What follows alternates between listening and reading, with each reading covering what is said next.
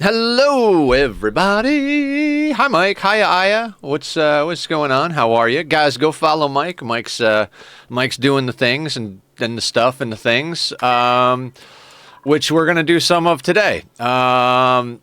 Things that is and stuff. I don't know exactly what we're gonna do. Hence the title. This is still a vacuum, right? If I remember correctly, we were battling nonsense in here. Thank you for lurking, killer. Wait, hold on. My firebot's not up yet. Gotta bring up the fiery bot. It's a good bot, but you have to remember to turn it on in the morning. There we go. So now we should have automated shout-outs for everybody. But it's on now. So let me. I can actually trigger that from here, right? Boop. Go follow Killer, everybody. Killer's awesome. Wonderful human being. Yeah. And then this is a vacuum. That is fine. Okay. So we're in a weird situation right now.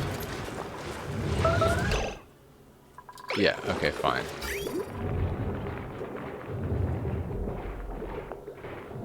That's right. We're refilling these things so that we can make the heat be a thing. Okay.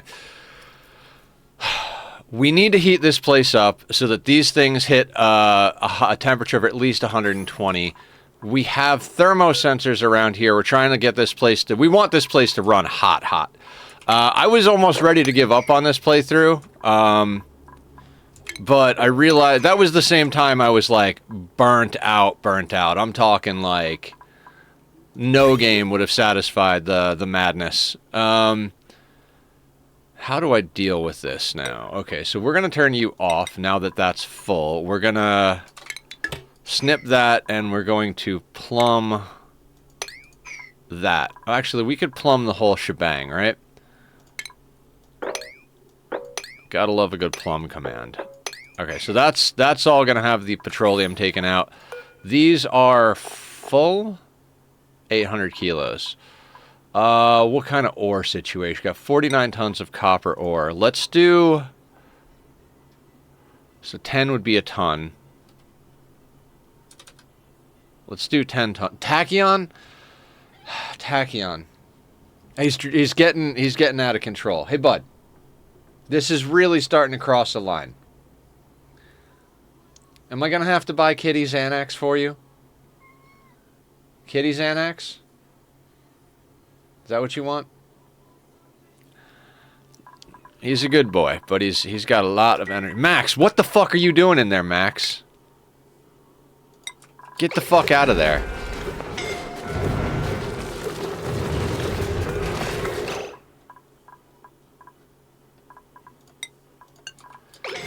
Get out of there, you idiot.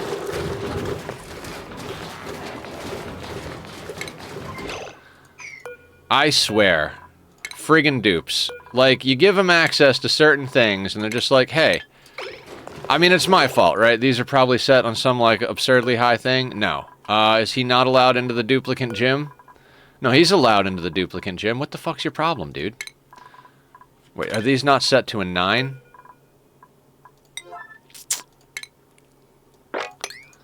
My fault entirely, ladies and germs. Of course it is. It's always Sky God's fault. It's never the colonists. Whoopsie is right.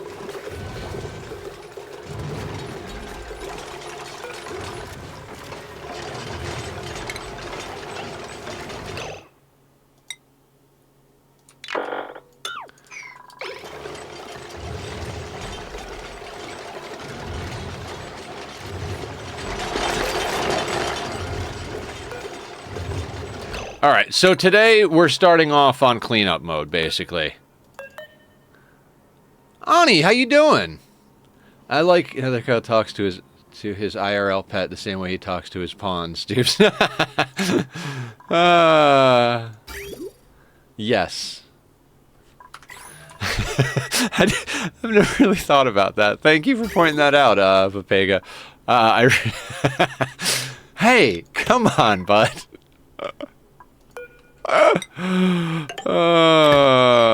Hey, we don't need an earthquake, buddy. You know what it is? There's like a little twisty thing to tighten the camera, and it has like a pointy bit, and he's scratching the underside of his chin on the pointy bit. Hey. Hey.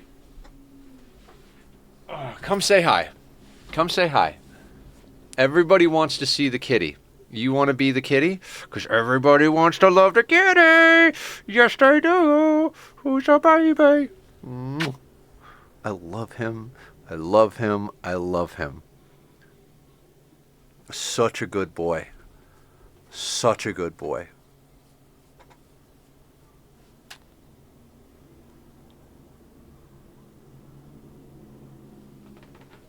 All right. Okay. Now, I believe where we were at was we need to get rid of this liquid reservoir because we're switching over to this liquid reservoir, right? Like that wasn't the opposite. That was what we were doing, right? Right? Right? Good times. You're empty? You're empty. So let's deconstruct you. Let's make that a 6.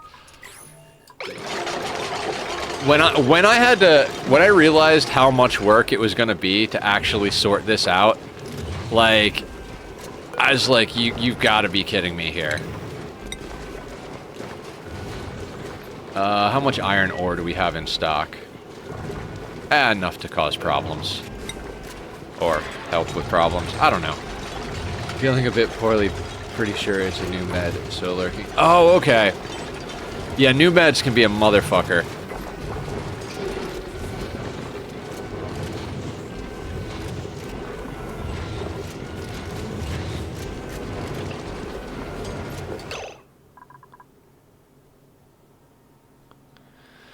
Alright, so we are in a situation, though, right? Like... Oh, I was moving this tank as well, wasn't I? Because we need to put some automation here.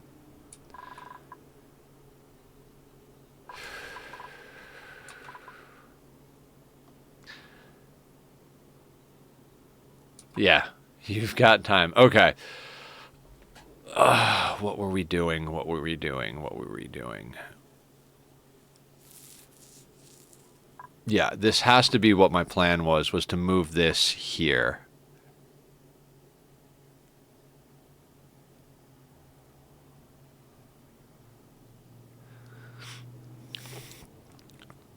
That gives us automation here. Because we need to be able to take water out of this system. Now, the problem with that is... I think we would actually...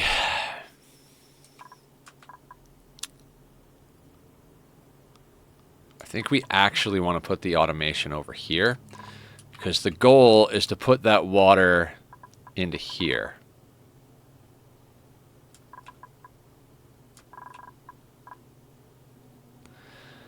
Huh.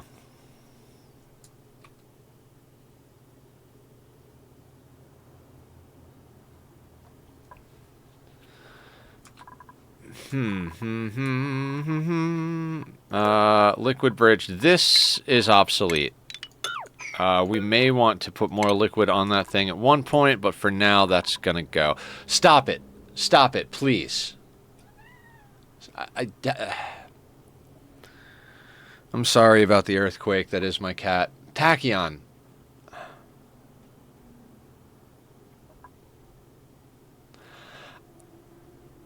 I don't know what to do, because he's not being, like, bad. I don't want him to do that thing, and I don't want to scream at him. I don't, you know, that's not a healthy relationship to have with your animal. But I don't know how to... Stop it. I'm going to put hot sauce on that thing. That's what I'm going to do. I'm going to cover that whole thing in hot sauce. Then we're going to see how you like rubbing your face all over it. Hey, buddy. I need this to stop.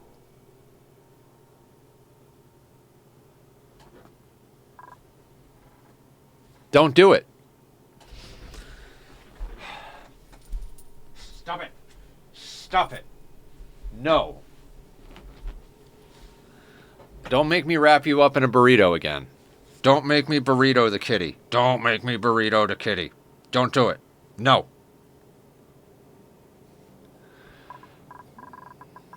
Okay. No, nope, you stay in the lap. You stay right here. Right here. No.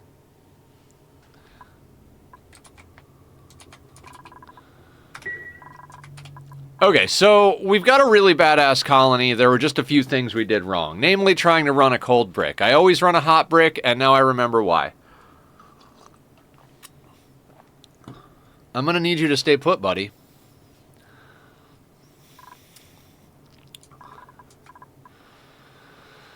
Okay, you exist.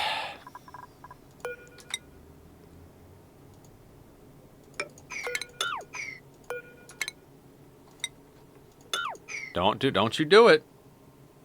Don't you do it. So we could put automation up here or up here. Either way, we need to get liquid.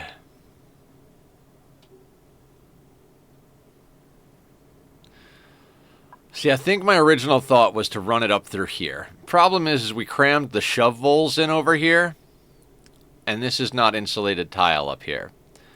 So we'll be running 95-degree water out of these things up here. Plus, we're also dropping this down here, which in my opinion is not the optimal place to be dropping that water, because these need to be putting out hot enough water that it's already boiling when it comes out of the petroleum generator. And dropping 95-degree water on top of them is only going to serve to cool them. So all of that said, I think we legitimately have to reverse all of these bridges and put the drop, I don't know, maybe like right here. That should drop it on top of what is eventually going to be our glass forge, which could use the cooling more than these things could. Right? Yeah, this is why Past Nether got a little out of sorts, I think. So, that being said, how do we get that in there? If we put that there, we've got to slap in a bridge there and then jump over there. So this is going to be a whole complicated, convoluted knot of nonsense. Ooh, say that sentence 10 times fast. Okay, so we're going to need... don't you go anywhere. Don't you go anywhere. We're going to put you here. We're going to put you there. Dear God. That's going to have to go there.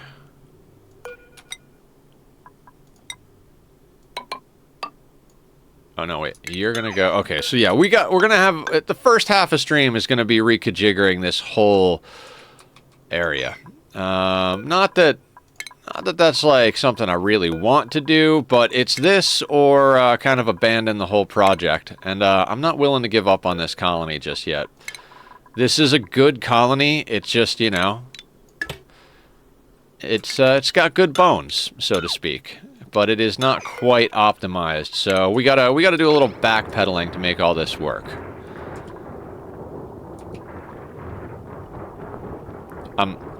Somebody come take the cat, please.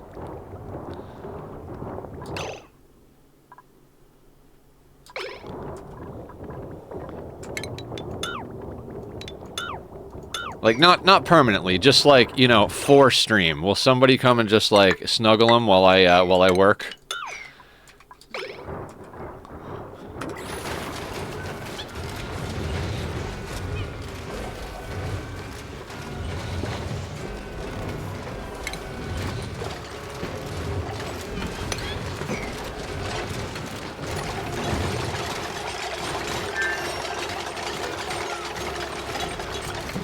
Okay. So, I mean, other than the few minor things that we have to deal with, so we're in a, like I said, we're in a good spot here. We just need to, like, that needs to get shaved, and that goes like that. Okay, that.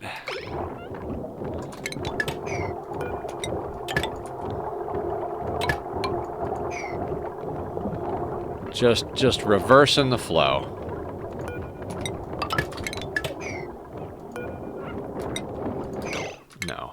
not sandstone. We pumped over a whole bunch of igneous rock from the other planet. So let's use the igneous rock. Plus, we are making igneous rock happen because we've got all of the... God, why can't I think? We've got all the magma from the map being processed through the petroleum boiler.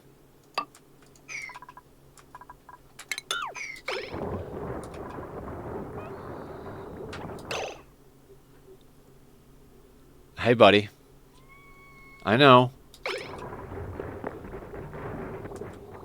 I know.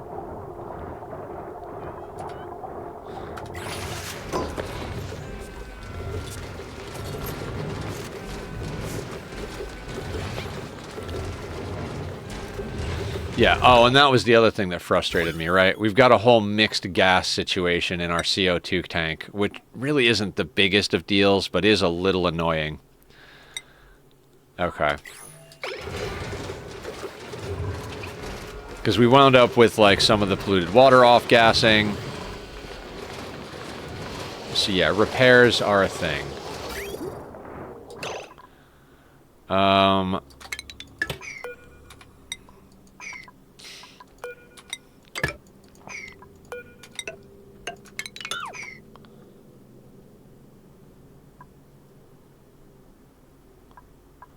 Okay, hang on. How do we do this? We're gonna have to do this to let that drain.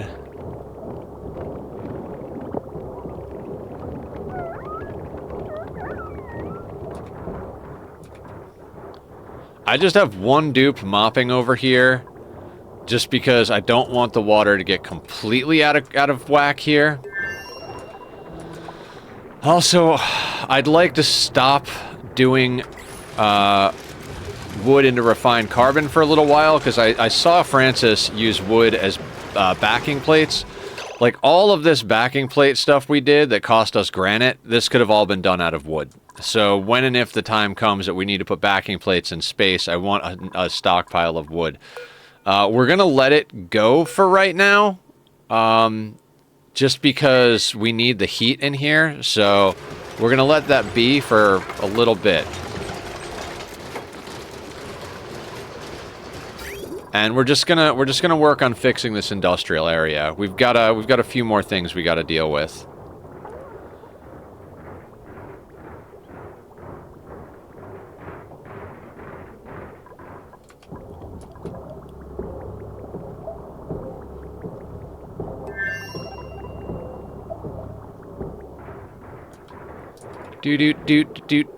Do.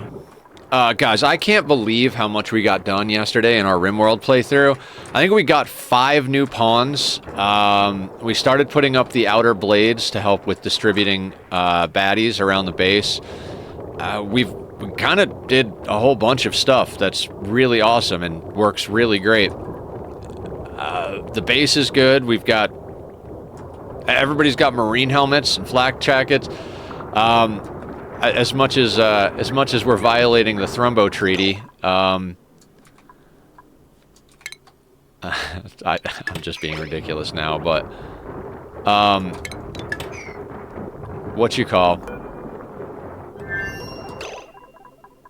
actually, yeah, that does need to go through there still. We just need to okay, we're working on this loop. Those 4 Thrumbos that came on the map at the end of the day, those were, as you would say, a godsend. All of the new Thrumbo clothing and everything is providing a lot of extra protection for our people. So I think we're going to be in a really great position. Just make sure our automation is set up properly. You're coming through at 127. Okay, cool. Coming out at 185, coming back. Okay, so we are heating up the atmosphere in here. Once we drain this loop, or this buffer tank into here, we'll be able to hook that loop back up, get the polluted water out of that dot so we can jump over and go into here. I don't think I actually did that, so let's get that in there.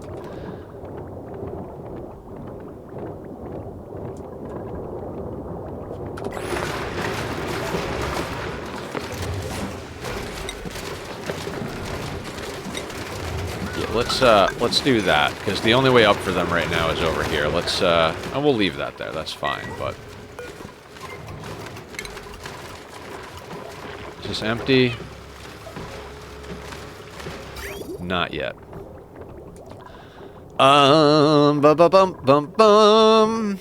I'm generally happy with everything we're doing lately on stream and on YouTube. I've got a lot of videos coming out, including the VODs from this and the VODs from the RimWorld playthrough. Last night I recorded, I think, 8 new music reaction videos, which I have to edit still, but editing is very quick on those. So I'll get those edited in the next day or two and then scheduled out. There's a ton of stuff scheduled already, so that is fantastic in and of itself. Okay, we're moving that line over here temporarily, and then we have to work off of it. But it does make sense to put it over here, right? Because then I can send it across here and up through. That will link onto this line over here. We got an ad incoming. We do have them all scheduled up, so we can actually snip and remove this. And we can preemptively start building...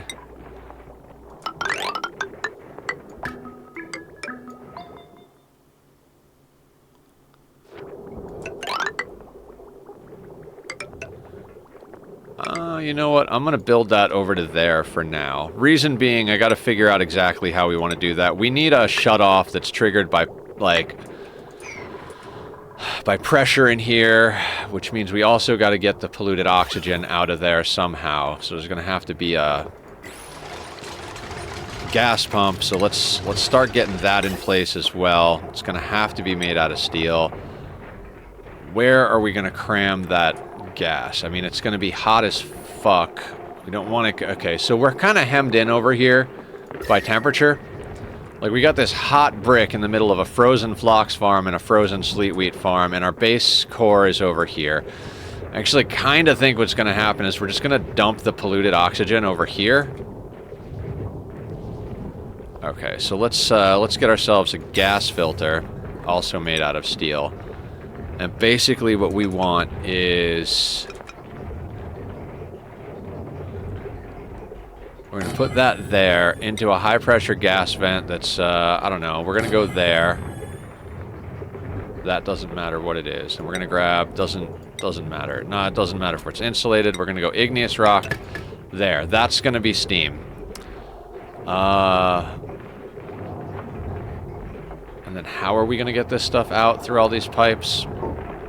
The wonders of Ani.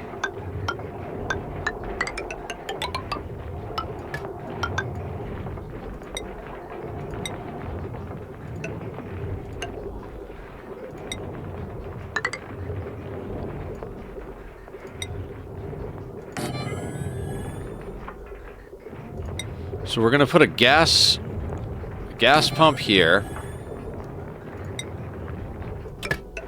Not going to build that until we set the filter here. So this is going to be unbreathable gas, and we're going to go to steam. Just going to output the steam here and output. Now, that the problem with that is we're above 20 kilos. That's right. That's why this was going to be a pain in the ass. Oh, God.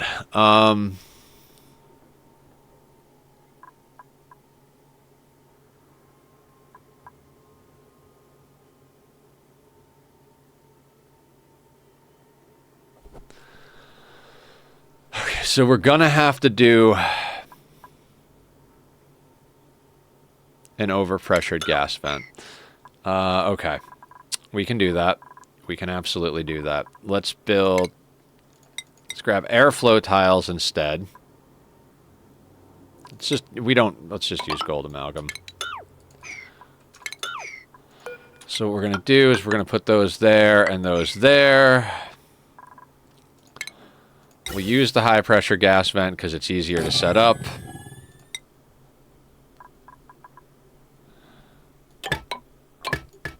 That'll go there, and...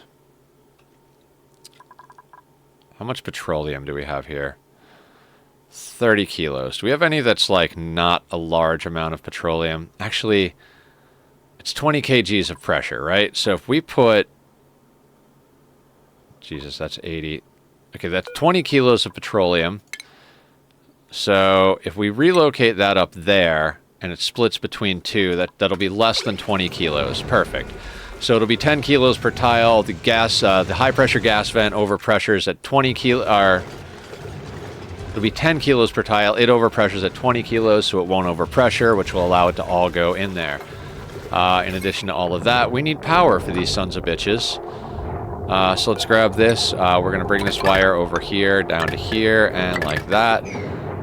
The goal with this is to get the polluted oxygen out of here. Now, we're not going to run it until these things are boiling better.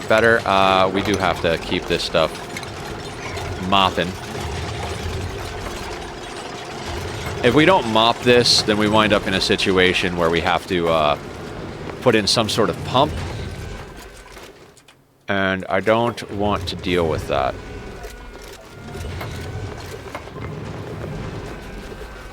What's our temperature up to? 96, 118. We need the temperature in here to get up to at least like 125 across the board. We're up to 132 at the moment.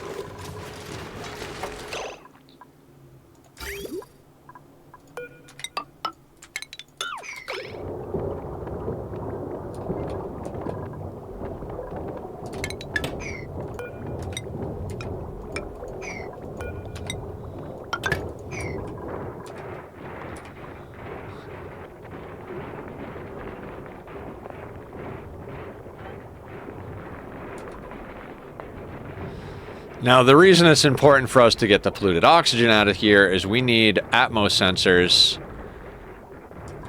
to sense the amount of pressure so that when there's too much pressure in here, it can start removing water via the steam turbines.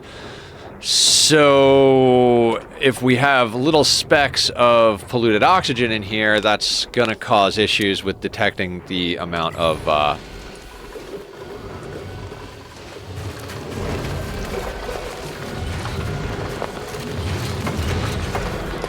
Oh, I forgot that Dr. Roboto had taken a bit of damage last time.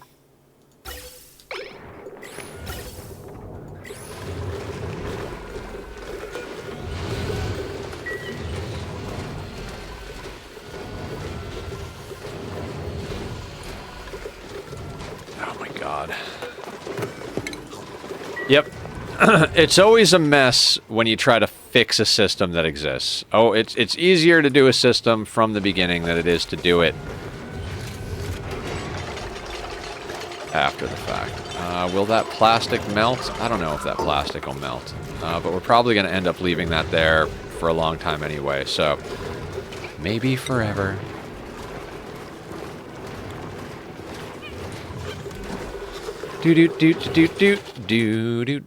DMCA.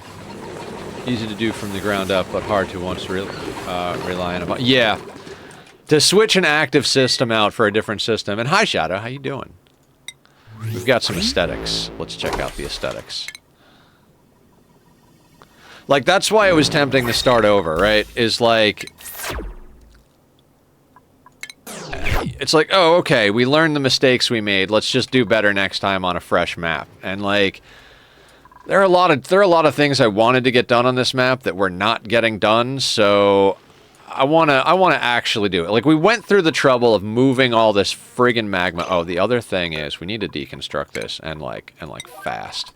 These animals are crowded. I saw that when I got on, and it's because we put this door here, so they think they're in a very tiny space. So we need them to have access. Trying not to make mistakes, yeah. It's not the easiest thing in the world.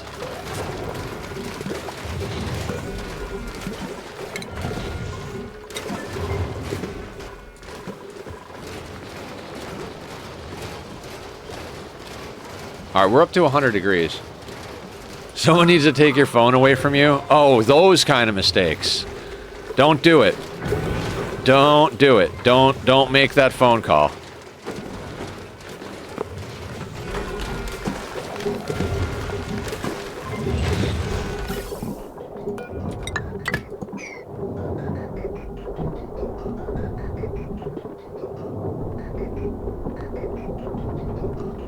think I'm gonna go do some D&D prep instead. Yeah, much better idea. If you're around later after stream, I'd love to get into a chat and talk more about the characters and stuff. All the villagers in the trading hall are masters. Hell yeah! Guys, I don't know if we, oh yeah, we did the manual shout out, but the automated ones weren't working. Guys, go check out the mic. The mic is the mic. He is a good mic. He is the mic. I'll be called out post-stream at work at 4 a.m. tomorrow. Okay, cool. Maybe like tomorrow or something like that, or before stream one of these days. Whatever the case may be. I will do my best to fill everything in and then just send you questions, though. Of course. We love to shout out our friends.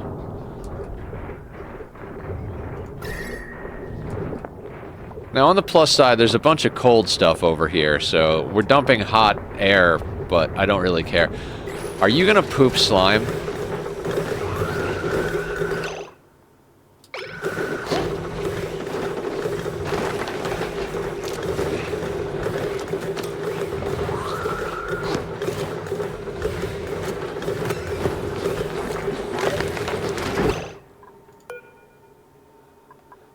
Moderate wounds. I don't remember why you have moderate wounds.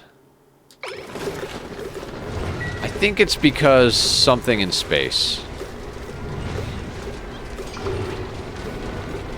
I'm always around in direct messages, though. At least then it's all written down. Yeah. Yeah, I'll let me do some work tonight on the D&D stuff, and I'll shoot over anything I do and any questions I have. Because I'm sure there will be questions.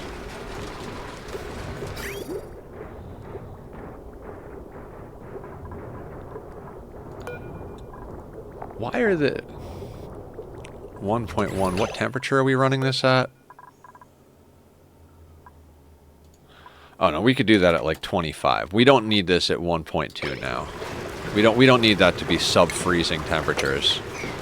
Not even remotely.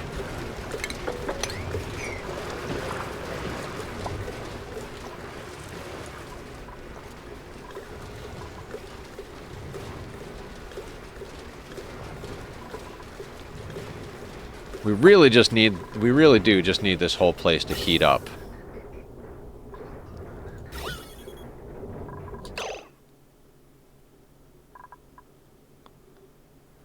$14 kilos. Oh, God. There is a lot more polluted oxygen to get out of here than I thought there would be. But it's fine. It's fine. Everything will be fine.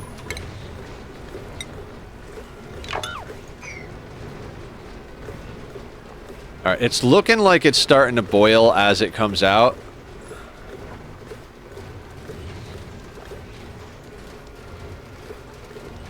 Yeah, we need to get these machines up to cooking. What are you doing? Oh, because I gotta set you to 25 as well. There we go. There is no reason these two should kick on nearly as much. We're not trying to freeze this place anymore. We're just trying to keep our steam turbines chill. We don't need our steam turbines to be ice cold. It's unnecessary, but, you know, useful for now, I guess.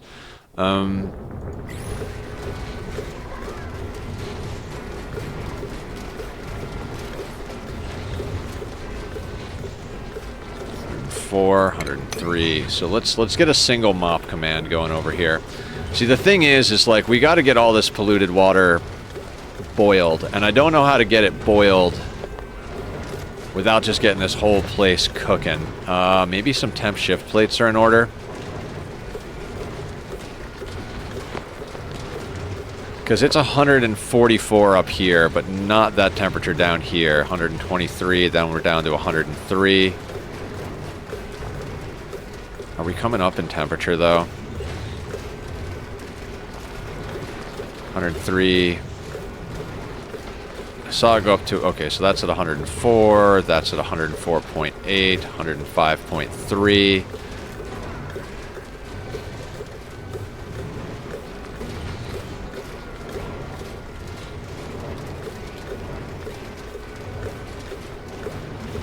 104.6, 105.1, 104.2. Wait, oh. Okay, so we need, if I remember correctly, polluted water boils around 112. Let's double check that, though.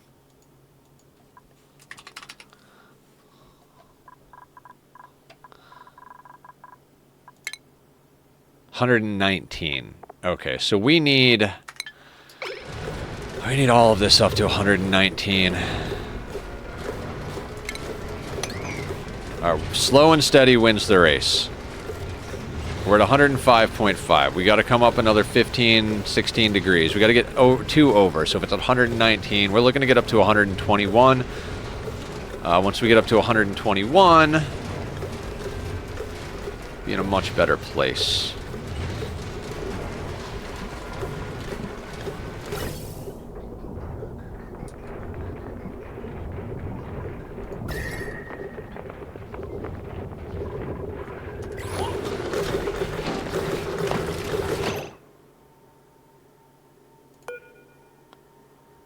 Do you have germs?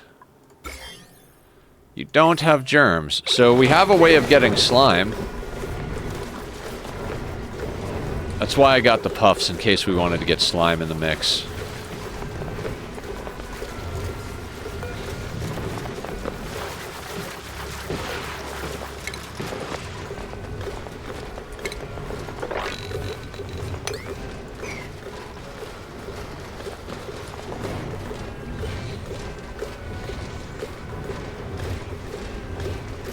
And 5.7. I don't want to go too fast, because the reason we're doing this is because we were chewing through our sand way too quickly, right? So we're doing our best to start to deal with this in a different way. Problem is, like,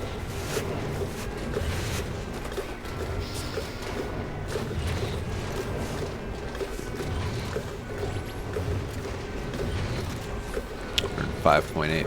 Problem is just getting it over there. We were going from like a frozen temperature. We're trying to go the other direction entirely. We were operating at something like -10 or something like that down here. I don't remember exactly. And now we're trying to operate at 120 plus degrees. So it's going to take some time. I think temp shift plates are going to definitely be part of the answer down here. So let's start getting some of those in. Problem is, best material for temp shift plates is diamond, which we're not making. So that's not amazing.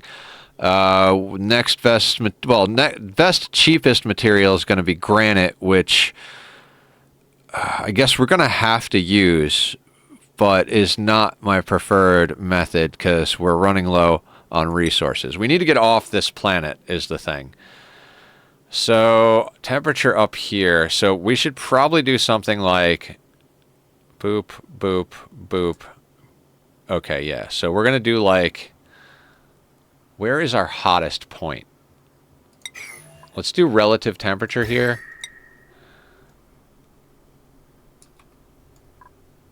Yeah, so this is definitely our hottest point right here.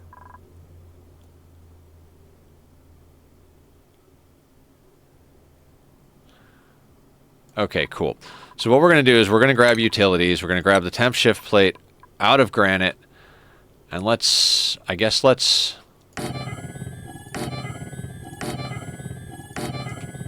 And then maybe...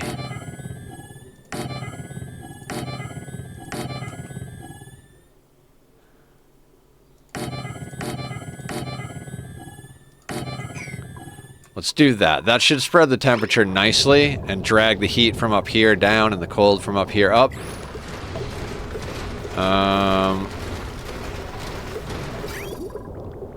How hot...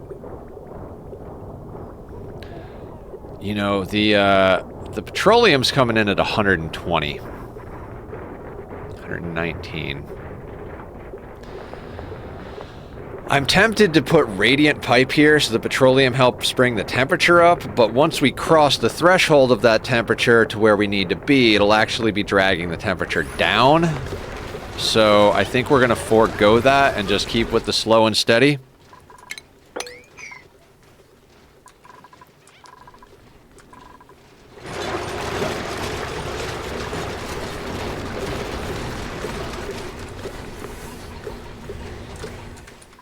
Slow and steady. Slow and steady.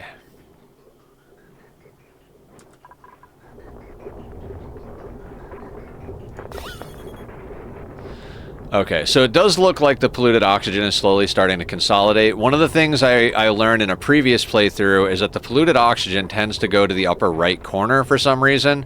Maybe I'm wrong, maybe I'm not observing it correctly, but that has been my experience, so... if we are above 5 kilos, which we are above 5 kilos, we're not removing...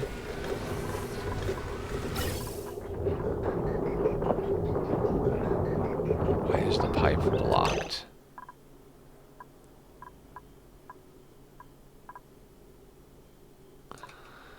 How so? If I do that...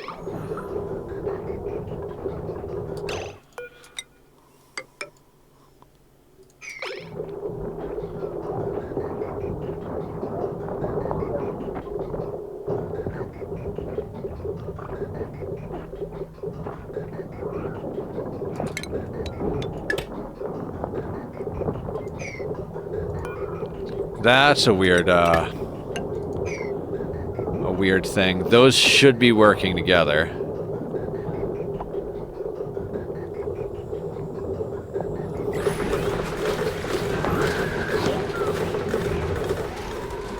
Okay, so that's good, because 5 of these is going to outperform this whole situation. I'm going to deconstruct that and deconstruct that in order to let them get at these. To get to that center one, I don't know. We'll deal with that in a second.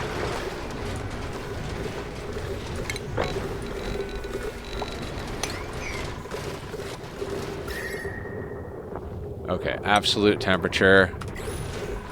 Tom the Dummy, coming in strong. What's up, my dude? How are you today? Cheers. Coffee for the masses. Okay.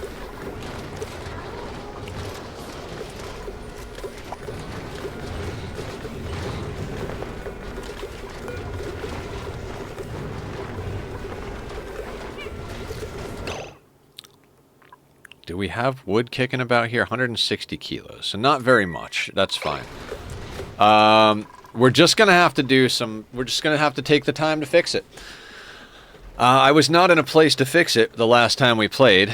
I think we even ended early that day. I don't even remember what was going on, but I'm feeling pretty good about things right now. I don't know. Sometimes this game can beat you. Like, it can really hit you and be like, hey, you know, here's a little bit of a middle finger. I mean, we've got a lot of good systems going. It does look like this side of the thing has stabilized a little bit. I'm not seeing water in here. We are still just straight up stockpiling polluted water. Don't know what we're going to do with the polluted water over here, quite honestly. I mean, I'm at the point where I think we might just shove it into an infinite storage. We're getting natural gas from here, and we're getting natural gas from here, and all of that is getting turned into polluted water. So it's more or less free water, but it's polluted, so we're not boiling it. I don't know how we're going to end up boiling it. You know what? I'm going to... That is a whole thing, isn't it?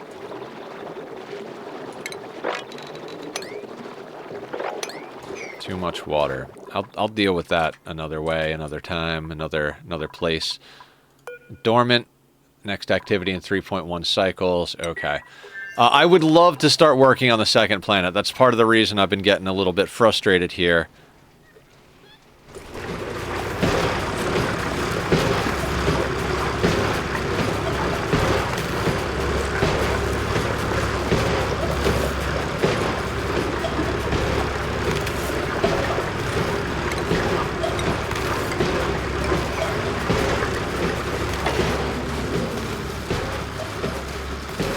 Now the temperature of the petroleum generator is lower. The temperature is better spread out, right? Kind of.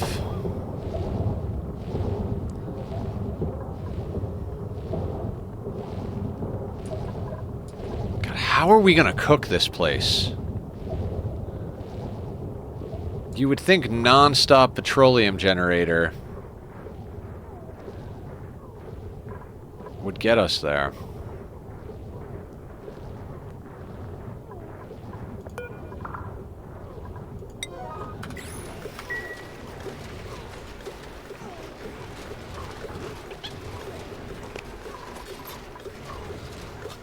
Okay, we're coming back up in temperature.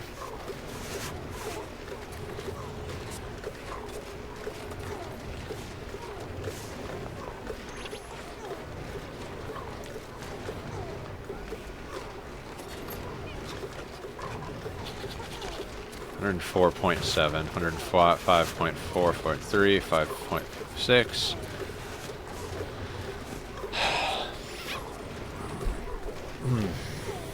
It's this whole weird thing where the generator is producing heat, and the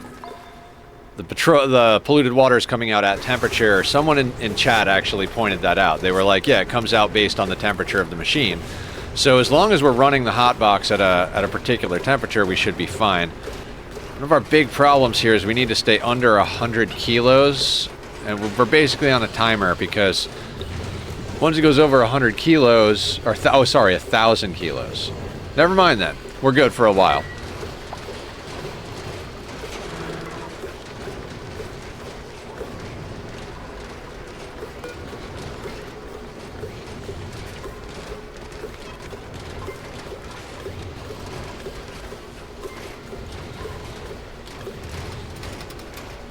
Yeah, we're gonna put this up to 20 kilos over here. We don't want this pressure going below 20 kilos, even though it won't. I mean, it'll be higher over here than it is over here because we need the gas pressure to equalize with the steam pressure, right?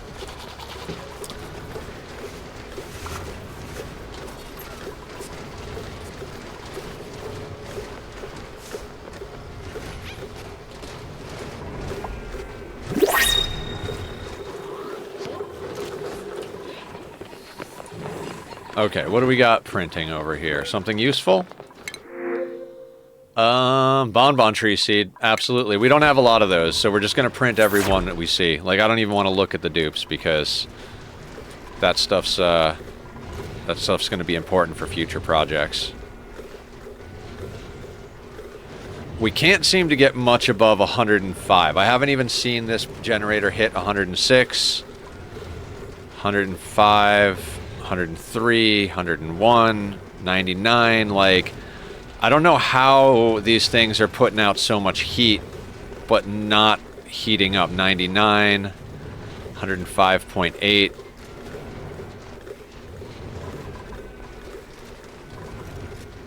$135, 135, like, we're just not dumping enough heat into here, is what I feel.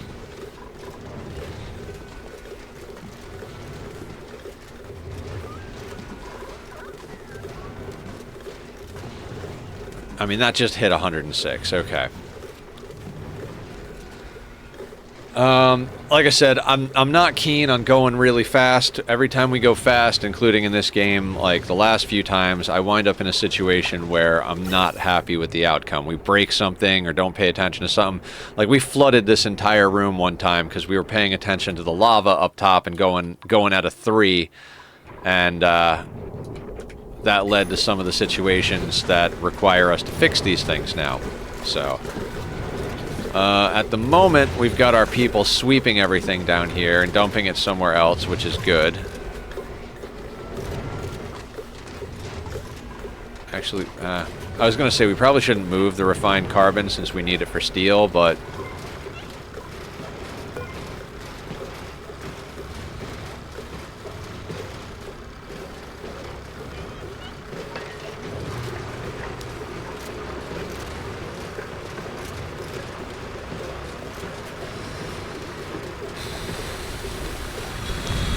what we could do, I suppose, is raise this temperature, say to like 175. That'll mean the petroleum comes out even hotter when we do the batches of stuff.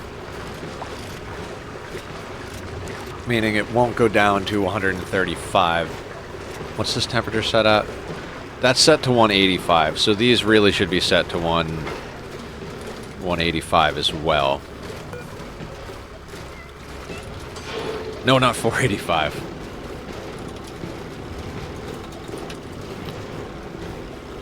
Okay. That should mean that the output of these machines, like the stuff will be coming in hotter, so it'll be going out hotter. The coolant, that is, 106.5. All right, we're actually coming up on that one. This one's up to 103.7. I think the key is we really do just have to leave one mopper there up until... Oh, nope, that's not what I meant to do. I meant to sweep, not mop. Because I do want them yoinking this stuff out of here.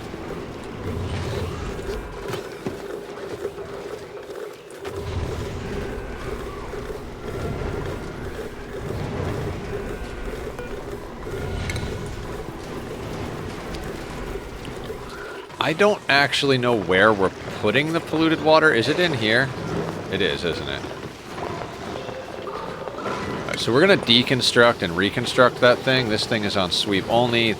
Basically, we're just using these to move water around. There's a better way to do this, I'm sure. I'm also at the point where, like, I'd almost rather store polluted water. Like, we went from having too little water to having so much water I don't even know what to do with it. Not exactly, but we don't necessarily like our toilets over here. We're the whole reason we're doing this is we're running low on sand. Now 89.1 tons of sand should last quite a long time if all it's got to do is purify toilet water. But if it starts to run out, honestly, we just get to a point where it's like, who gives a shit? Also, we might very well be able to pump that into this chamber. Once we get this actually running hot enough, up to 108, 105. Like, once we get this chamber running hot enough, we might be able to... What's in here? Salt water.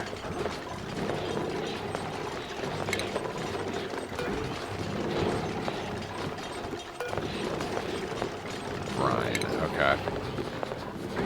Let's cycle these, and basically we just wind up with there's 5 tons of polluted water there, and there'll be the same thing over here, right?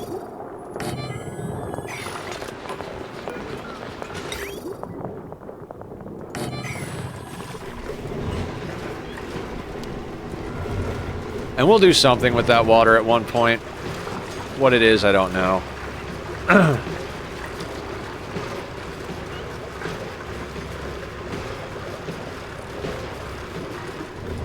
But what I was saying is, if we gotta dump polluted water into an infinite storage rather than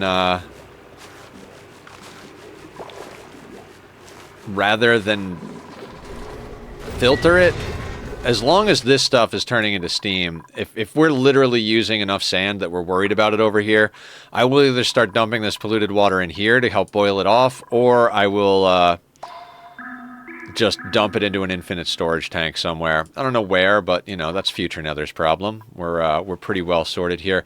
The other thing we're keeping an eye on is this CO2 level. We did the math, and I think theoretically we should be eating CO2 at a faster rate than our dupes are producing it.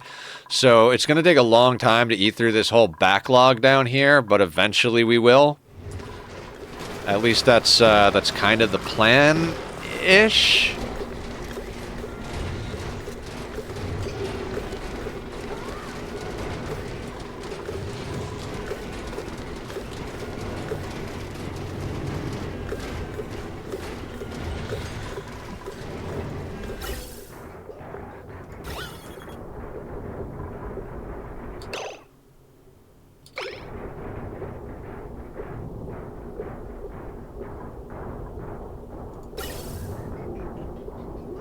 Do love seeing gases and liquids get filtered.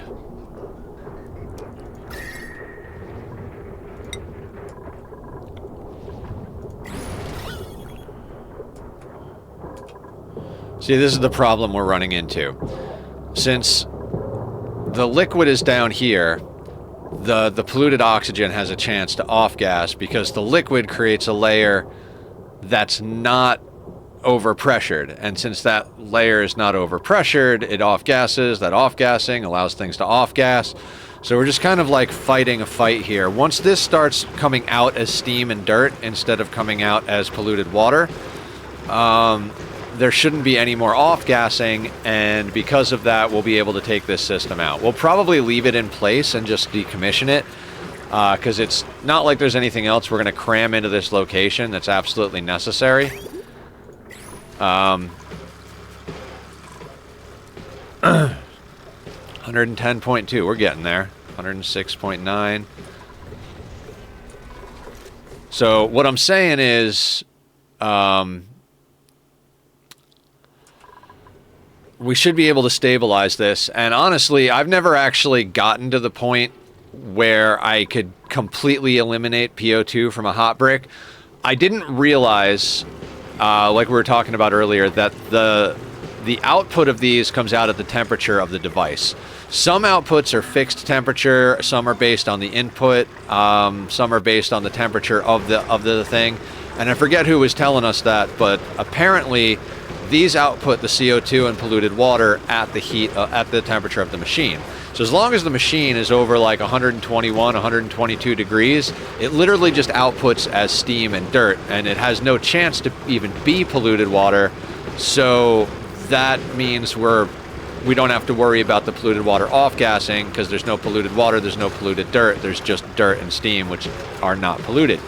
So once these are at temp and doing that, there should be no more polluted oxygen getting introduced into the system. If there's no more polluted oxygen getting introduced in the system, then this pump will become obsolete because we won't have to get any polluted oxygen out, which is good because we don't want to be putting 200-degree polluted oxygen into the base. Our dupes will get yucky lungs, and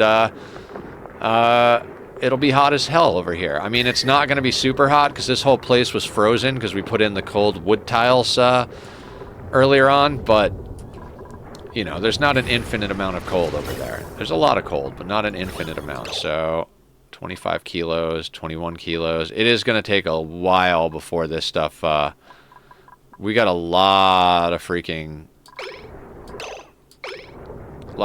polluted water, polluted oxygen to get rid of, but we should be able to get rid of it over time. So as long as these things come up to temp soon, we should be good.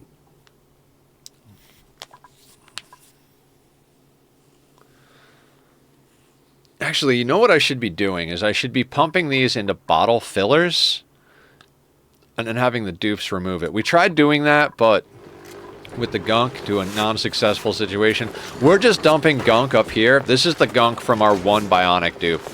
I'm not especially thrilled with the Bionic dupes themselves, but I do like some of the stuff they bring, the DLC brings to the table. As far as new machines, like the remote access machine, I envision this world where we have a core base, and it's almost like an arcade. Like the dupes are like stuck inside this core base. They can't get out, and then all of the stuff that's like out and about has the remote access from. So there's like almost like an arcade for the dupes to go to work. They go in, they plug into the VR glasses, and the remote workers do the job. You know what I mean?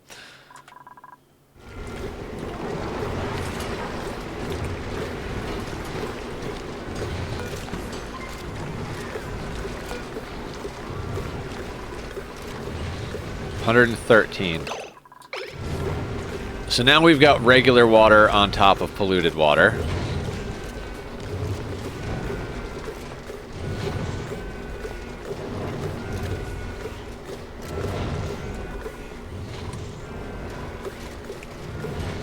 Come on, dupes. I believe in you. I believe I can fly.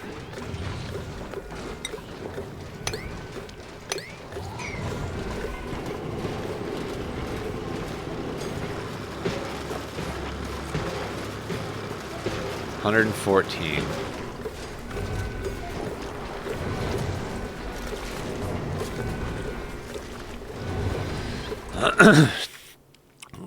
So, Anyway, as I said earlier, I'm working on a lot of content for YouTube as well. As always, the VODs from our Oxygen Not Included playthroughs and our RimWorld playthroughs are going up on a regular basis. I'm getting to the point where the music reaction videos are scheduled pretty far in advance, and we pretty much have a video releasing every single day on YouTube, one way or the other, whether it's a VOD or produced content. I've got the first in the series of Oxygen Not Included tutorials that I've been meaning to do forever, recorded and edited. I do want to get at least 3 of those in the bag before I start scheduling them for release. Plus, I'm hoping that I can get Barb to do some artwork for that.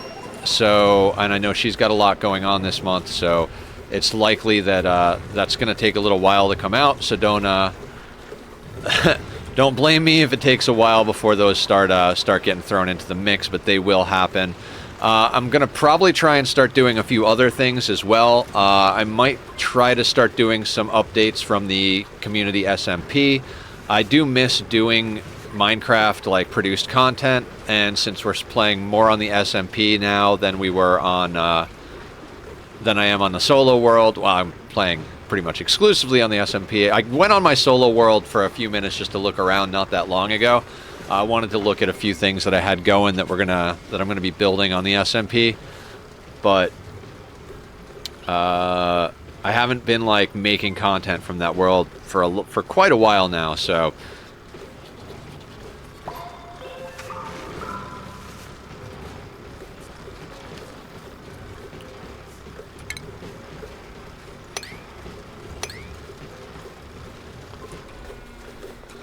I'm literally having duplicates mop. Oh, the reason the pipe was blocked is because it can't... The polluted oxygen is trying to get in there, and we can't let polluted oxygen in. Okay, so we're gonna have to... God, we're gonna have to deal with this whole system, too.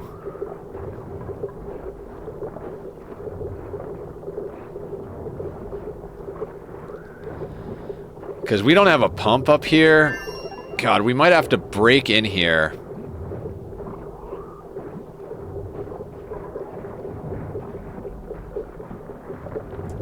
I don't even know that I'm going to worry about it. 117. Getting there.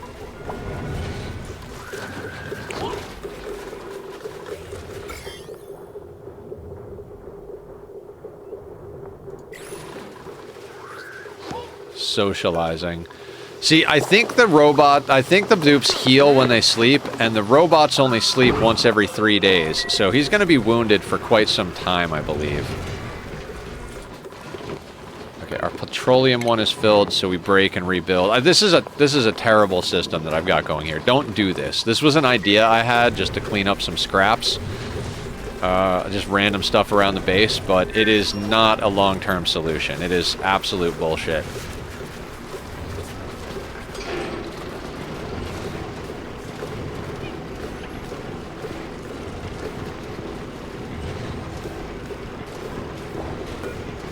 Don't do what I do. I feel like half of streaming this game is like showing the world the mistakes you make so they won't make the same mistakes. But either way, I'm enjoying it. It is a good game. Ani and RimWorld are like my top 2 games. Ani, RimWorld, and Minecraft. I mean, you guys might have noticed from the new starting soon, Be Right Back, banners, all that stuff. Those are my 3 main games. Ani, RimWorld, and Minecraft. I do get sucked into other stuff. Like, we played Bendy and the Ink Machine not too long ago. I think I like the Bendy and the Ink Machine rap more than I like the Bendy and the Ink Machine game. I'm not usually a rap guy, but there's a lot. I don't think it's, like, too hard, like... too far in the Raptor. Anyway, I tried to do a reaction video to it. It got blocked for copyright reasons, and so that's not going up. But there's several other ones that are going up. Usually if I record 5 or 6, like maybe one of them will get blocked. Most of them usually have the copyrights.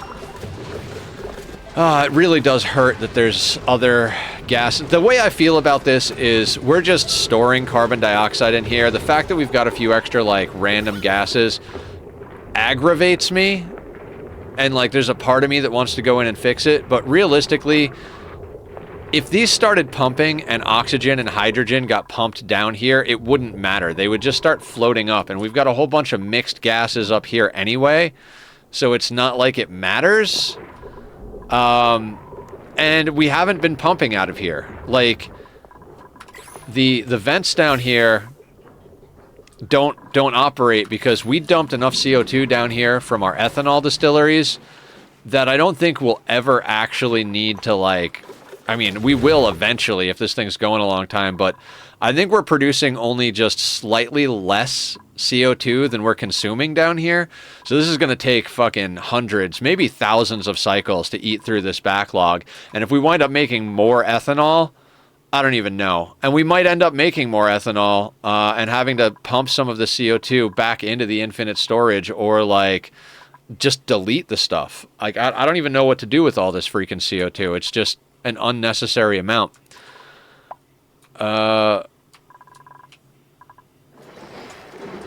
Did we ever actually get steam into this rocket? No, right? Pint of ice cream? I don't think I've done a pint of ice cream in a very long time. How much steam is in here? I kind of want to just send this steam.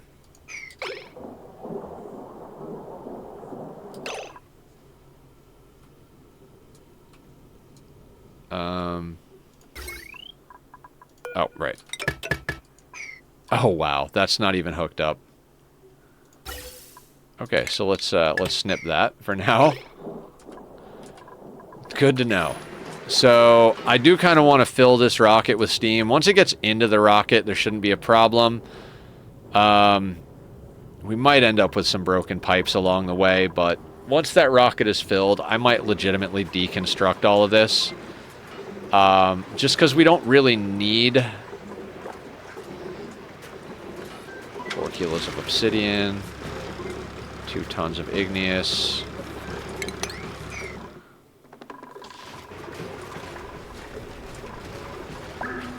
$121.6.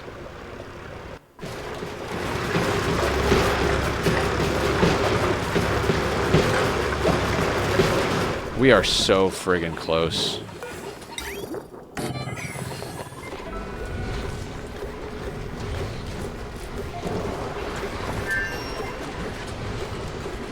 It was 119.4, so we need to get to 121.4. It's at 121.8. So we might be getting there with this one. Although I don't see dirt coming out. Oh wait, I see dirt. I see dirt. I see dirt here. I see dirt here.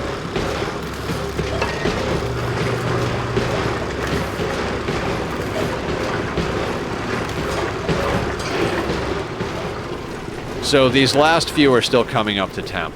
But this one's putting out dirt. This one's putting out dirt, I think. We're damn close to it.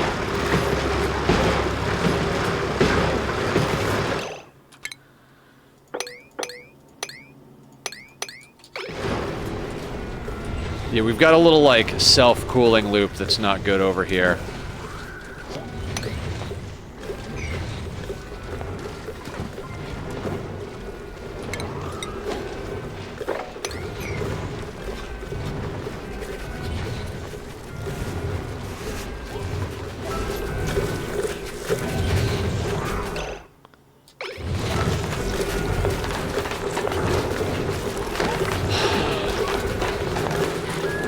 Now we've got steam in here.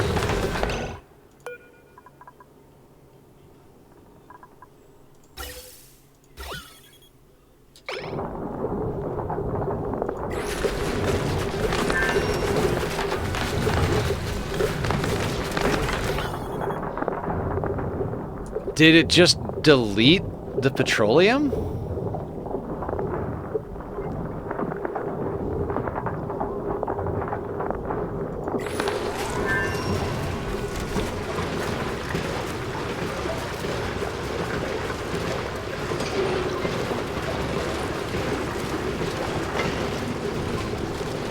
Okay, we are getting steam and dirt now, it looks like.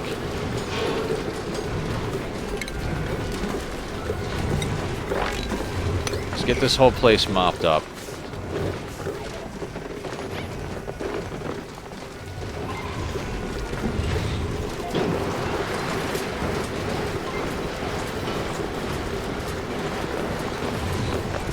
See, what's happening is this stuff is now vaporizing into steam.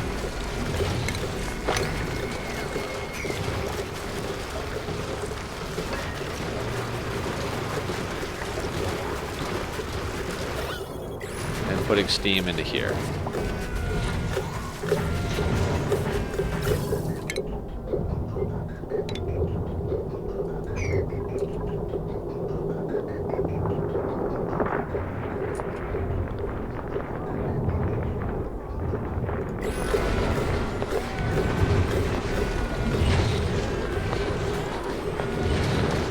So we're going to have to break back in here.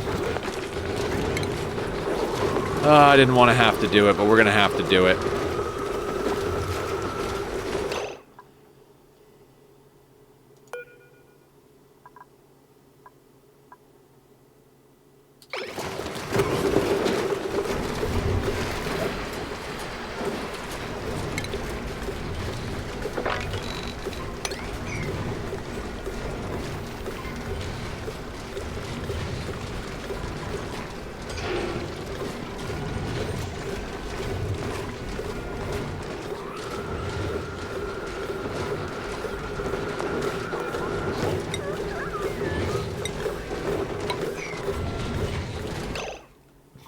Okay, so what we have happening is steam is getting into here, putting water in here, but this is a frozen CO2 tank, so our ice is now going to freeze, which we can't do because we don't want frozen ice. So if we look at petroleum, I think petroleum freezes at a way lower temperature, right? Freezes at -57. What are we running these farms at? I don't even remember. We're running these farms at -36. So we should be fine with petroleum, but we don't actually have petroleum in there anymore because the water got in, which means we not only have to get in here and fix this pipe. Okay, so we need to get all of this stuff swept out of here. We need to get all of the polluted oxygen removed from the system, all of the steam away from these guys, which honestly, this shouldn't be a problem once this all stabilizes. It's just, you know, this is the game. We got to stabilize it. This is dropping cold liquid here, which is turning to steam. That seems to be okay. Now, like I said, we are still getting some polluted oxygen down here, but I think that should go away once we...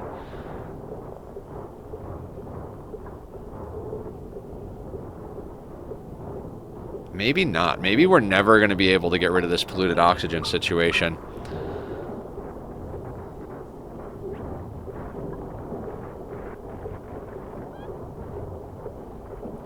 Although I think this is off-gassing from the polluted water that's in these buckets. So once we get that stuff all out of there, I think we'll be okay.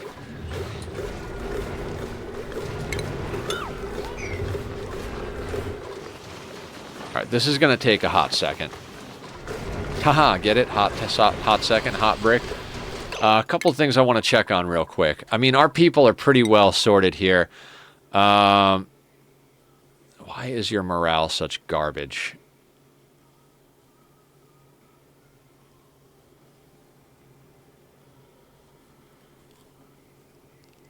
You don't eat.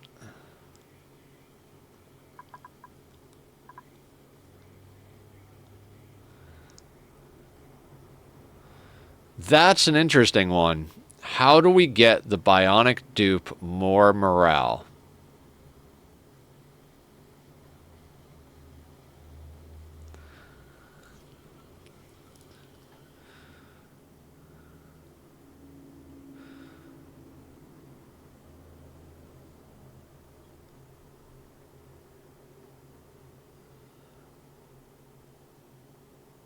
Huh. That's something I hadn't considered. What are you? You are a farmer, because we've got our ranching going pretty well. You're a good dupe. God, you're a good dupe. Okay, that's 10, right? So 5, 6, 7, 8, 9, 10. Is your athletics up there? Athletics of 19. We can release Max from the cage, guys.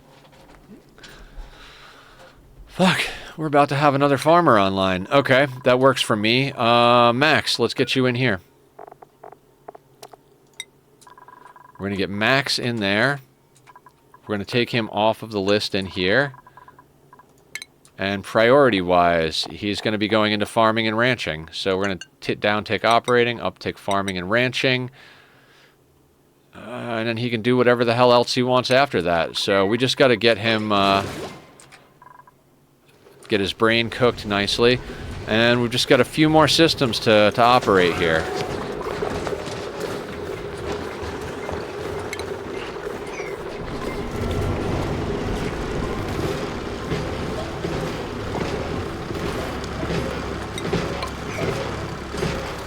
Might want to get that back in.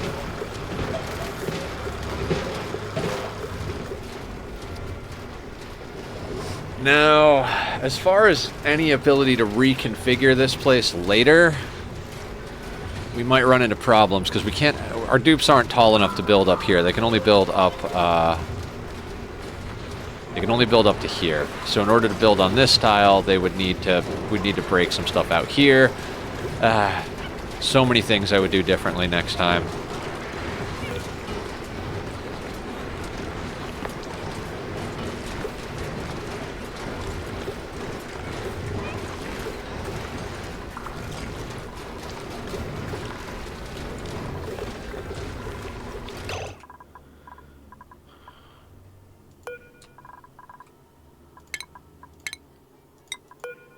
That is like the perfect amount of petroleum to do this.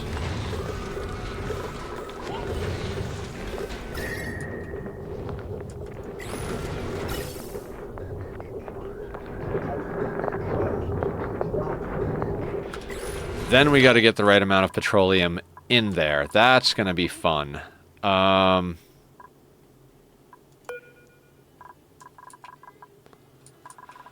Probably going to have to deconstruct a few things.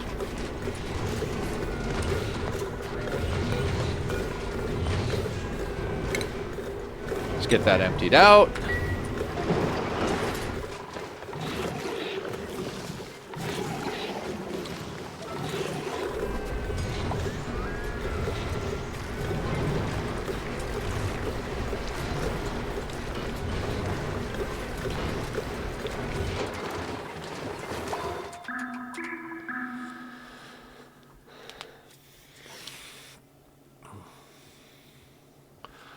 The other thing we can do...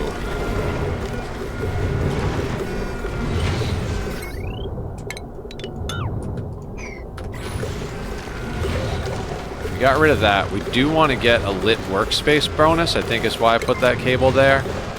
Actually, I think that's why I put that cable there as well. So if we go over to furniture, grab ourselves a ceiling light.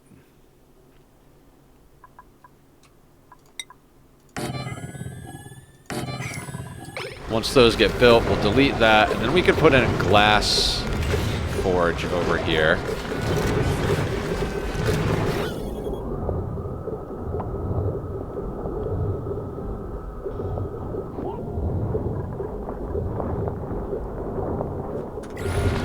And as crazy as this might sound, I think we just want to put a regular tile right there. Oh no, that can't go there. Alright, we'll have to let that be. Deconstruct that. The reason I want to get this glass forge in here is because it's dropping right there, and we can use that. I swear we won't spend the entire stream down here. We do have our rocket almost finished. One of the reasons we're doing this, though, is so that we could get a glass forge to increase the number of solar panels we have, because I don't think 3 cuts the mustard. I think we need at least 5, but I can't remember off the top of my head. So once we get all this sorted out, which will take a little bit longer, we've still got a lot to do. This no longer needs to have polluted dirt put into it, right? Right.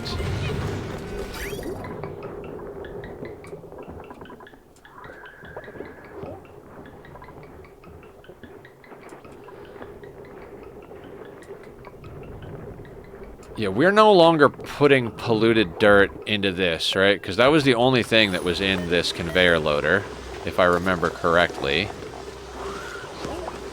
We're going to actually deconstruct this bad boy. Snip that. Break those lines. Break those lines.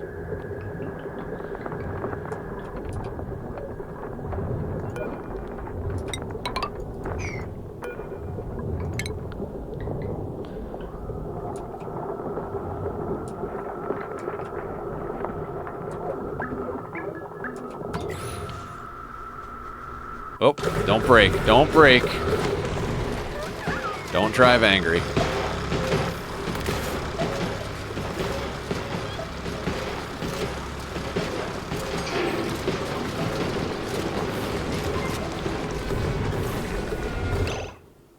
Right. Those need to be built out of steel.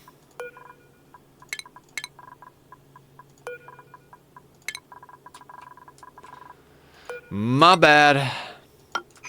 Did not think. Where? No! No, no, no, no, no, no, no.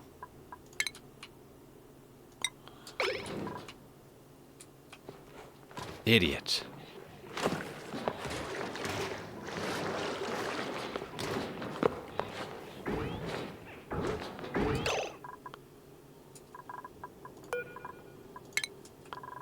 Wait, okay, so who's down here?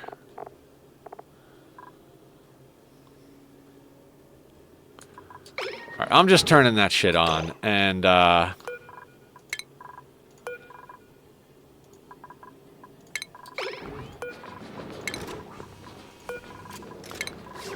there you go, Max. You can stay in there for a minute.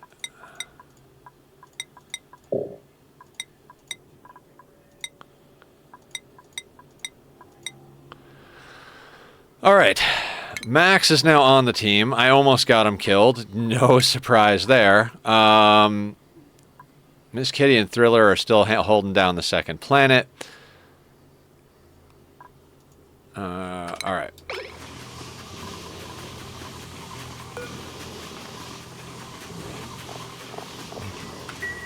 Ad starts in 3 minutes. Ahoy there, everyone. How are you guys doing? Doing well, Mr. Crow. How about yourself? We're slowly but surely cleaning up the mess from past Nether.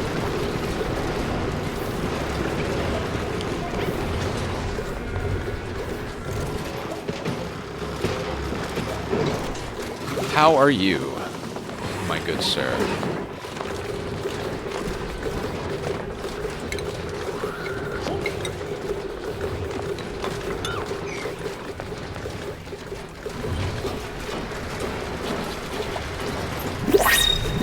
How much is here?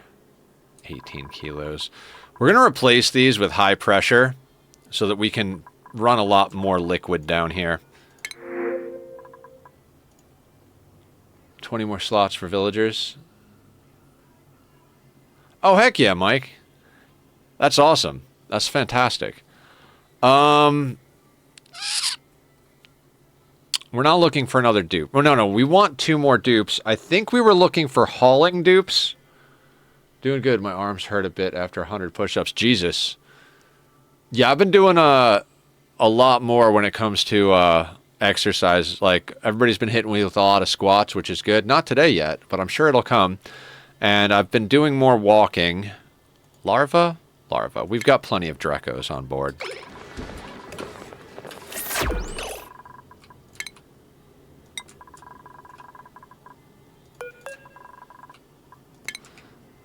Relocate you up there. Doing amazing? Hell yeah. I'm doing pretty damn good myself. I'm very happy. I'm very happy with the way things are going with stream and with YouTube and with the Minecraft server. It's all been pretty wonderful. Meat suit maintenance. There it is. Oh, God, that pop was amazing. Oh, that one too. Oh, boy. Oh, do we have to do anything else? That's like, that's endorphins. Oh. Oh. Okay. Okay.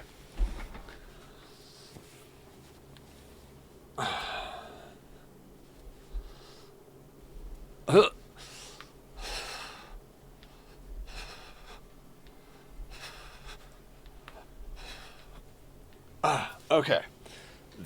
That should be 5, and then we'll make sure to do the hydrating as well, because that's important. We'll drink out of a jug like a savage, because our cat is insane and will knock over glasses.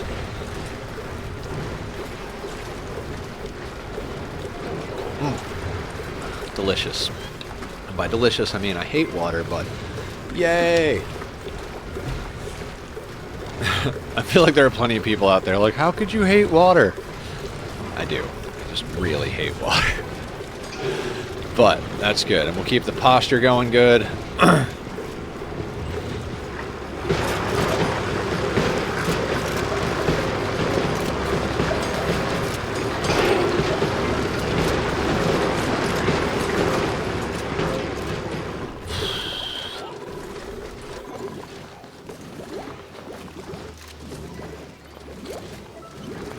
Should I set up some sort of medical bay? God, I never do it, but should I do it? I mean, we don't have a doctor.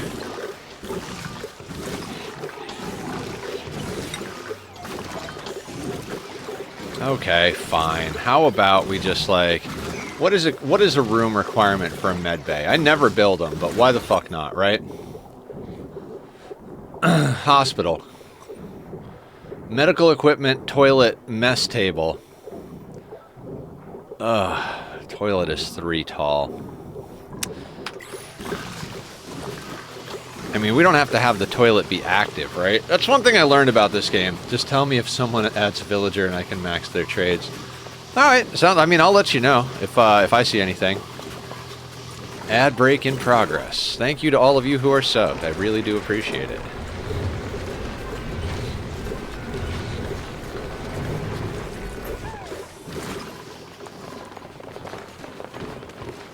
Thank you for lurking, Mr. Crow. I appreciate it. Squatch, dude. You should be proud. I am pretty proud of myself for the things I have accomplished with my health and with my content and with the community. It's actually pretty damn cool, I gotta say.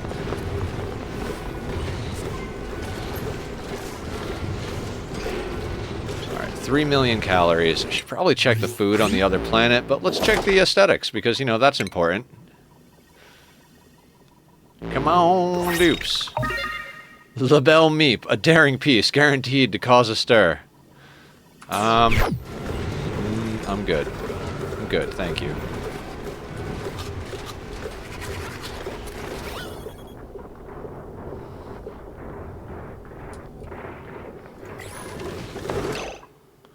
Okay, so we're going to deconstruct this. We're going to deconstruct that. These are all going to get replaced, right? We can sweep this at a slightly higher priority so it gets out of there quickly.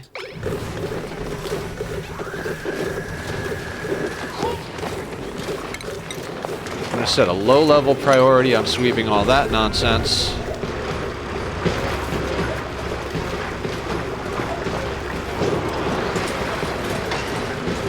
$18 kilos, which is fine. We're going to... Whoa, I don't know what that was. Just jumped right in there. Stay down, Froggy. 'em.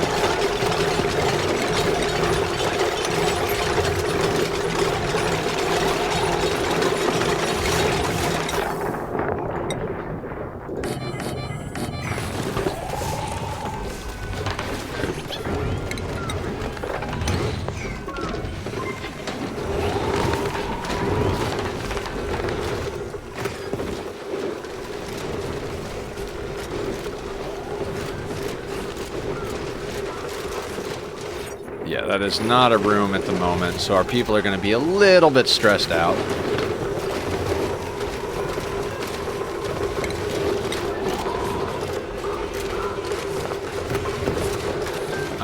The food. Okay, we should have plenty of food. Yeah, we've got 650,000 calories. You know what? The pips can do whatever the hell they want. We've got slicksters over there. That's pumping.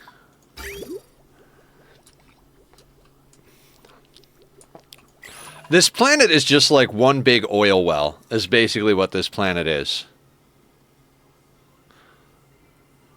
Like, that's the whole purpose of this planet, is to just run oil. Why is this thing here? You don't need to be here.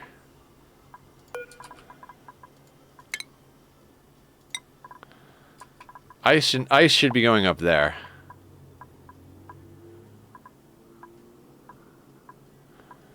I don't know what we're going to do with that bleach stone. Biobot builder, not going to use that thing. Don't like the way those guys work.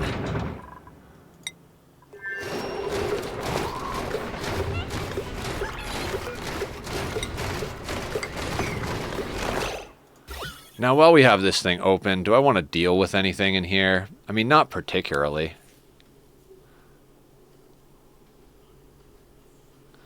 Nope, we're not dealing with anything in there.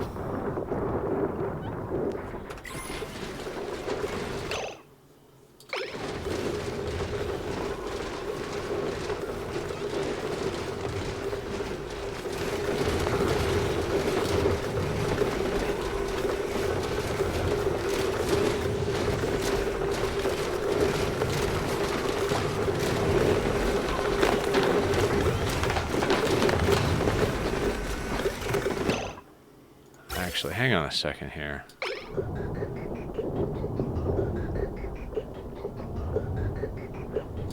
Actually, yeah, let's fix that before we close that up. This one and this one are fighting each other, right?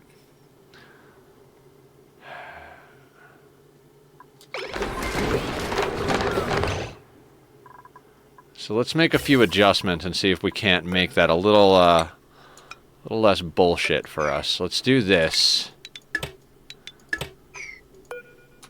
Move you there.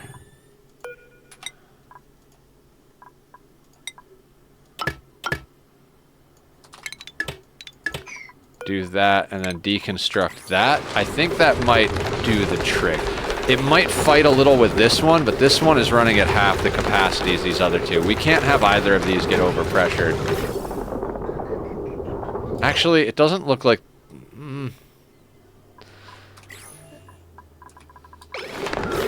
Doesn't look like they are. They are. They're just hanging up for just a hiccup.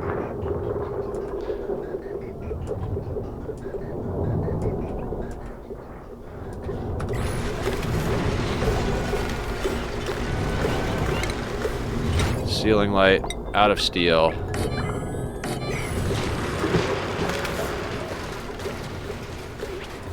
I'm actually here now. My internet is so ass right now. Alright, well, welcome here now. I'm Nethercloud. God, I just gotta make all the bad jokes, don't I?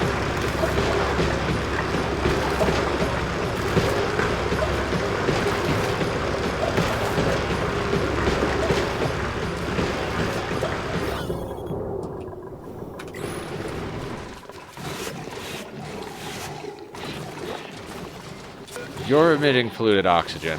I can't worry about that right now. While this is going, let's try and set up...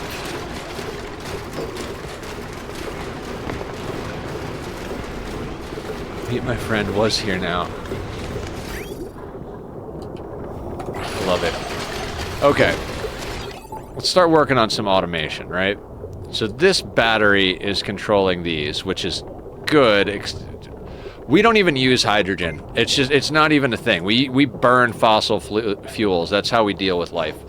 Okay, so those kick on because of temperature.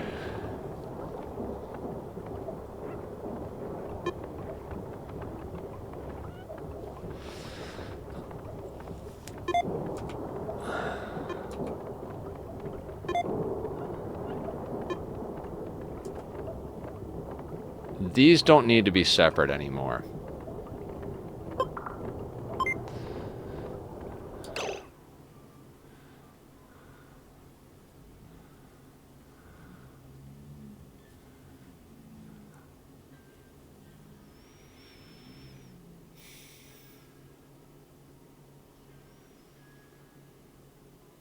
Okay.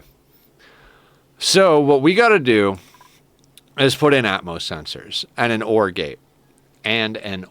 Jesus. So we need an OR gate. So if it's above 185 degrees or if the pressure is above 20 kilos, we need the steam turbines to turn on. But if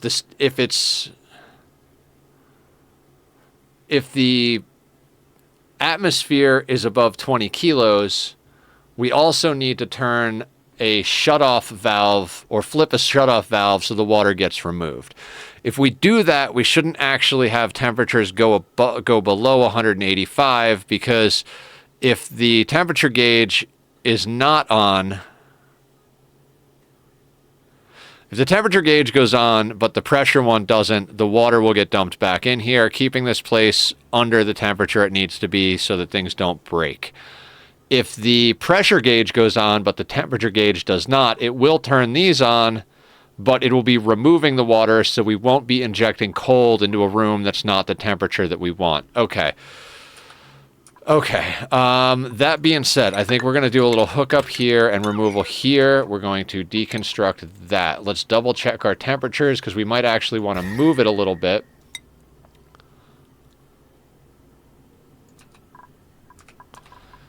See, we're seeing an increase in temperature here. 181 versus 172. Not by much. I think I am going to leave this here.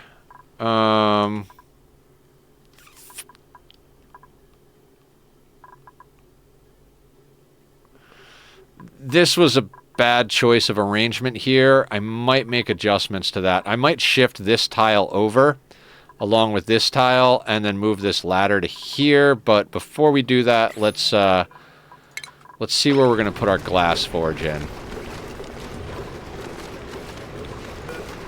And quite honestly, we don't need to do this. Just finish the batch you're on. We don't need to do that at all.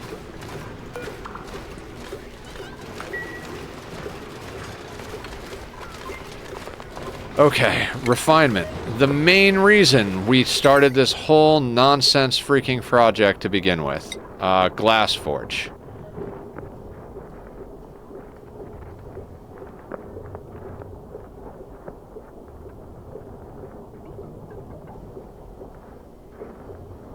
I think we put that there so that if we need to put something in between it and that other thing, we make that out of ceramic.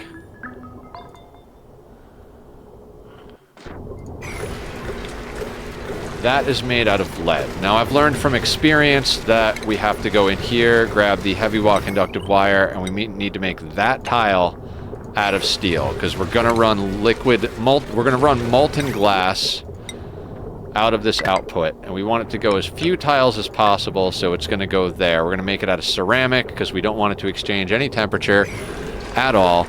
And then we need to drop this out of this. That'll be fine, right?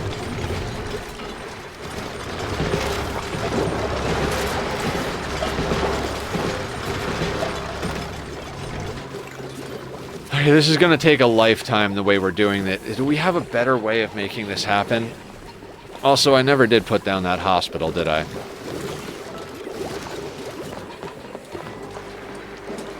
I don't know if I care.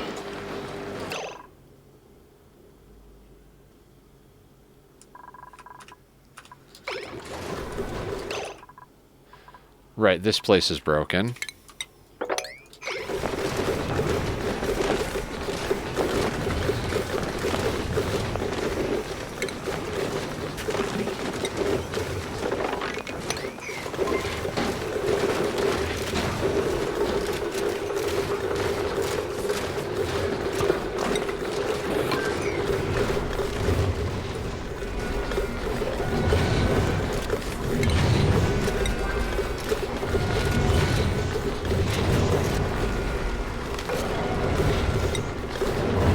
That's 100 kilos of sand gives us 25 kilos of molten glass. So, oh my god. Yeah, we gotta give at least 10 tons to this. bring us down to 79 tons of sand, but I mean, this is why we wanted to save ourselves the sand. I don't know why I was dumb enough to think that a frozen industrial brick was going to work. I mean, I guess we had to try, right?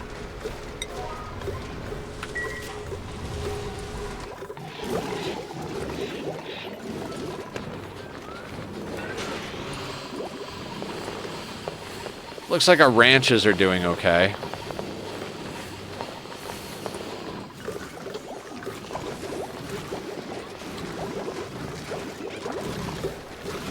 Somehow or another, our ranches are doing okay. Alright, so now we're getting glass. That's fantastic.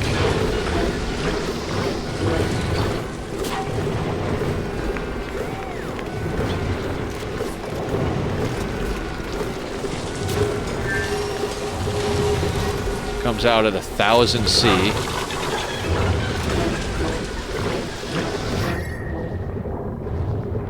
That's why that tile of wire has to be made out of steel. If it's not, it just melts.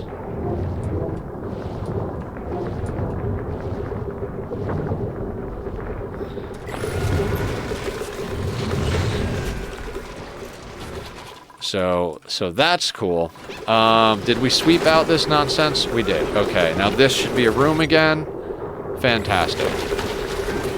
I'm tempted to leave this like this.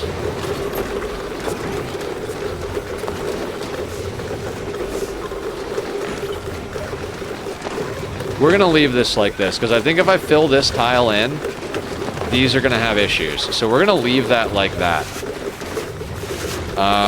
We will mop that. Actually, you know what?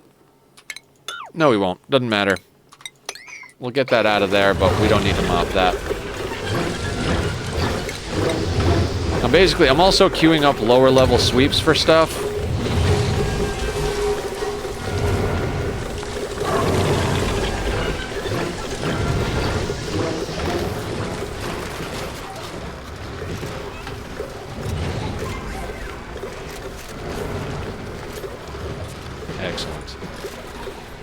Okay.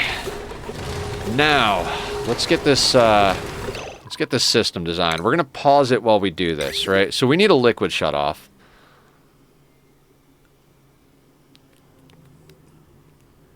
And we're going to need a conduction panel for it because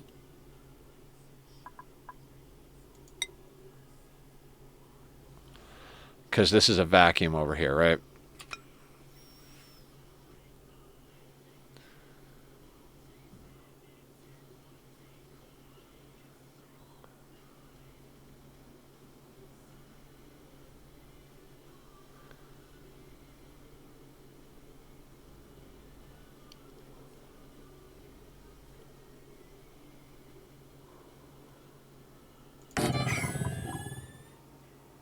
Okay, so we put that there. That's going to come up there, right? So we'll draw that there for now. It's also going to need power. So like that, right?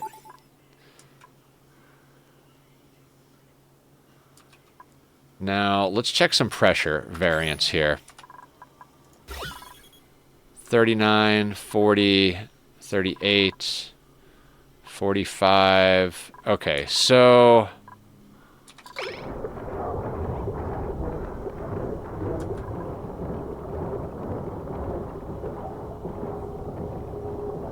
I can't wait till all this stuff is out of here. In fact, hang on a second. Let's cancel this. And then I just want to do liquids. We want to do those at a high priority. Let's do that as like a 7 priority. We want all those liquids out of there. Everything else I don't care about. We don't need to sweep the dirt. This is set up as a low priority, which is fine. Everything is fine. Nothing is fucked. Everything is fine. Nothing is fucked. Everything is fine. 29, 35, 33...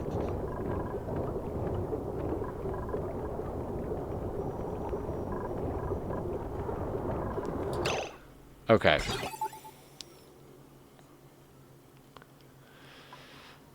Family. Okay, let's go over to automation. We're going to grab ourselves an ore gate. one of these bad boys here. That literally needs to go on that wire.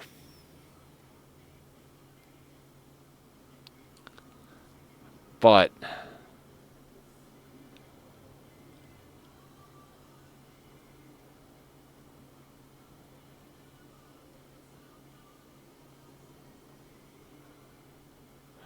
trying to think how to do this, right?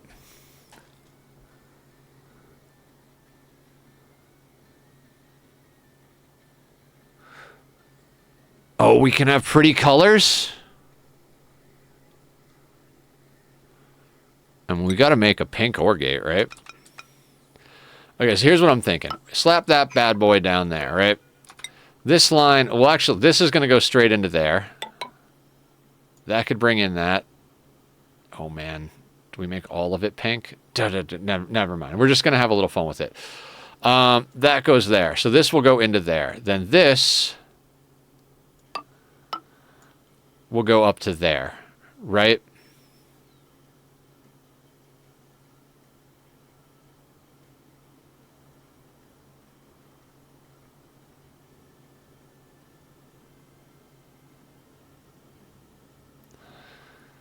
This, however, independently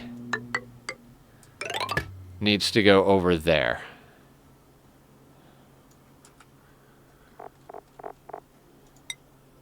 There's probably a better way to configure this that's less of a waste of space, but, you know, might as well make my projects just like me, right? Sorry, self-deprecating humor. Okay, and that requires Atmos sensor. We can make that out of lead, and that goes here. So the Atmos sensor will send a signal. If it's green, that means that this is over 20 kilos. If this is over 20 kilos, it'll send a green signal up through here, and this will turn on to remove water. It'll also send a green signal to this OR gate, turning on the steam turbines to remove water. Now, it'll be sucking out, let's assume we're at 185 degrees in here. That's kind of more or less the temperature we're trying to run this room at. Anywhere between 130 and 190 is fine with me. So let's say we're at 185 degrees in here. We don't want to bring it below that temperature, so if we suck out steam and then drop it back in as 95-degree water, we're lowering the temperature of the room. But if this is above 20 kilos and these turn on and it's not at the temperature we want, even though these are turning on and sucking steam in, it's outputting that 95-degree water through this section. So it won't inject cool back into the system. I'm explaining this both for you guys and for me. Because, you know, sanity is very limited.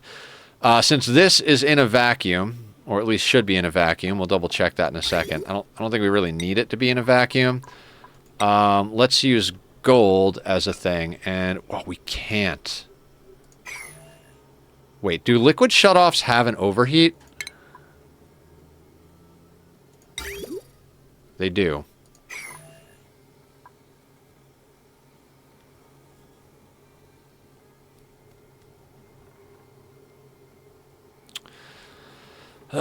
It might be time to fill this room full of hydrogen.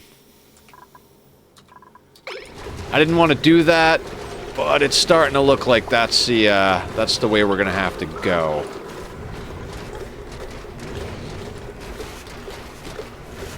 Huh. Hello, shovels. I'd love to get more of you crammed into that closet.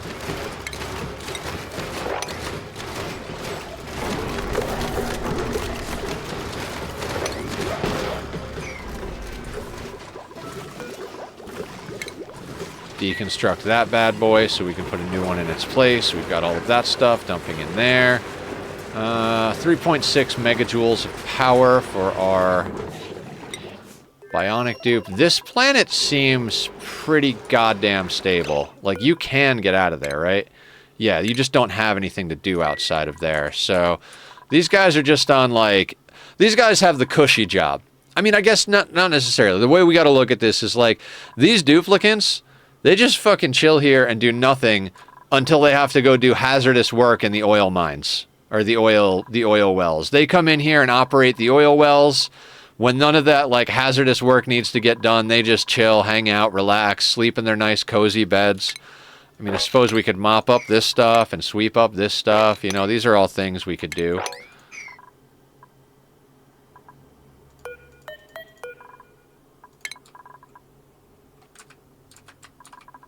Right? Oh, the flocks over here, yeah. You know what we should do is we should put eggshells in here.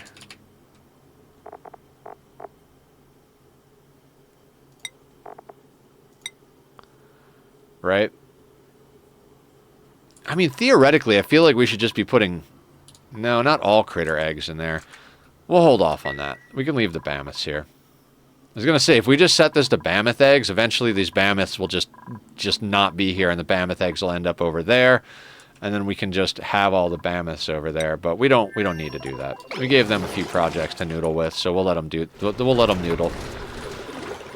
Okay, so if we need to get hydrogen in there... Boy, that's going to be fun. Like, we've got plenty of hydrogen in our spam over here. We're talking 256 kilos per tile, enough that we could probably be running power for the base a little bit on this. But, and this is a big but, it's coming out this way, which is where our dupes are living.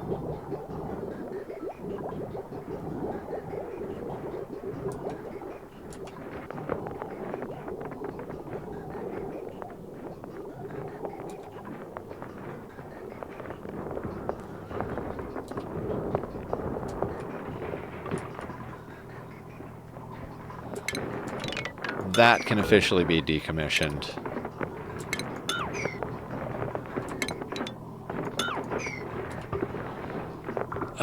You know, I would love for this line to be able to overflow to this line. How can we make that happen?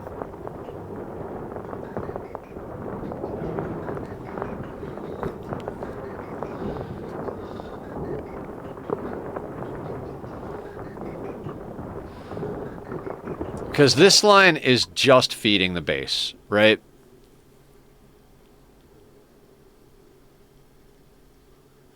Let's play with a few things up in space here with this off, right? Let's say we've got two lines coming in, right?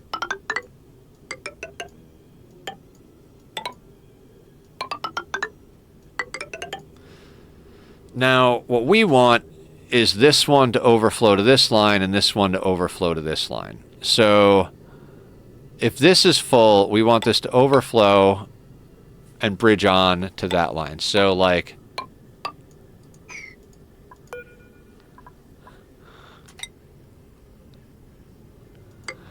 so that's a way to do that. But then we need to do the same thing for the other one. Like that's a convoluted system if I ever saw one, but then we want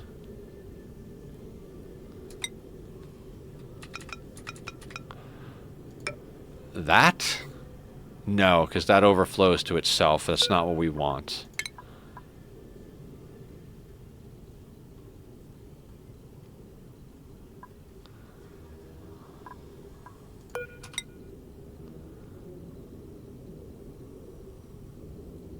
Alright, let's draw that a different way. I need to know this. This is something that I feel like is very important to this system.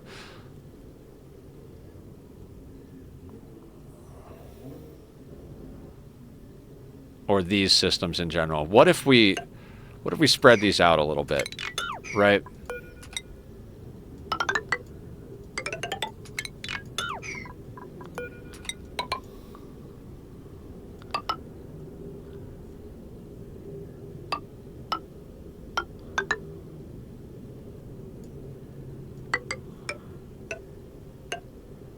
Oh my god, would this work if I did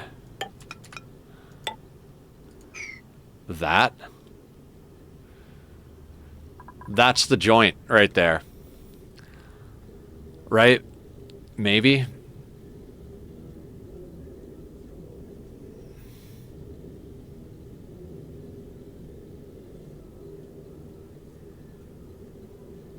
Who feels like going to a test world? That's right, I do. Alright, so, not everything has to be done in a colony, in the colony itself. We can go to a test world. So we're going to go to the main menu. We're going to save and quit, even though I just manually saved. And we're going to go over to a test world. We did some of this in Minecraft the other day. And I do recommend doing this on systems you're not sure about that you want to integrate. So, Radical Space Rock is my test world. I can't remember if I left the debug file in place, but it doesn't really matter. I don't know. Maybe, maybe not. Backspace, right? No. Okay, so sandbox mode, backspace. No. All right, I might have to move the debug file. We're doing this though. We're fucking doing this. Yeah. Okay, so let's go quit to desktop, quit without saving. Let me move a file in here real quick. You have to enable debug. I'll be covering this in my tutorial series. If you guys want to check that out, it'll be coming out soon-ish. Because I'm going to be going over menus in the next episode that I'm recording.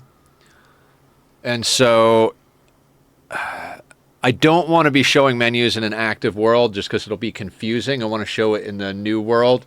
So when I do that, I have to have access to all the menus. And unless you have certain research, you won't have certain menus. Like the easiest one is automation. The automation overlay won't be there until you unlock automation. So if I want to explain automation overlays to people in the tutorial, I'll need to have it active. So I'll be going over how to enable debug menus and sandbox modes in that as a side note. So now we can hit backspace, we can hit sandbox, and we can hit Control F4.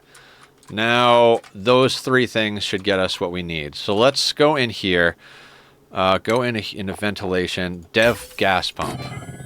Dev gas pump. All right, so let's draw out our situation. 1, 2. Right. Nope.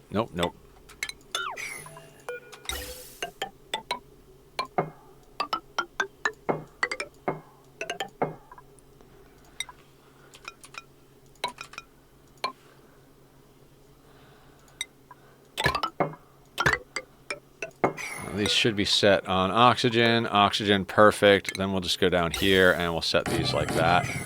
Now, actually, let's give a little bit more space to that so we can actually see what we're doing.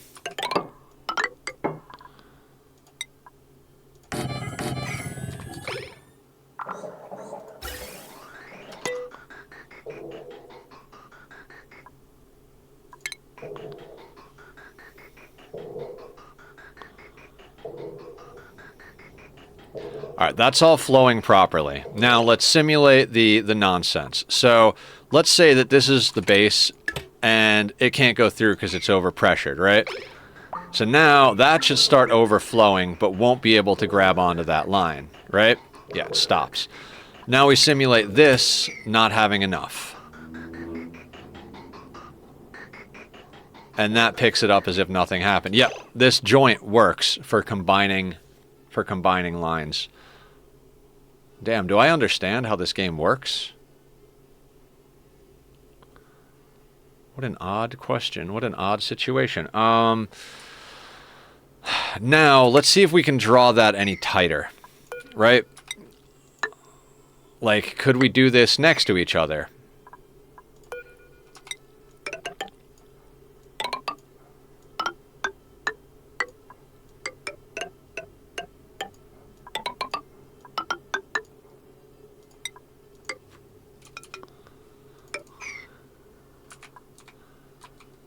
That is the exact same thing, I think. So let's just...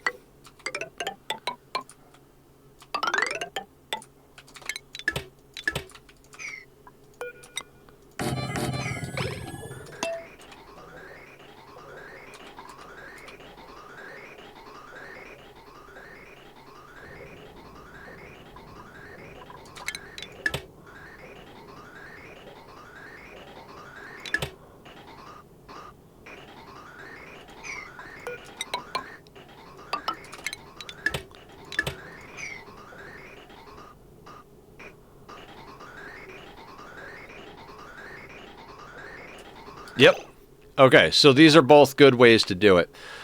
Let's integrate that into our world. That is fantastic. That is absolutely fantastic. Sure, save and quit. I kind of actually want to keep that on here. A lot of times I won't save and quit on that, but you know. All right, you've got time. Load up the game from right now. God, I can't believe I haven't had more coffee. I mean, I drank half of this cup, then refilled it before stream, and I've drank almost half of it, so I guess technically we've worked our way through about 2 cups of coffee here. All right, so let's reconfigure this whole nonsense here, right? Basically, these 2 lines are coming into the system, and we need them. Problem is, we need one to overflow up and the other one to overflow down, right?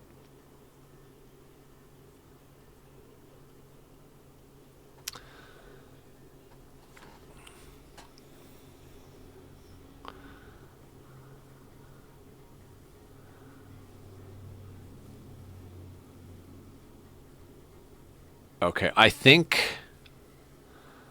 what we're going to do is we're going to bring this down and over. Make that joint sideways here. Let me make sure I know how to draw this sideways. I should, but... So let's say we put that there and there.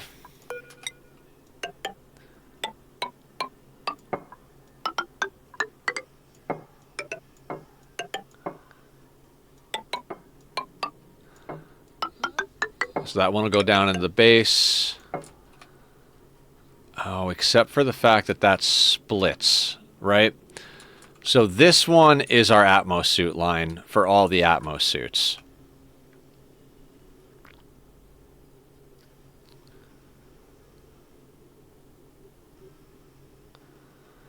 So after that happens, one of these has to split and go down. So we draw that. Oh shit, I still have dev mode on. No, no, no, no. That's not what I wanted. Nope. And we are going to delete that. Actually, we're just going to go to the main menu. Quit without saving. Quit the game. This is why I always remove the file. Delete that. Yep, we don't want to cheat. We do not want to cheat. Let's get Ani restarted.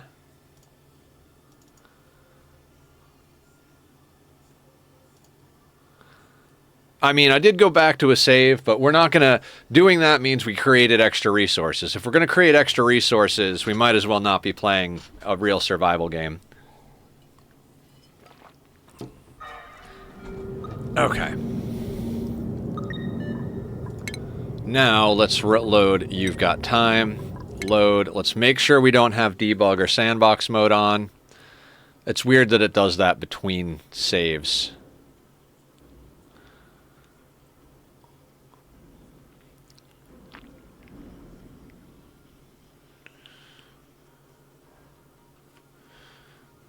Okay, so now if we go into this menu... Yeah, okay. We're back to normal. So what we were trying to figure out is how we're going to fit that in here, right?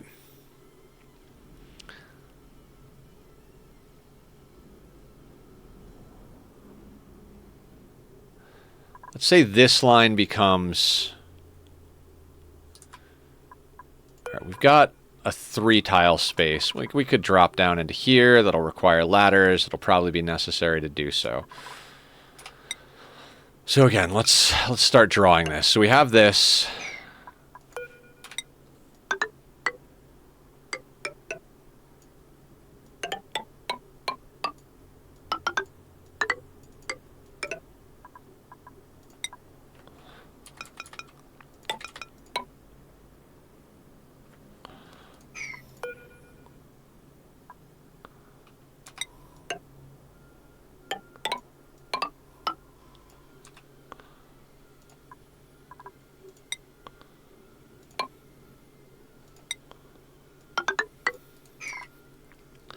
I mean, that's more or less what we need right there.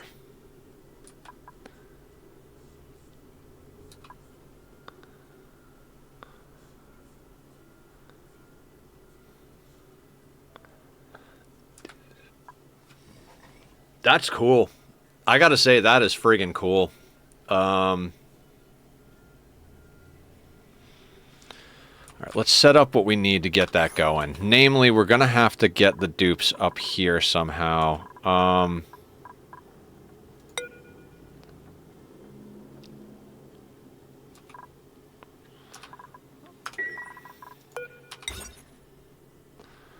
So I'm thinking we build that there, copy the settings over, and then delete this. Then we could put a ladder in up here. That'll get us up here. And we could fix this, because I'm getting awful tired of these lines not quite doing the job. This one backs up, and this one never has enough, right?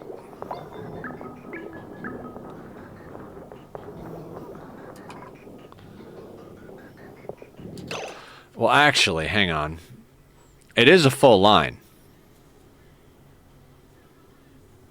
Still need to get there. It's still a full line. All right, let's cancel that.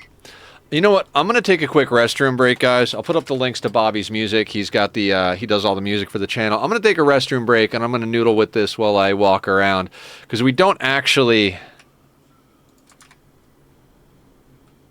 Never mind. I'll be right back, and we'll talk about it. See you in a sec.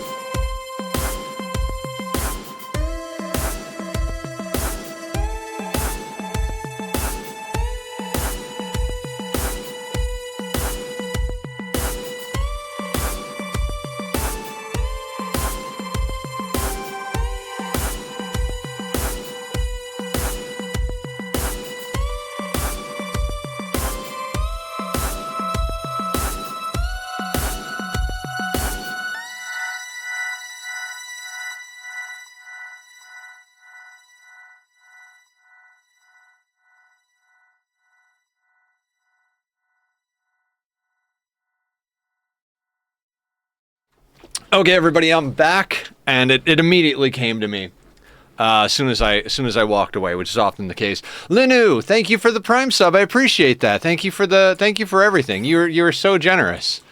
I appreciate it.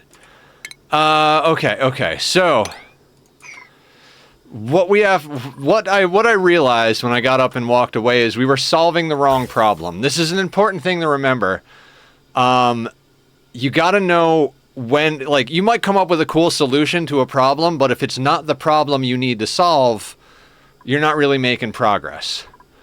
This line is always full. That's not the problem. The problem is that the line splits. So what we need to do is set up a system that when the base is backed up, this line picks up one side and this one goes to the other side. Because right now, half of it goes up, half of it goes down, and then it gets split to the two on the up and the down. So we got to solve the correct problem that we're trying to solve here. And I think I got the solution, right? So we have a pipe, and that pipe needs to split, right? Right. Okay. But instead of splitting like that,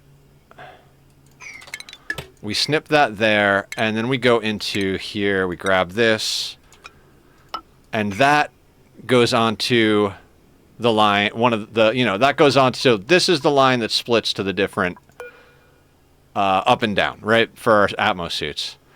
This line exists because we want this to come through here and go to the base. But we do that by doing that. So what this joint will do is this one will prioritize jumping over the bridge and go to the base. But if it doesn't go to the base, it will come through here and go down to that set of Atmos suits. Because this thing at the split is bridging on, the only time it'll allow stuff to go through is if this line has any space.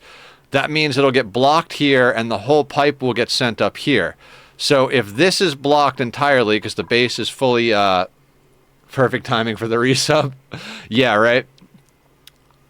So this will go down to the base. If and when it's clogged, which is most of the time, it'll take the lower tier. If for some reason the base is just sucking up lots of oxygen, which it shouldn't for any reason, then this one will split up and down. So we actually... This is a lot easier to build, I think. Hang on. We might not even need that. So let's keep an eye on that. Okay, so...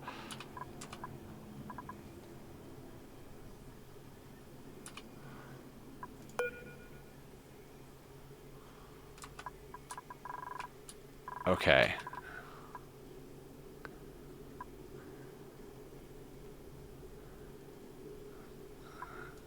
Alright, because we want to jump over these and fill from the bottom to the top, we're going to need stuff here, right? This is going to be the one that comes over, that's going to split, then that's going to jump. We're going to...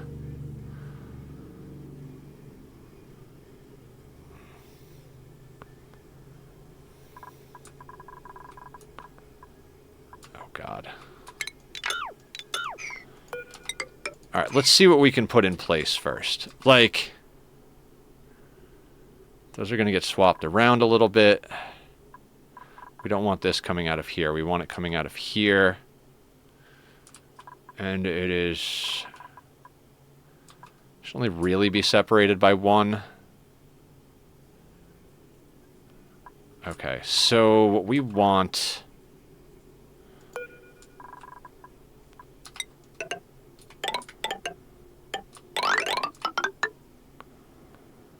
Something that does that. Is that sandstone? No, I don't want that to be made out of sandstone. Everything's made out of sandstone. Igneous. A lot of igneous that we brought over from the other planet for just these things. All right, let's get that stuff built. Same thing over here. Let's get that stuff built. And that should be all of the piping we need, and then all we got to do is flip a few of these bridges around, and then delete whatever extra there is.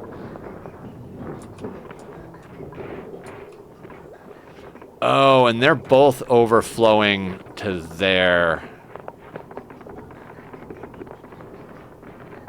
Which is fine. Yeah, that's absolutely fine. So we're oxygenating both bases from a single line. Okay. Looks like today has fixed the problems. I mean, isn't that every day on Ani at this point?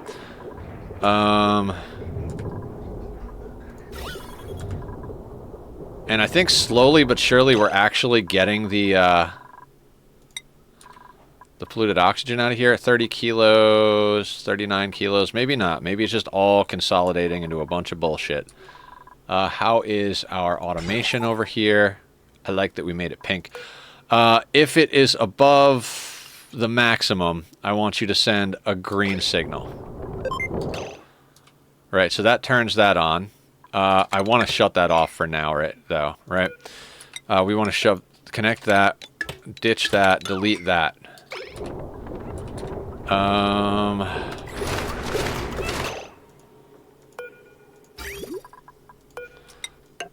This is then going to go like that, and like that. That line goes up into our infinite storage, which is perfect.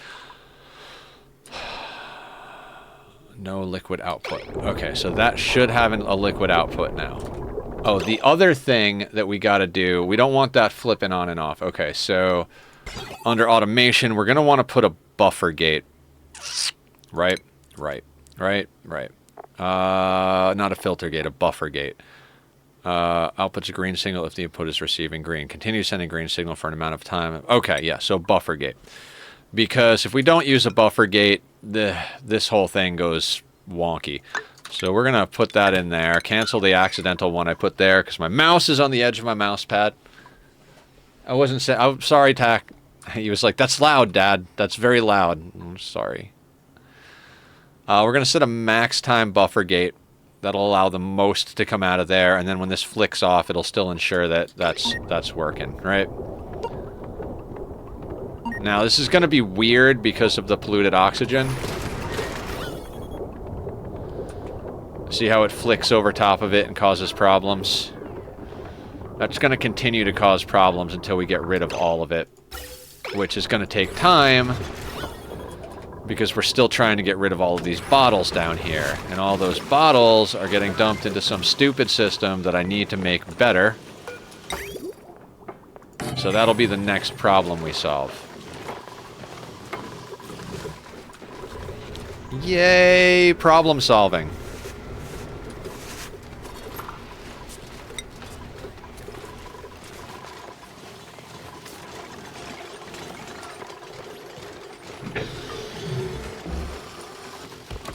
Okay. What is this? Chlorine? We've just got bottles of chlorine kicking about. I should do the same thing with, like, gas tanks. But, I mean, we've established this is a dumb system, so...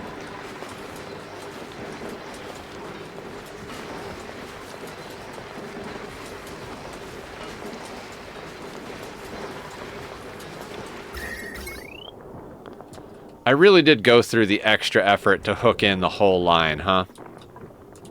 Like, the power of these steam turbines is actually getting dumped to our main grid. This is such a crazy base. These bases, like, you always start out with the best of intentions, right?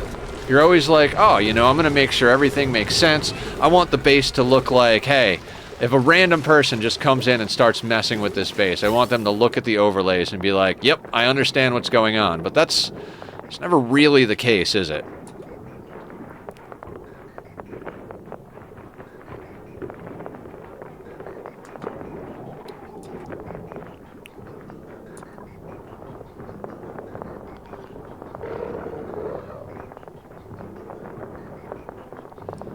Okay. We drew this where they couldn't build it, so we can actually reference it. That jumps over to there. So this one is going to jump to there. Right? Right. They built the whole thing. Alright, now this is going to get kind of cheeky. We're gonna move that there. Deconstruct that for just a second, alright? That is not going to go up.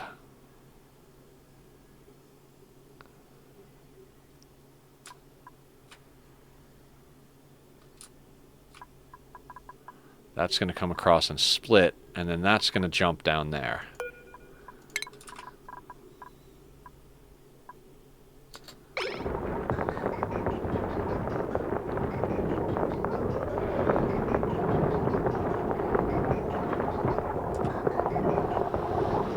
This is going to be weird.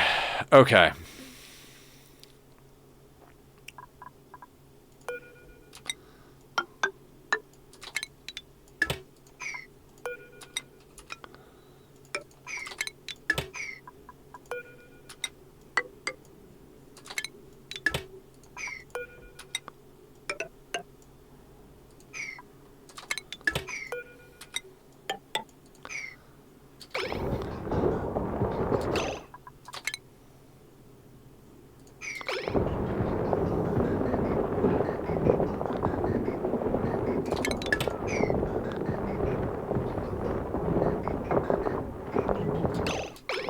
Okay. So...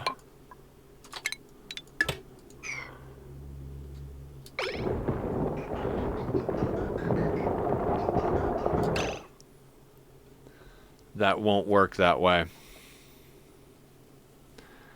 God damn it. This is why we test things. This is why we test things.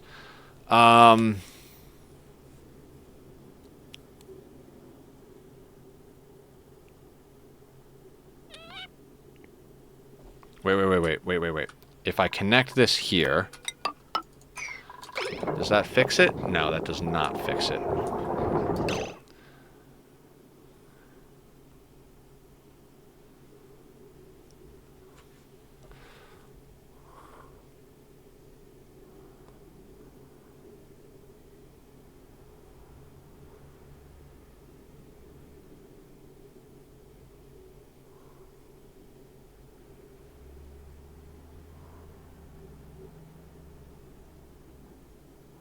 Almost. That was almost beautiful.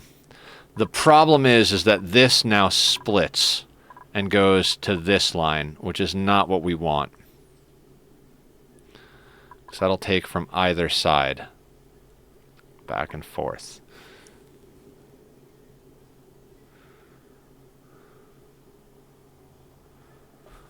Alright.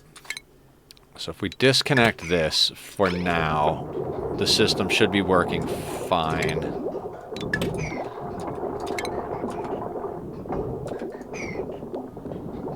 Then there's a lot of extra piping that I'm probably not even going to worry about removing.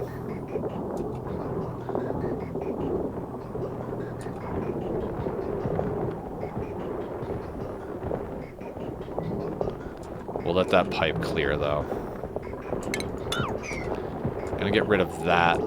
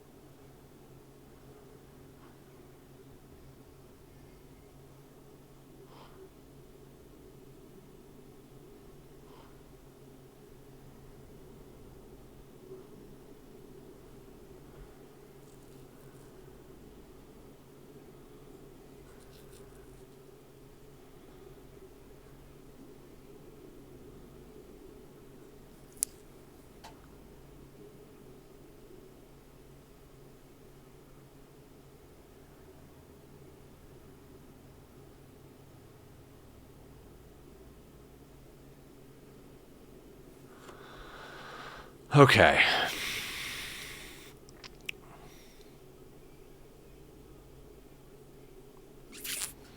Hello, Nether and chat. How is the colony doing? Colony's doing pretty good, Avatar. We've more or less fixed our industrial area. We're just kind of like letting a few things run while it finishes. We need to sweep up these polluted water bottles and then wait for a few things to stabilize. But more or less, we got this area sorted out, and we're making glass for our rockets.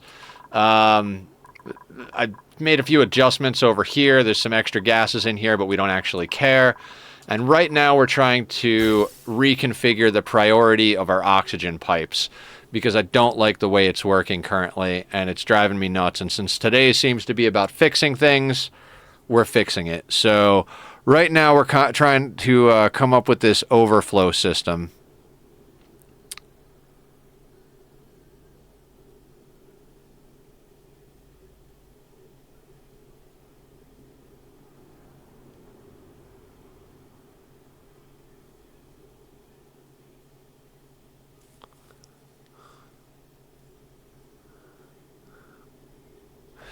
Okay. Okay, I've got an idea.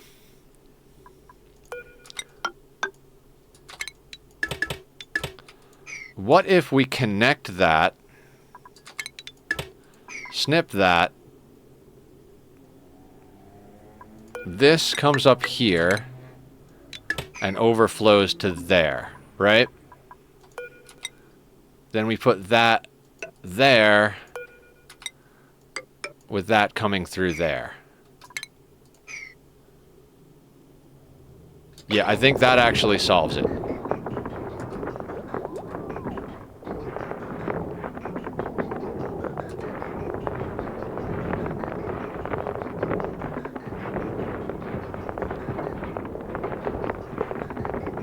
Come on, come on.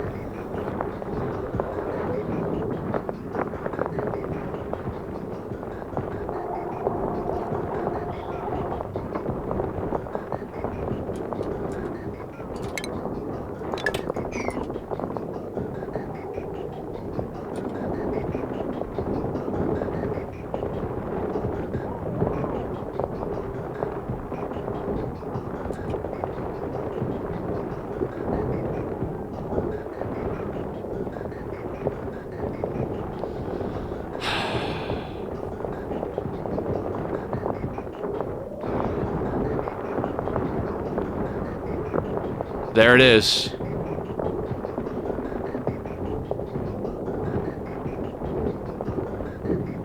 That is exactly what I wanted. A little awkward, but it's there.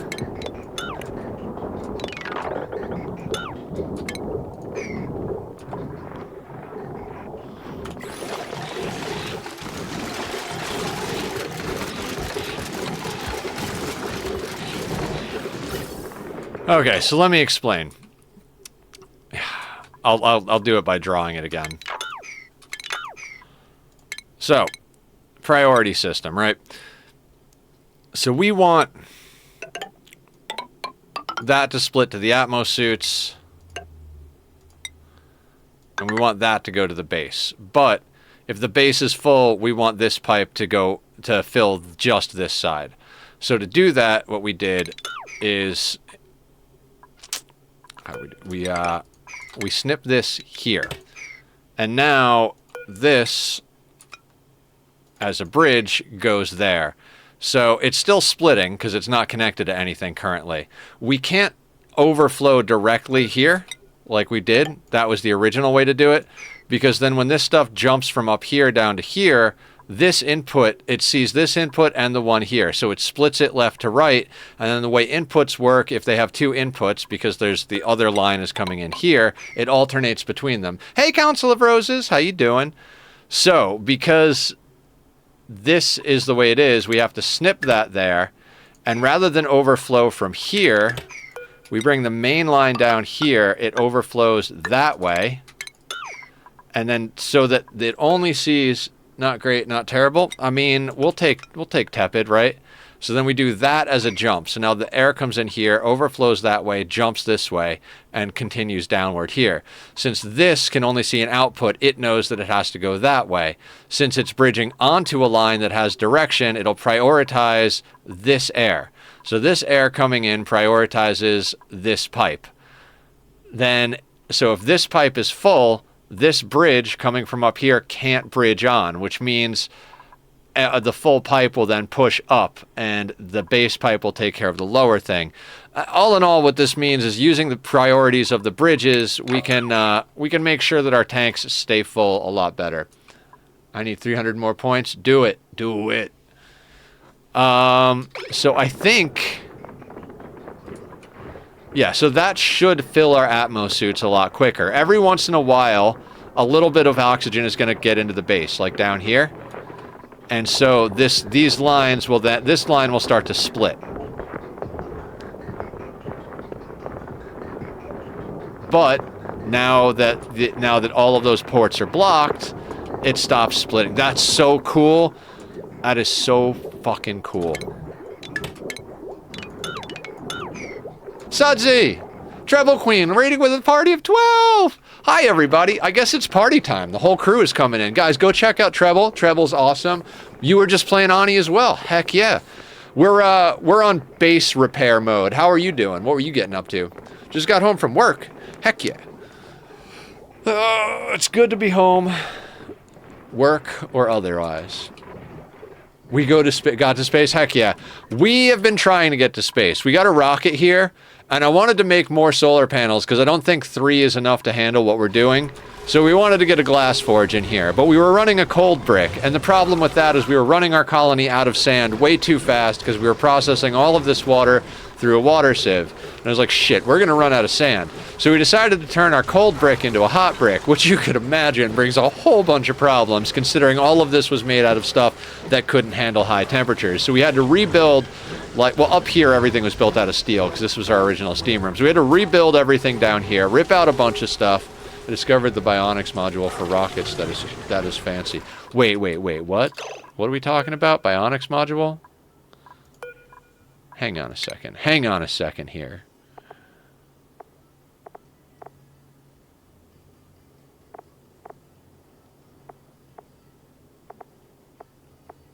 What you talking about, Treble? Did I not research it yet? I probably didn't research it yet. Mission control. Wait.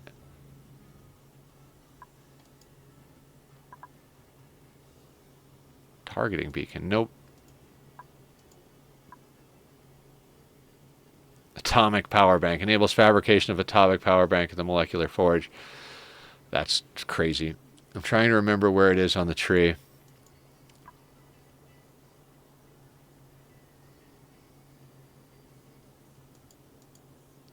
What does it do?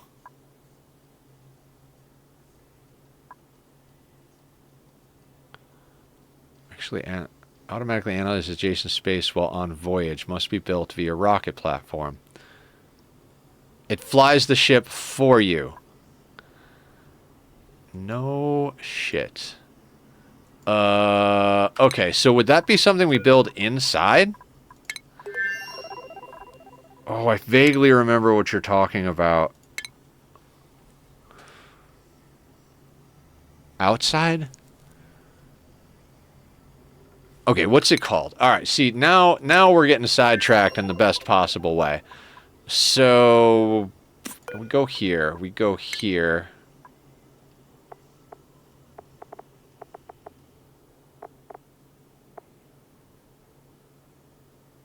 No. Treble. I don't know what to do. So I can't have it already researched because it's not in there. So what are we missing? Liquid, jet suit, jet suit, jet suit.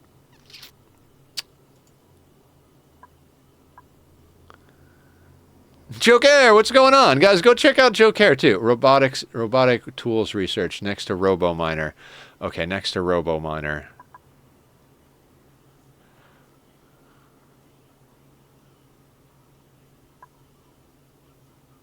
Robo Pilot module. Enables rockets to travel swiftly without rocket control station. Must be built via rocket platform. Oh. Okay, so we can build that via this thing. Robo Pilot module. Jesus Christ, it was right there. Must be built via rocket. Faced above rocket blocked.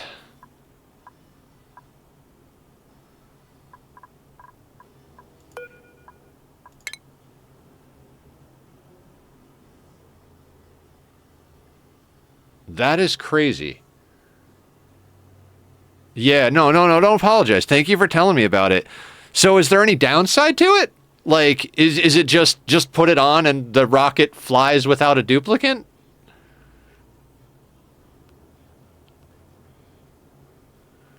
I learned this one from Julie. Put the Wayfarer, the Spacefarer module on the bottom with the rocket above it, so it's easier to get in and out. It's databanks, but not. Oh, it uses databanks. Okay, okay. So we got to do a traditional rocket launch first because I don't have databanks on me. I'd like to, Joker. Right now, we've been solving problems. Like, we converted our cold brick to a hot brick, and we had to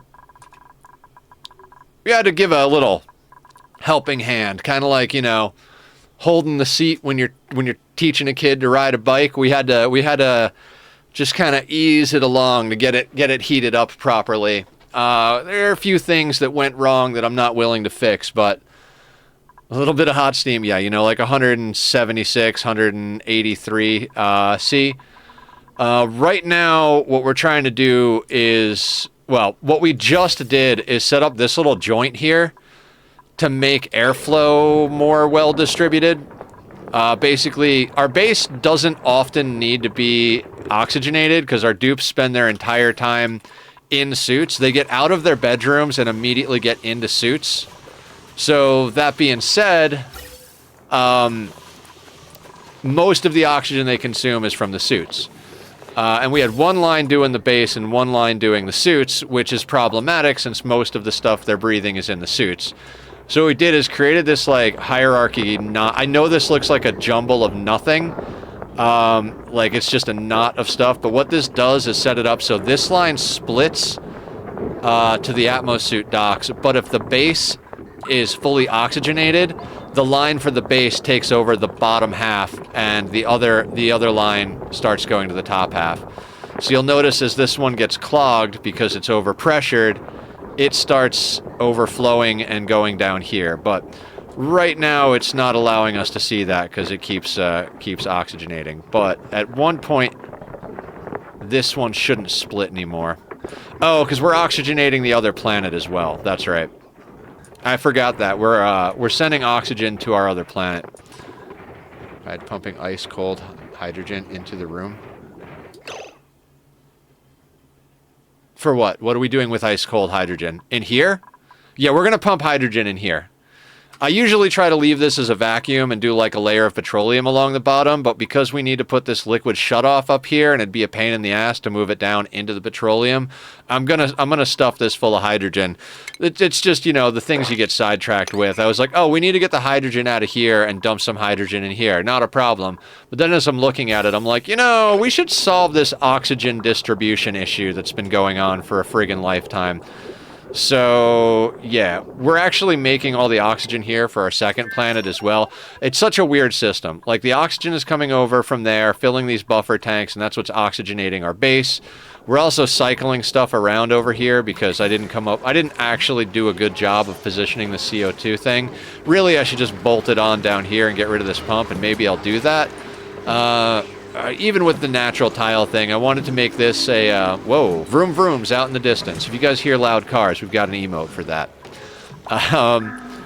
It's just like a whole thing, right? Like, it's just Ani in general. I really want to get over to work on this planet. It's why I was losing my shit last time. I was like, God damn it, if I have to spend any more time on this main planet, like, I need to get into space and I need to work on the second planet. But, you know, you gotta eat your vegetables before you can have your dessert. You know what I mean?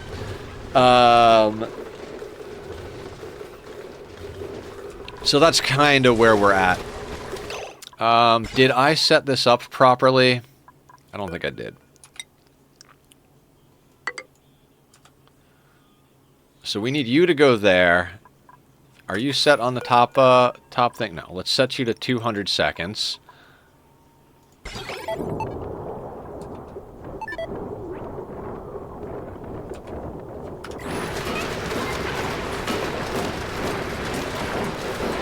No, I don't. I'm an adult. I can eat what I want when I want. I mean, That's true for, like, the middle section of your life. I'm now onto the later section of my life. I cannot eat what I want. I have to eat what keeps me out of the hospital.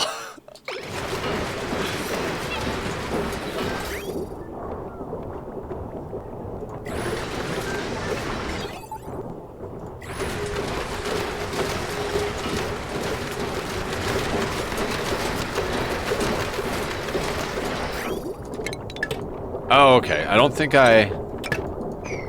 There we go. Hydrate. Thank you, Treble! Now, you understand, right? I have to drink out of a jug. I mean, I guess I could get a sippy cup, but if I put a glass on my desk, my cat will dump it right into my keyboard, so cheers.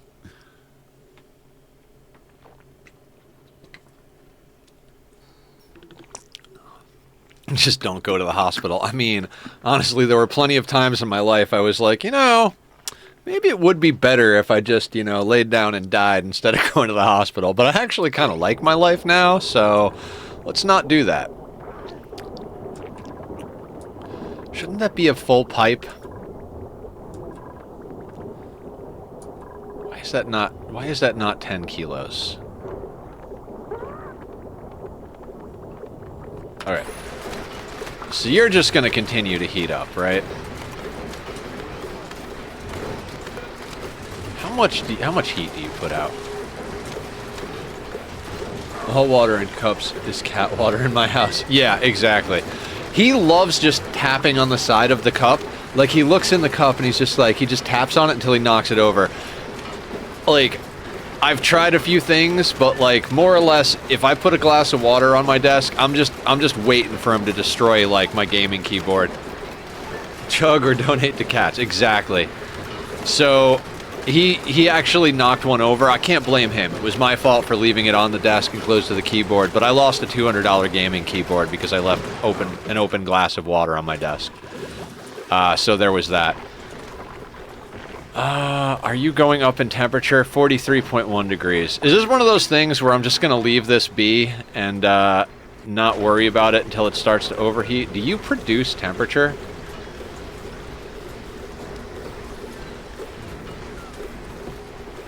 I don't think it produces temperature. Right? Because if we go on this, it'll say effects. Yeah, okay, so this is fine. and for real, this is fine. And that's why I use a water bottle on my desk. Yes. I don't know. I'm trying to find a way to get myself to drink more water. No matter what I do, I don't drink enough water. I'll drink some more just for the hell of it right now. But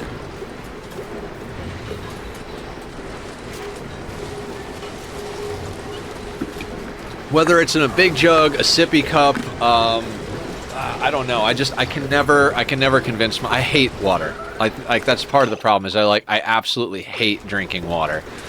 So, camel packs? Is that, did you put it on your back type of thing?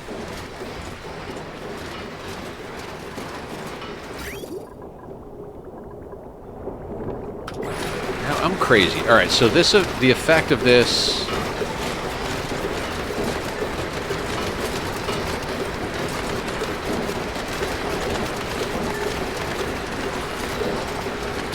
I thought 5 steam turbines combined outputted a full pipe of water. Am I crazy?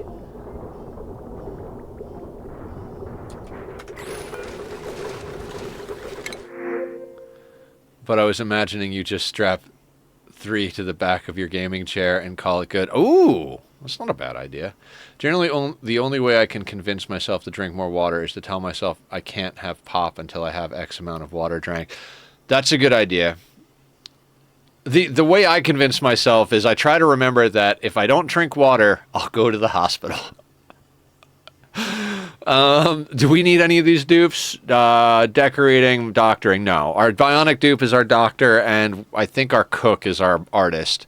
Strength, machinery, but has allergies, no. We've got bristle blossoms around. Athletics, excavation, cuisine, exosuit training, germ-resistant, irritable bowel. You know what? I'll take the ice. It sounds crazy, but, you know, we did leave our domesticated Alvia Veros down here. So that'll feed them for a little while. I'm a diabolical. All I should drink is water. I recommend Circle water bottle. It's a nice way to flavor your water. Oh, are those ones that have like the little flavor rings in them, so that when you sip on them, you like it has flavor, but while it's in the bottle, it's just regular water. So if you take off the lid, it's like, I think I know what you're talking about. Okay, so we're gradually filtering out the PO2 that's in here. Yeah, as soon as we finish getting these bottles of polluted water out of here, I think our polluted oxygen situation will be solved.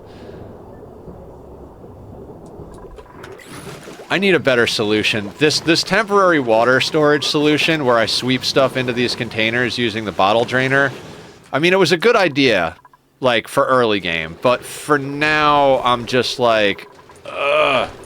There's quite a bit of flavors. I like the tea ones. My kiddo likes the fruit punch and grape flavors. Ooh. Oh, shoot. My lesson is about to start, so I've got a lyric. Have a good stream. Thank you, Treble. Have a great day. Thank you for rating. Thank you for being awesome. Have a good lesson. Yeah, I'll find a way to drink enough water one way or another.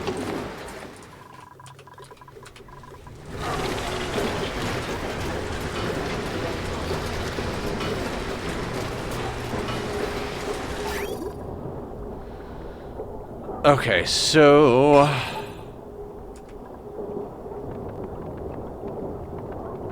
Is 200 too long?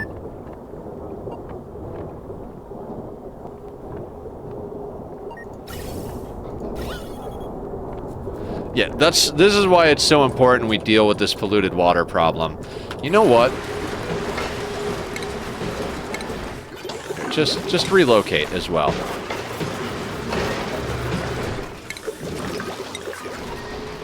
Duh. Freaking duh. I'm like, they're moving at 200 kilos at a time, and I'm like, you know, if the bottle drainer is full, they can't move it at all. But if we hit relocate to the same freaking location, they can just keep moving it. And then it gets it the hell out of our way. I don't know. Sometimes I'm really smart about my systems, and sometimes I do the most basic thing the complete wrong way, so...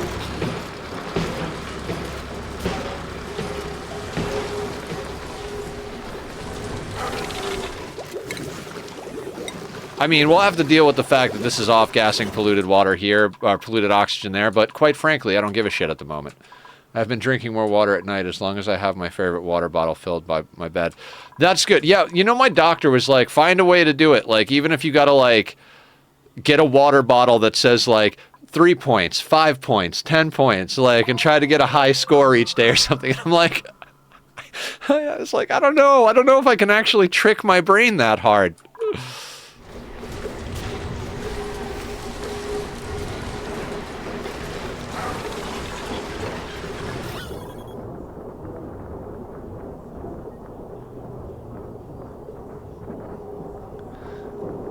3 points, piece of candy. I don't eat candy anymore, Box Fox. I haven't had candy, cakes, any type of sugary treats in, like, God, I don't even know how long, like 2 or 3 months now. I've completely eliminated sweets and junk food from my life. I don't eat greasy food. I don't eat chips. I don't eat pretzels. I don't eat cake. I don't eat ice cream. I don't eat any of that stuff and haven't for a while now. I've completely changed my diet. I've lost like 22 pounds. I need to lose probably another 20 to be at like an ideal weight for my height. God, this is going from the most horrible freaking industrial brick I've ever built to one of the most successful. Shit. We are removing too much water, though.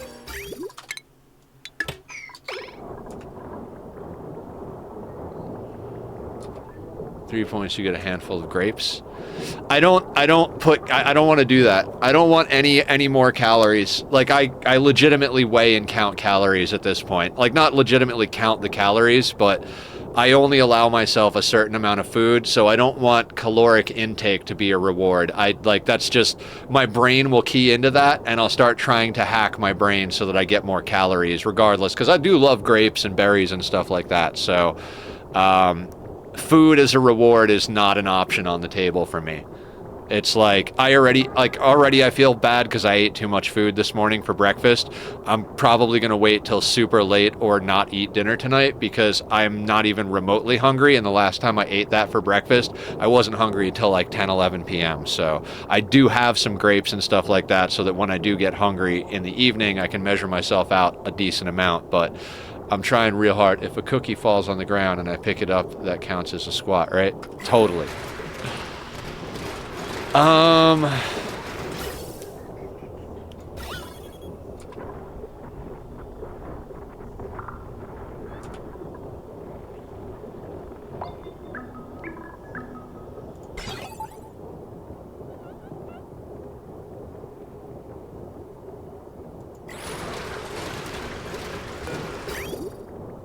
Whoops.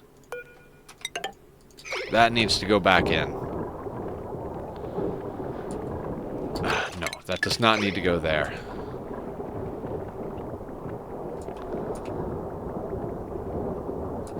Yeah, I let too much water come out. The problem we're dealing with right now is this polluted oxygen. The problem is that... God.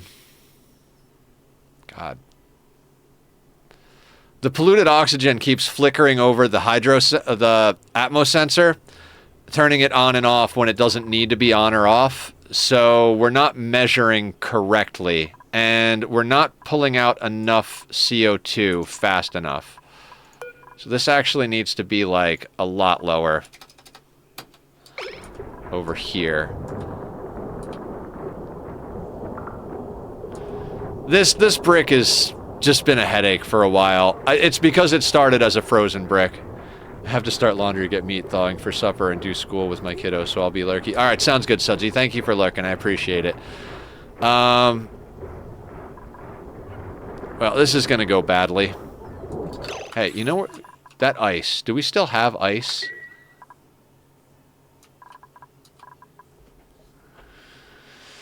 Also, water.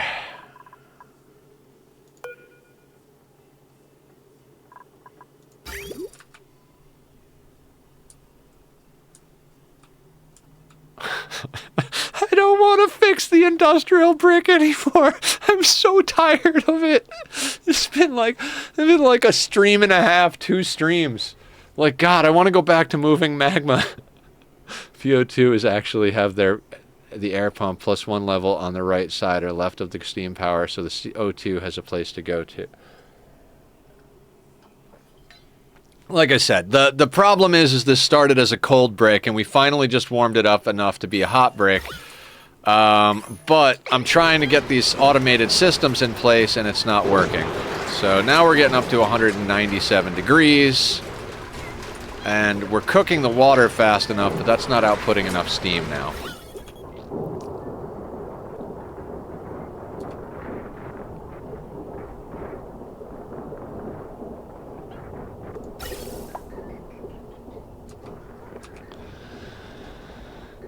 Now we're pumping CO2 into the base.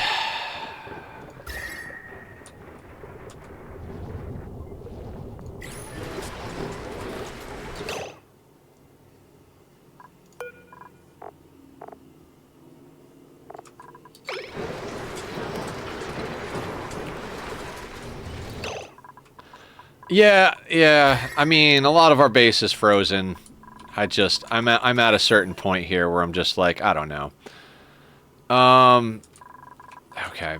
So let's try a low-tech solution here.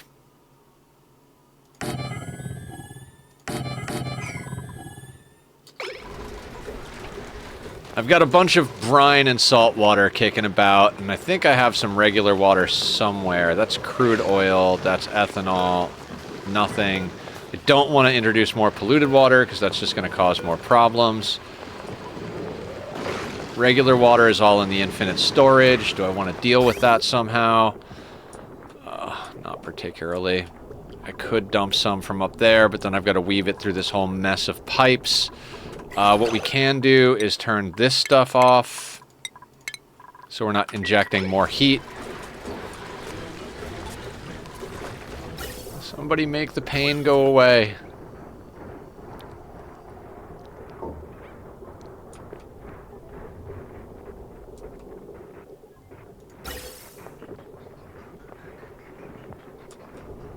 I didn't care if I injected a little bit of heat using the polluted oxygen.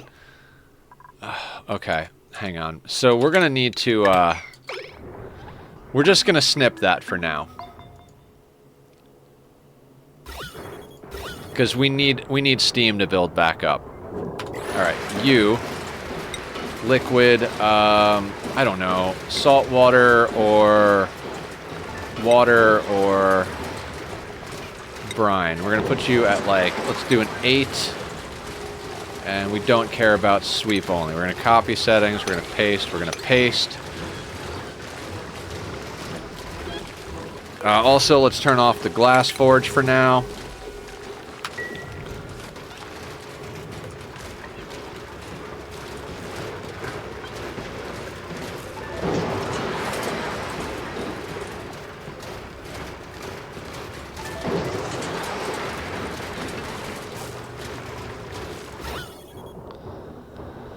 Okay.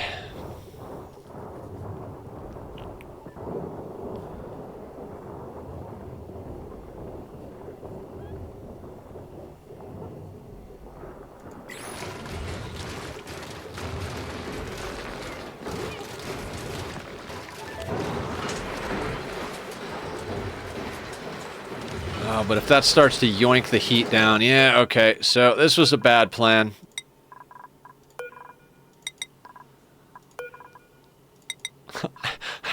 I don't want to do this anymore. I don't want to. Please make it stop. Please make it stop. Good old CO2, always the spot. Sup, Stalker? How you doing? I just can't. I just can't with this industrial brick. I just can't.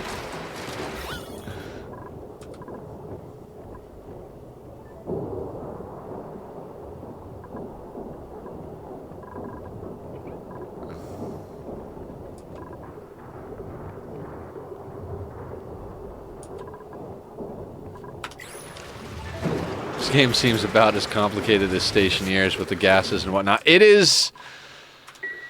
God, it can be so complicated. We picked a very difficult asteroid. We legitimately have no source of water on this planet, so we had to, like, interconnect it with our secondary planet. So we're using this water to prime the system to create oil, which is then pumped to our main planet and boiled using the magma from the top of the planet and then sent out as petroleum back over to here, fucking cooked off in these things, which gives us more water out than we put into the oil, but it comes out as polluted water, which is why we have to have this run so hot. So it boils the water and gives us dirt and steam, but then since this is going to overpressure with additional liquids, we then have to take that steam and remove it when it gets too much pressure in here. But because of the way we did this, and by we I mean me,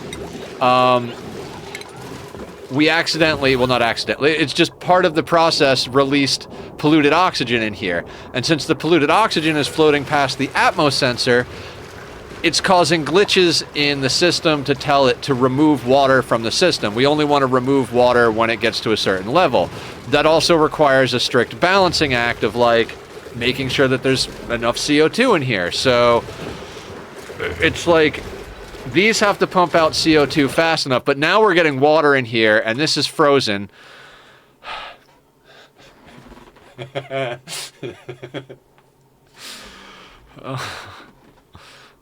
I just can't. I just can't.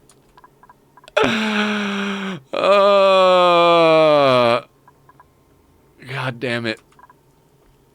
God damn it.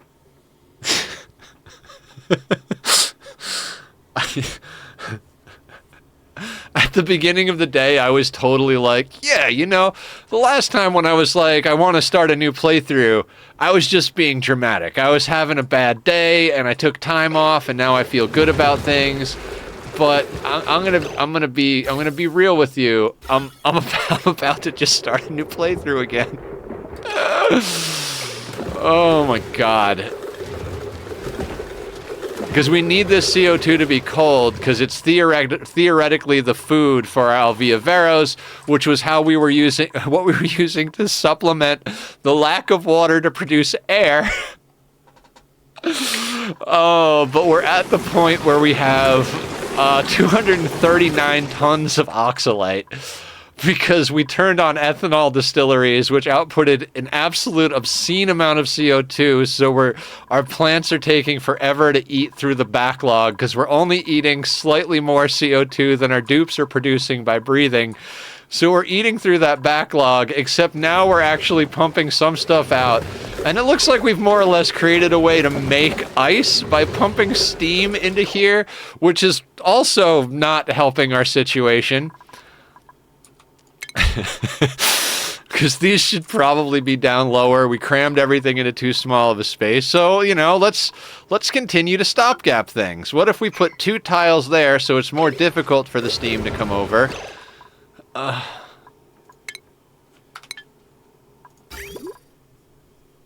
the problem is we're dropping this water here. Alright, I'm going to put those 2 tiles in. Maybe we can... maybe we could salvage this app. I feel like a self-destruct button is in order. I'm almost there, Soup Stalker. Self-stalker. Sorry, I'm almost there. I found a really cool seed when I was playing off camera, and I'm over here just tempted to be like, you know what?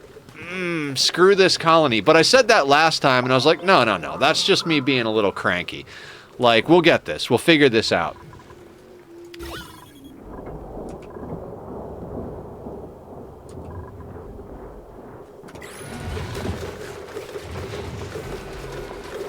Okay. Okay, so I don't want to lose my room bonus. So to avoid losing my room bonus, I'm going to put a door here. Then we can break this tile, get in here, pull the ice out.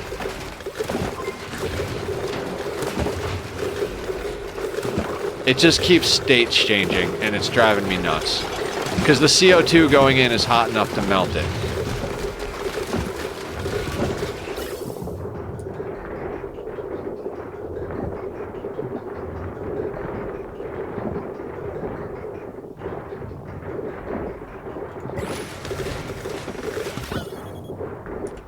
So that steam is going to end up going in. Right? 9.4 kilos.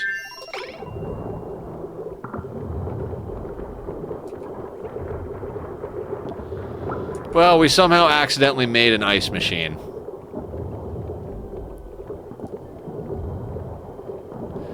See, and we have our water dropping in here, which is the problem, because it's basically like turning the... Is that oxygen good? It's turning the steam as it hits the glass here. And it's just too close to this side. I think this will fix it. Maybe not fix it, but... And this is still a great haul, still a great haul. So we can deconstruct that tile. Let's also make sure our deconstruct is on buildings only.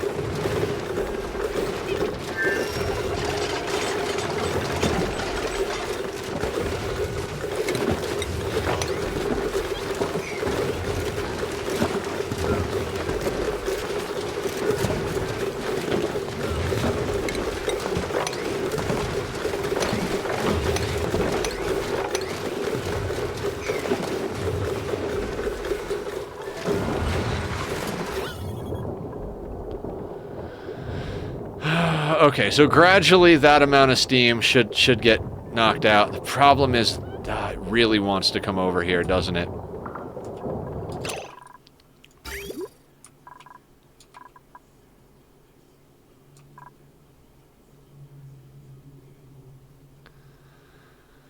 God, I am about to pull some low-tech bullshit right here.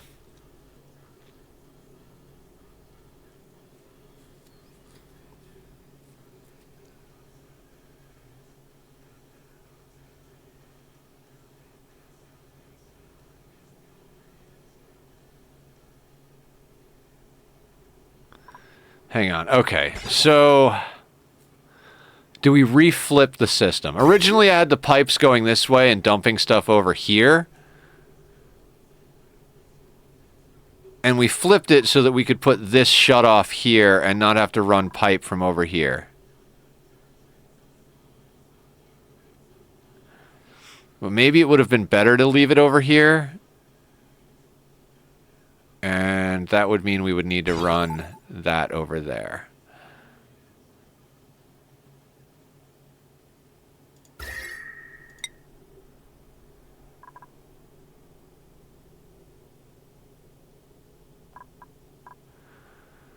Oh my god. Okay. Oh my god.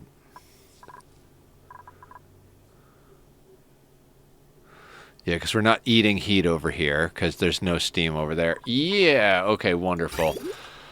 I think we do need to... I'm gonna lose it! Somebody please help! Alright, you, sir. We're gonna move you. Right? Okay.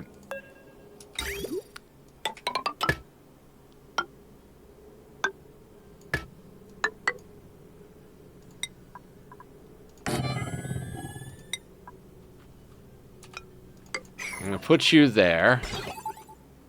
And I think this whole system needs to move closer to center. So we're going to put... You can't go there? We're going to put you...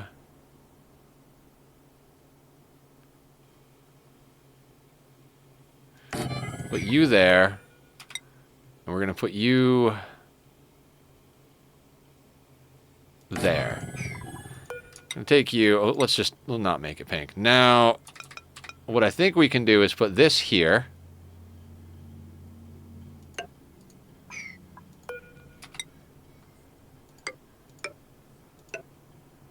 gonna dot build those. Right?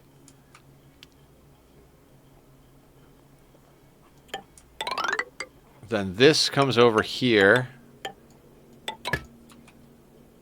And goes through a buffer gate.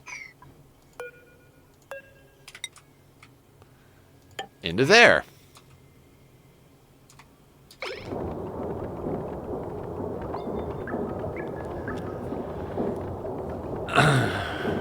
And then all of this can be deleted.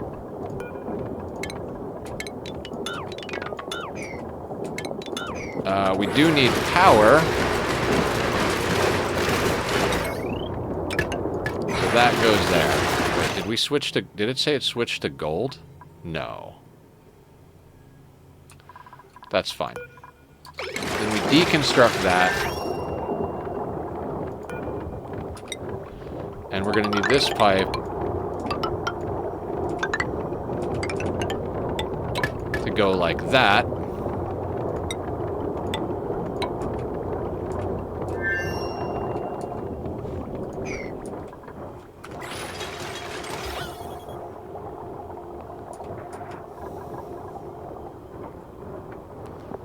Okay. So that should mean that the water drops over here instead of over here, which should help mitigate this problem. We'll leave this wall here just for the fuck of it.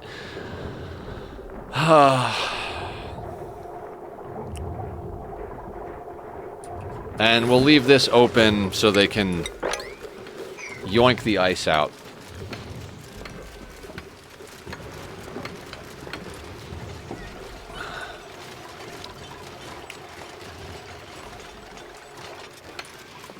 Hey, new printables for aesthetics. Let's check them out, because that's the important part. What can we do to make the base prettier?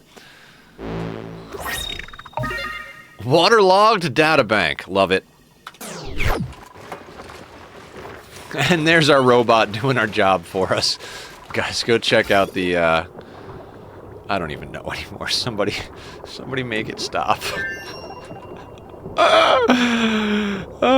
Anyway, Discord link and all that's up on chat, down in the description, all that stuff. You guys want to come join us. I post the VODs to this on my YouTube, as well as the VODs from RimWorld, and, you know, we do a bunch of different stuff.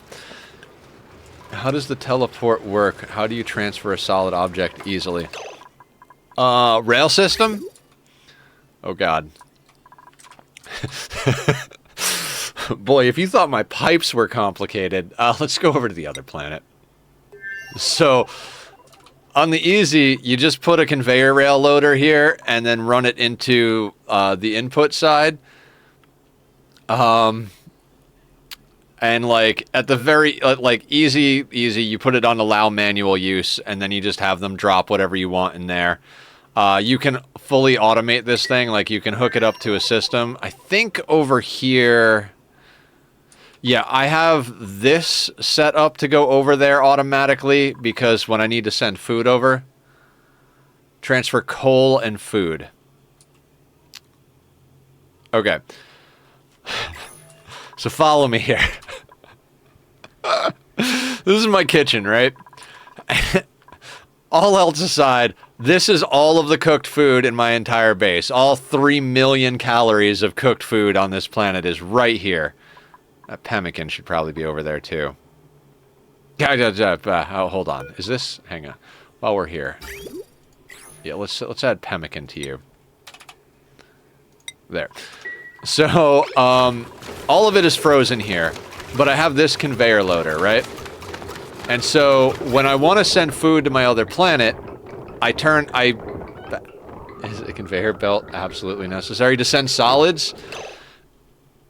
Short answer, yes. Long answer, no, but the technology you need is substantially more difficult to build. In order to send solids without conveyor rails, you would need to get an interplanetary launcher and shoot it over, which would require like rad bolts and stuff. So you'd have to have them loaded in there. And I don't know, you might even need a conveyor loader to put it into the interplanetary launcher. I've never really gotten the chance to fully use it. But conveyor belts are the thing you're looking for. If lead, not problem to conveyor belt. I mean, if you can conveyor belt, that's the best way to do it. So I have like kind of two things set up over here. Right? Do I? What the hell is going... Okay. So I have this loader set up and this loader set up to go into this teleporter. These other rails are for the base to move wood and phosphorite. So this is the input on this side to send to the other planet. When I want to manually send something, I have them bring it to here. I do this whole thing where I have them put exactly as much as I want here. Then I lock this door and have the sweeper put it in there. That way I can measure exactly what I want to do. You set this to not allow manual use, and then you set this to whatever amount you want. Like I'll set it to like 1 ton of, coal. And then I'll let the dupes bring it. Then I'll lock this door so they don't bring more.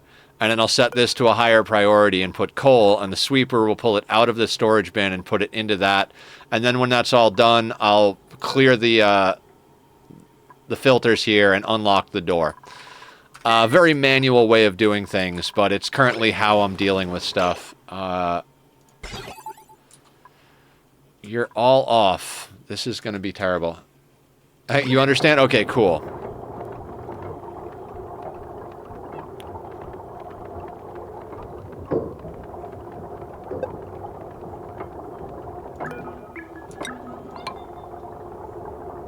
Come on!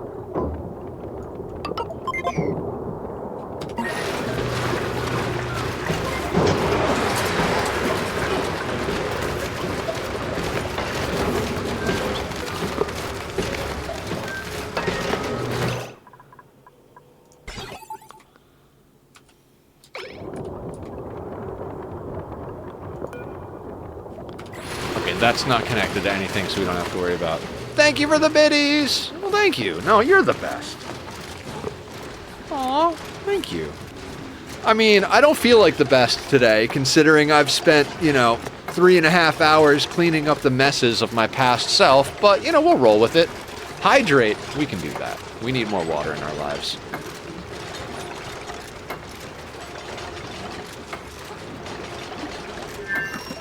Alright, it looks like we're starting to get some more steam in here.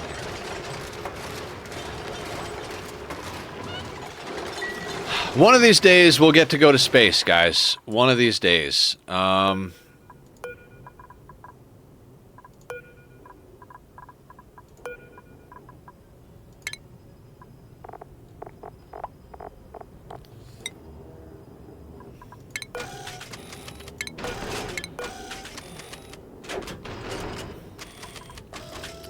there any other modules we need? We just need power, right? We don't... This is just a data research thing, so we don't need a trailblazer or anything like that.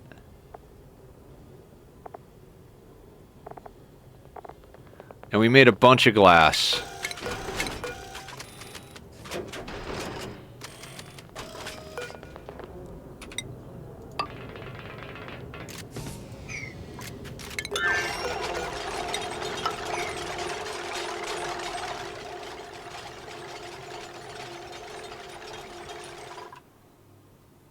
Oh, like the infinite liquid storage? I do use infinite liquid storage.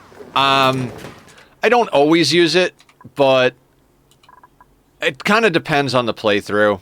We're playing on a very small map, and I'm playing a very casual playthrough, but, you know, I'm using infinite liquid and infinite gas storage. I probably won't do that on the next playthrough, because I plan on doing a larger map, and on the larger maps you have plenty of space for a liquid tank, but...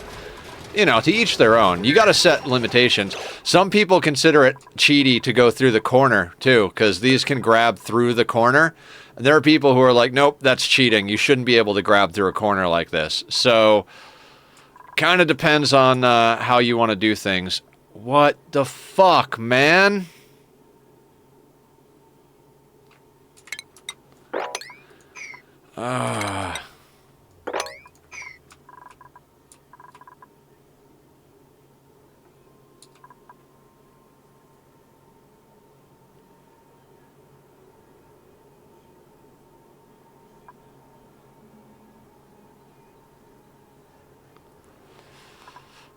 Hang on.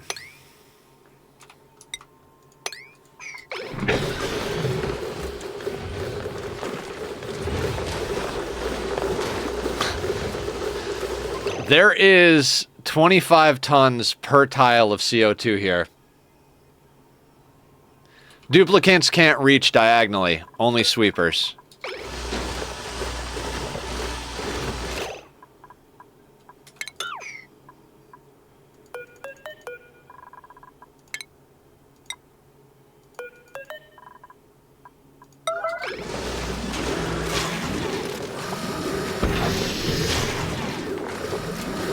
I don't like using emergency builds, but it is kind of an emergency.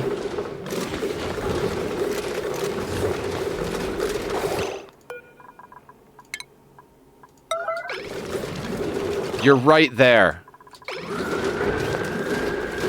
Aggravating.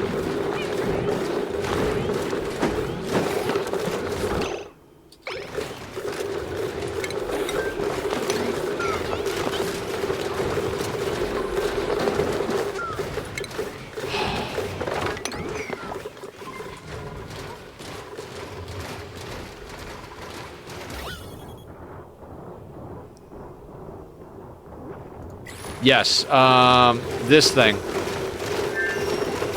We're using a hydrogen loop to freeze the metal tiles. So if you look at the temperature, let me go to absolute. These are at -100 C. These tiles right here. And there is hydrogen in there because hydrogen is a sterile gas. We overfilled it using like the bottle, empty the bottle thing, so that it had more mass to maintain cold. But it's in a sterile tile. So all the ingredients are here, and all of the finished food is here. So this sweeper pulls ingredients out and puts them into our processing, and then as soon as it's processed into finished food, it dumps them in here and puts them into the finished food. Since this can't see... Since this can't see this tile, it won't get stuck in an infinite loop. But this can, and then it puts 10 kilos of food into the refrigerator at a time, minimizing spoilage because I think 10 kilos is what each dupe eats. So there's like one meal of food in there. They come, they grab it, the sweeper automatically refills it, the next person grabs it.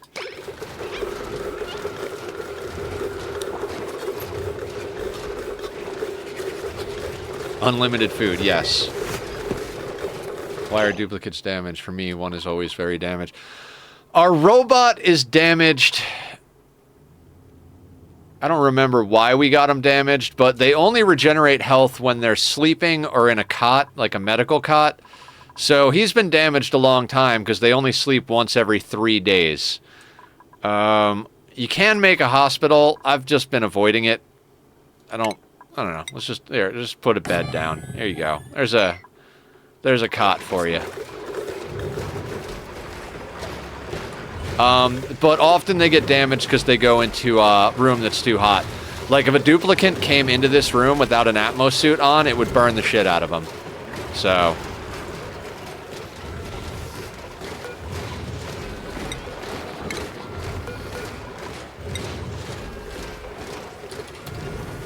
Duke barely has 30% of his life left.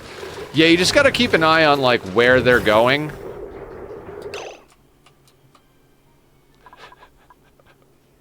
We created sour gas somewhere along the line. I don't know what we melted.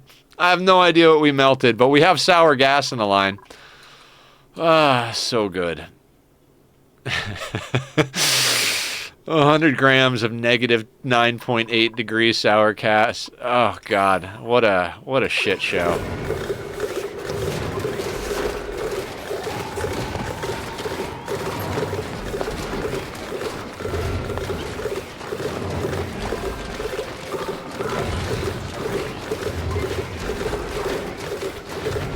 Well, that water is never going anywhere. Okay. So now I think we've rerouted, in theory. Okay, so let's switch this whole situation. We're gonna go there. Wow, that was loud. We have a vroom vroom emote. Deconstruct that liquid bridge. Deconstruct this liquid bridge. Deconstruct that liquid bridge. Deconstruct this liquid bridge. Okay, those are very important. We snip that. And then run that way.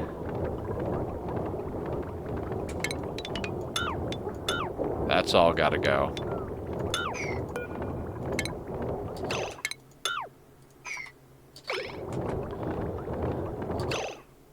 Damn poke shells will do that to you. Oh, yeah, the poke shells. I always forget about that.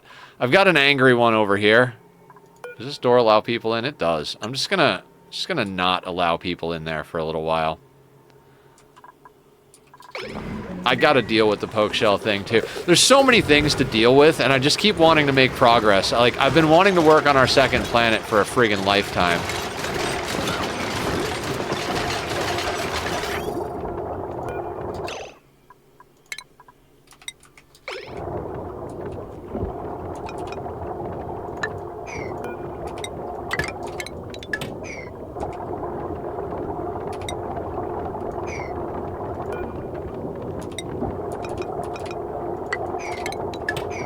Like, I want to get into space for space research. I want to get over to the second planet. And just every time I start to make progress, I'm like, nope. Gotta fix a problem. You know, such is the life of playing Ani, right?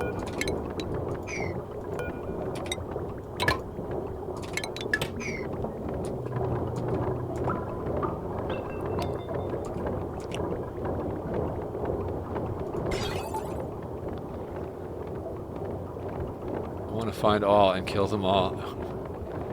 Yeah. I hate plug slugs. I'm with me on this one. Plug slugs suck. Okay. Now our ethanol cooling loop is the hardest working cooling loop in the world.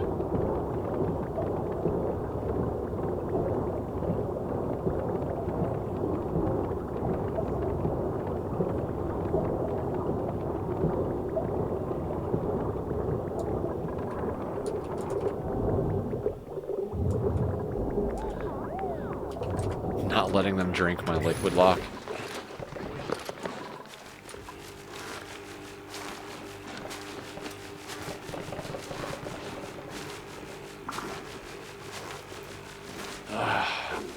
I don't want to create a proper poke shell closet, but I'm going to have to create a proper poke shell closet at one point. ba, ba. Okay, so what's our temperature looking like? 24.8.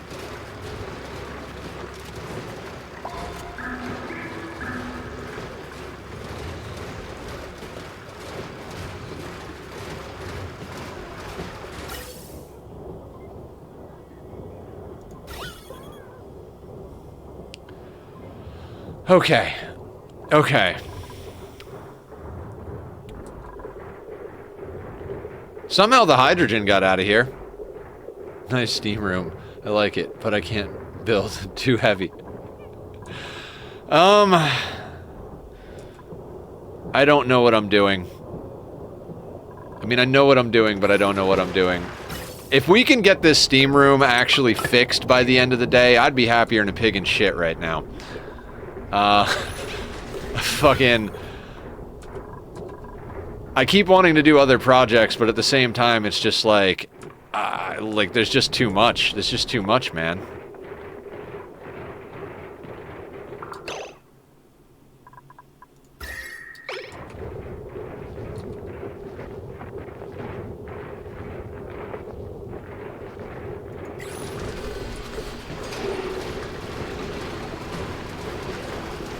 Okay, I think these are working.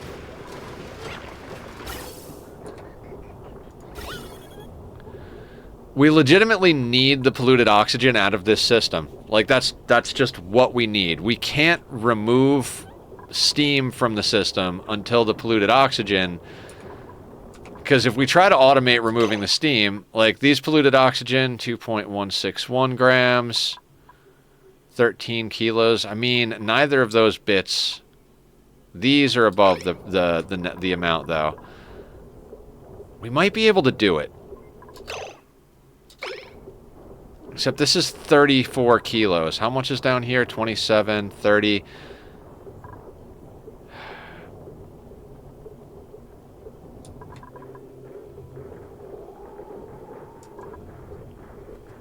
We need to put in another gas pump. Oh my god. 5 pumps is just barely enough to keep up with this, right? You output how much? 500 grams, which is what a pump does. These don't all run all the time. This one only runs when this buffer gets full, because we're actually taking a small amount of the crude oil to lubricate our bionic dupe. So this thing takes... God, I don't even remember what I did here. So 9.5 kilos goes through, 0.5 kilos overflows down to the duplicate lubrication system. If the lubrication system is full, that 5 kilos rejoins to a full 10 kilo packet over here to go into the petroleum boiler. So it's a nifty way of like keeping your dupes lubricated and still getting the max output. And by going down here and feathering the 5th generator so that it only works when this thing is full, when there's enough full packets getting turned into petroleum, this thing starts to fill up. Once it gets full, this thing turns on. But every time the duplicant goes and lubes himself up, we get less than a full packet going in here. So this thing starts to go down, that turns off. So when this one is off, we're pumping out half a kilo more than we're producing, but it's on more often than it's not. So 5 is not going to cut the mustard. So, are we rejigging this whole goddamn thing again?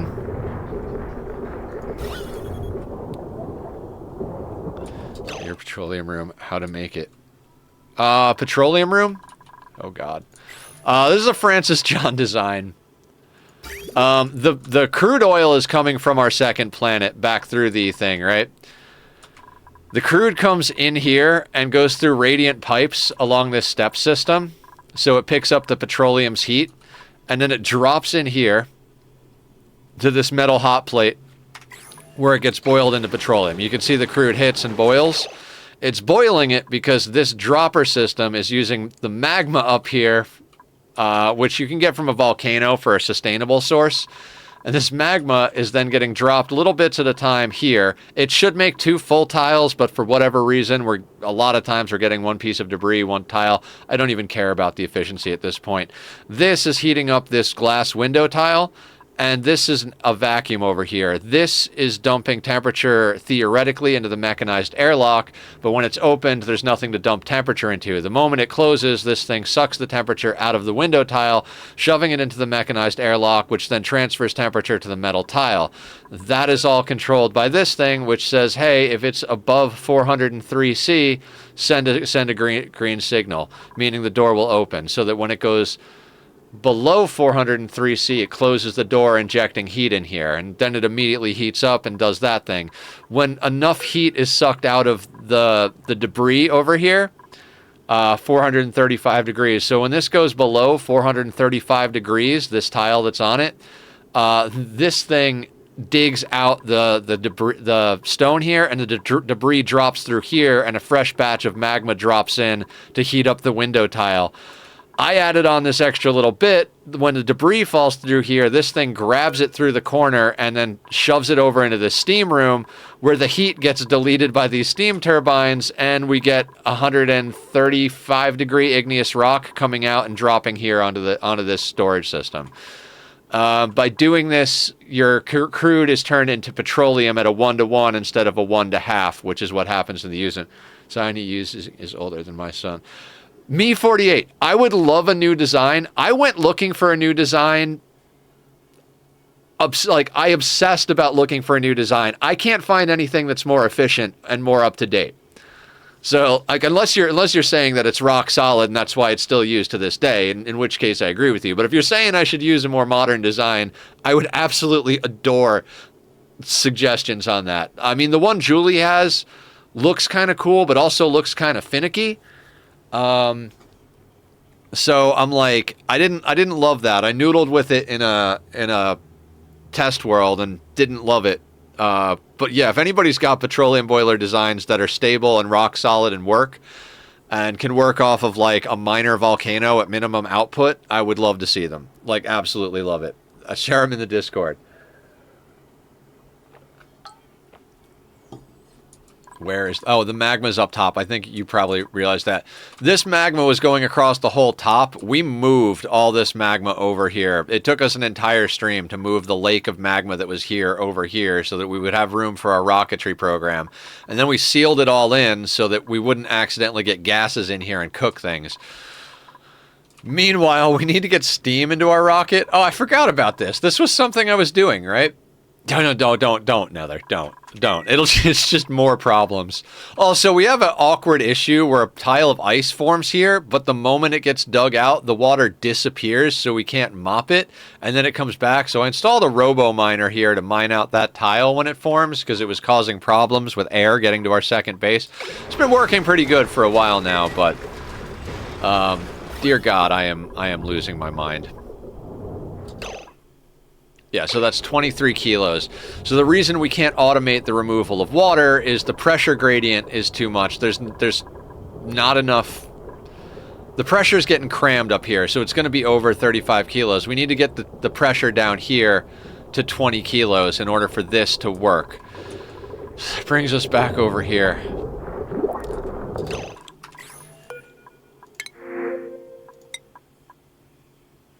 Bonbon tree, they're rare. Okay.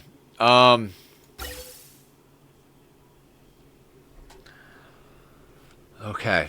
Luckily, we've already ripped this place open, so...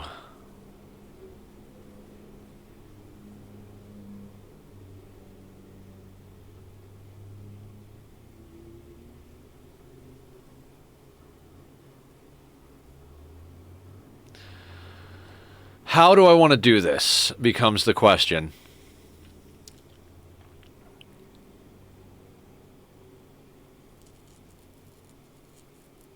Like, we need to get another pump over here. I should have done it from the get-go.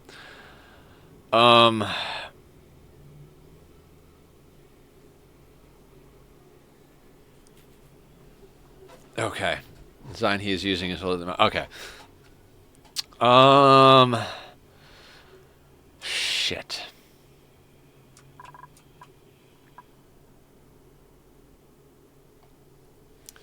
I watch it, but I don't understand what I see. It's a very convoluted pipe system. So I need this CO2 to be cold so that the plants down here don't die. The sleet wheat and the Alvea vera need cold. And we're feeding the CO2 to the Alvea vera to produce oxalite. We were using the oxalite as one of our main air sources. But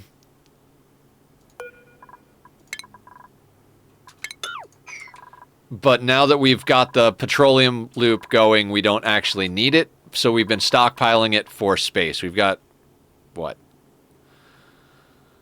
241 tons of oxalite at this point. But what we're doing is we're pumping the hot CO2 into here and then running an ethanol cooling loop to pull it down to negative 35 degrees. When it's at negative 35 degrees, it starts pumping out down to here so that we can keep it nice and chill down here.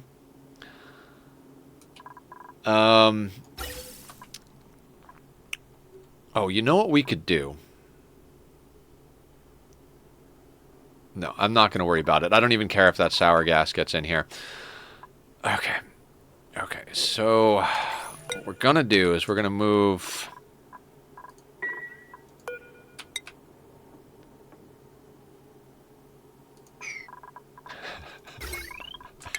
Let's move this thing. Well, that's in the way. Well, let's move this thing. Well, that's in the way. We need to move this so we can fit another pump here, which means we got to move the storage tile because we need that storage tile. Theoretically, I guess we could just use a storage bin. Screw it. Let's use the storage tile. That's fine. Wait, why do we have this here? We don't need this. There was a thing. Yeah, we could just deconstruct that. We could put a storage bin. You know what? You can go away. You can go away, and you can go away.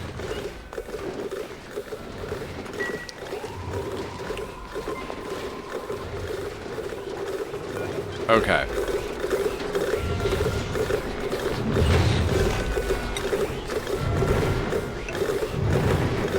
Let's put that there. Just give us, well, actually... Yeah, you know what? We'll give ourselves a little extra space. We'll put that there. Joke Air, if you want to... I learned a lot of almost everything I know about this game. Well, not almost everything. I learned a very large quantity of what I know about this game from watching Francis John. And then everything else I learned about this game, I learned from people in chat. So,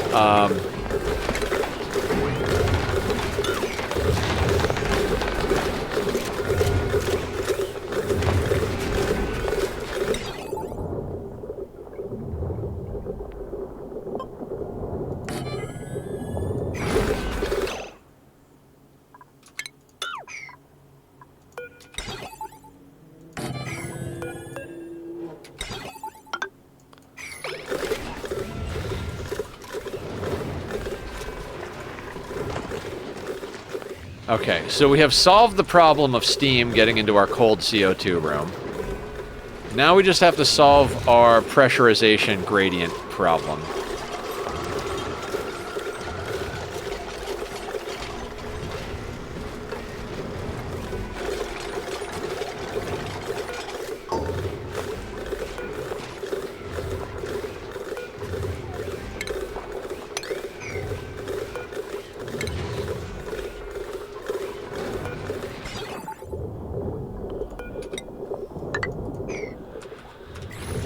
Debugging systems that were retrofitted to new needs.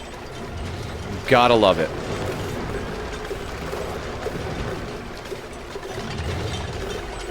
I just like to figure things out on my own. I also like to talk while I stream and understand what I need to understand. If I just copy it, I don't learn. Oh, okay.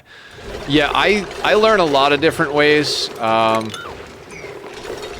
I literally didn't think I was actually going to play this game.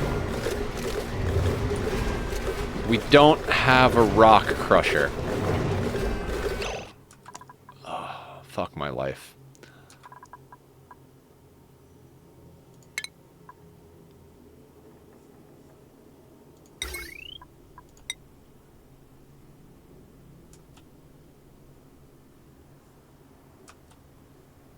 I'm gonna cry. I'm gonna cry. Fuck me.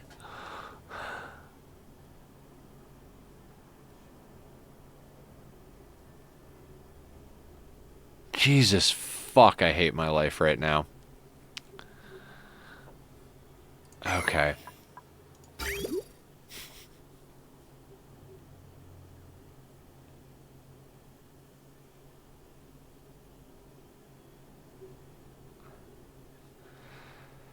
Okay. How am I going to fit a rock crusher in here? Okay, I found an old screenshot of a petroleum boiler that is efficient as fuck, but doesn't have the different overlays views. No, I'm not going to move the stone crusher out of the steam room on Discord. All right, let me take a look at this.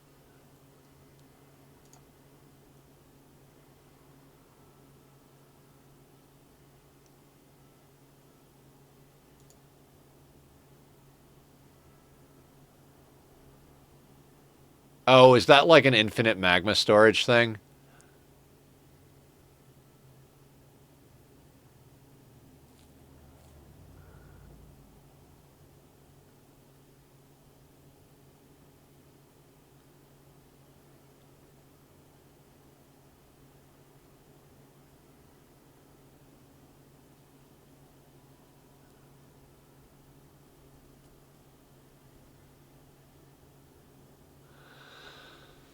So double gas, infinite magma storage. Assuming that door opens and drops the magma, then that door opens and drops some magma in there.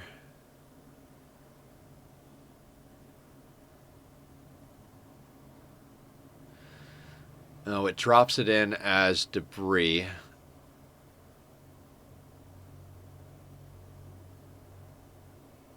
That 1, 2, 3, 4. Yeah, so that can grab the tile, push that through into their steam room. That makes sense.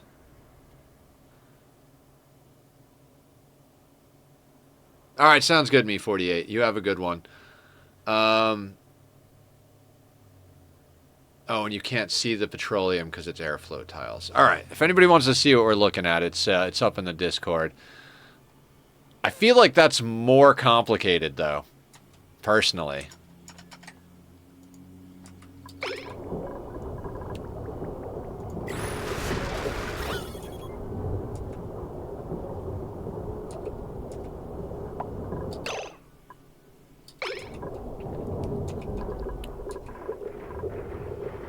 It's overbuilt. Yeah. Okay, we're gonna need one of these in here.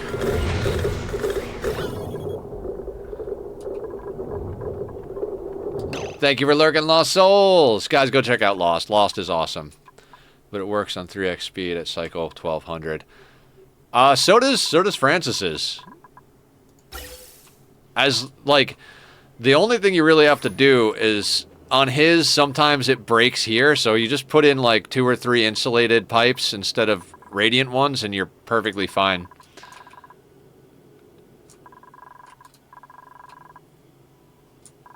Like, I've run one of his petroleum boilers for, like, a couple thousand cycles in one of my worlds.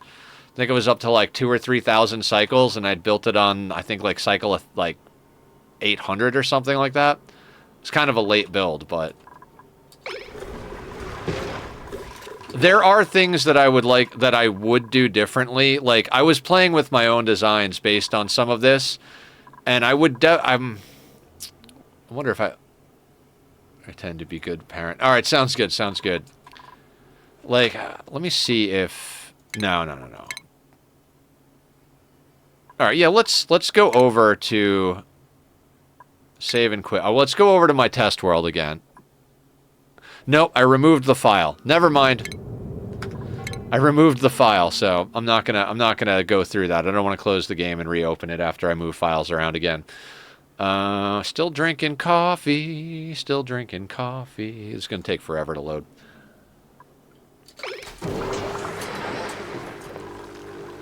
There are things... So, what I was noodling with is... I'll cancel it. You have that there, and then you have a steam room, and this injects temperature into the steam room. And that kind of changes this whole dropper setup. Still uses this dropper configuration, but it makes this side a little bit more squared off and cleaner.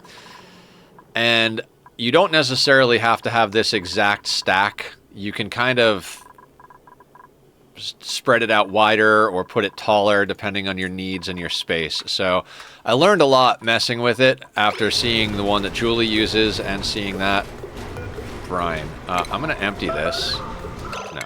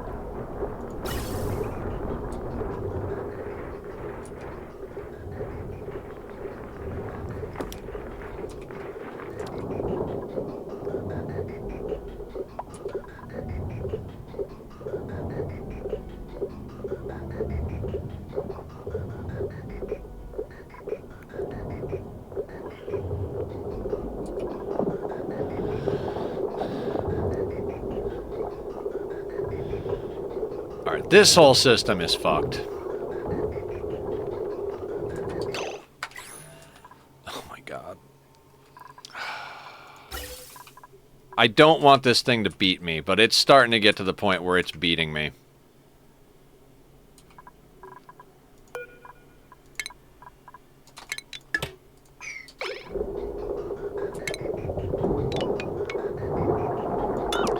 That's gotta go. That can't cross that room. It was okay crossing the room when it was a cold brick, but it can't cross the room now because it's no longer a cold brick. And so this is sending out, this is now sitting in that pipe and cooking over here, so we can't have that. So that's gotta go.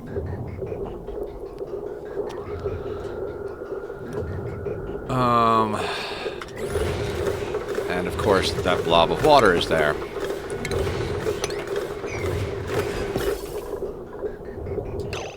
Okay.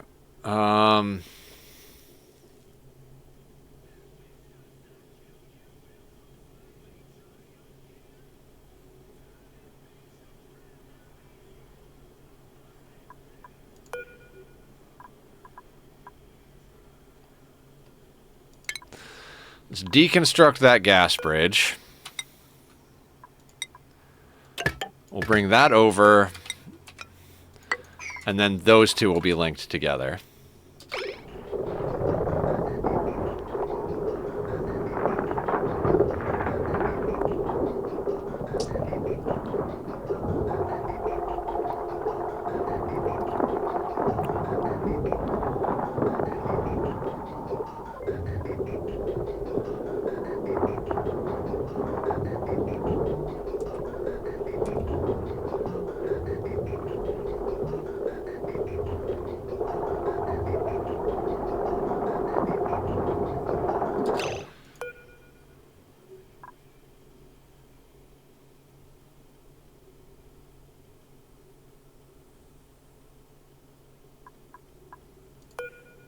God, this is going to be so fucking convoluted.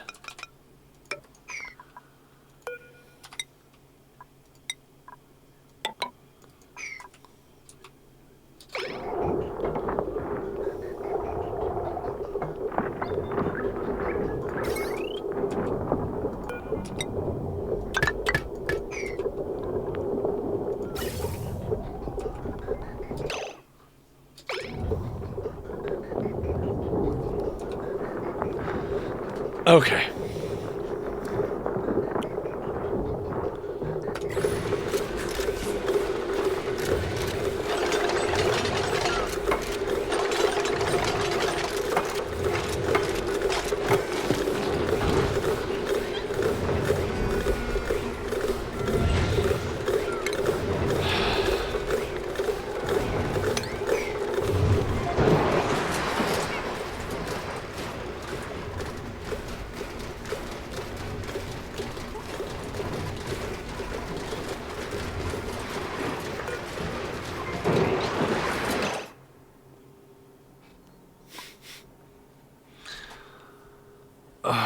It's too much for the ethanol loop.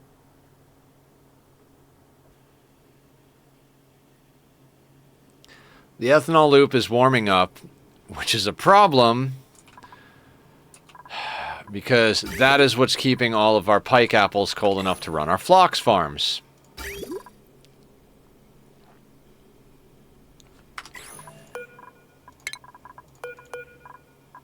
So let's deal with that now. Because I was like, oh yeah, no, it should be plenty because we were running cold CO2 in here, but we're not running cold CO2 in there anymore. So now the ethanol loop has to bear the brunt of that. So now instead of these two cooling down this place to a frozen brick, we're going to need two to turn... Oh my god. Theoretically, we could get rid of one of these, easy peasy lemon squeezy, but... Jesus fuck, man.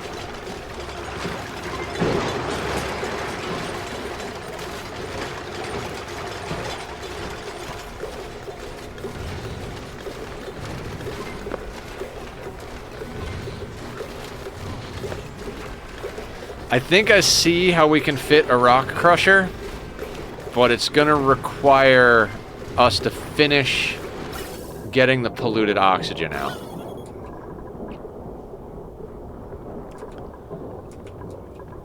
Which is going to have an element of RNG.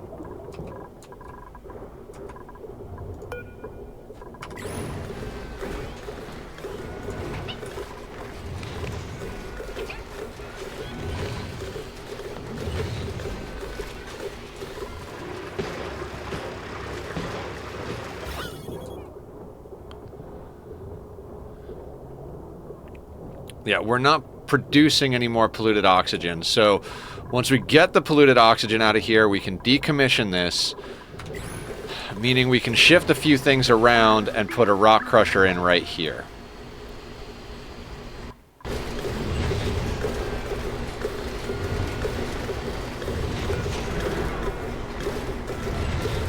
So we'll be able to put one of these in here.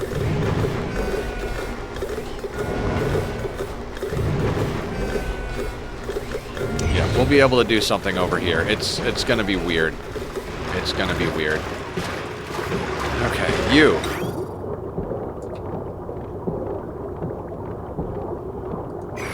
Well, we need to temporarily move that line.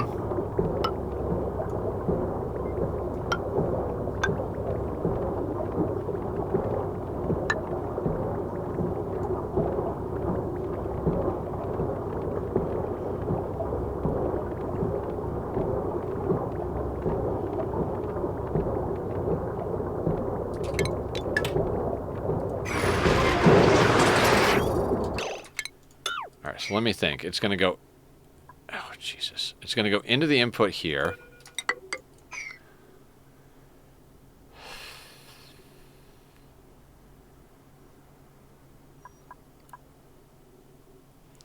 Come down, hit here. Go into the input here. If it doesn't go into the input, it overflows here.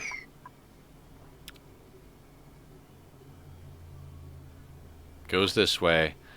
Goes up to here, and then goes down. Okay.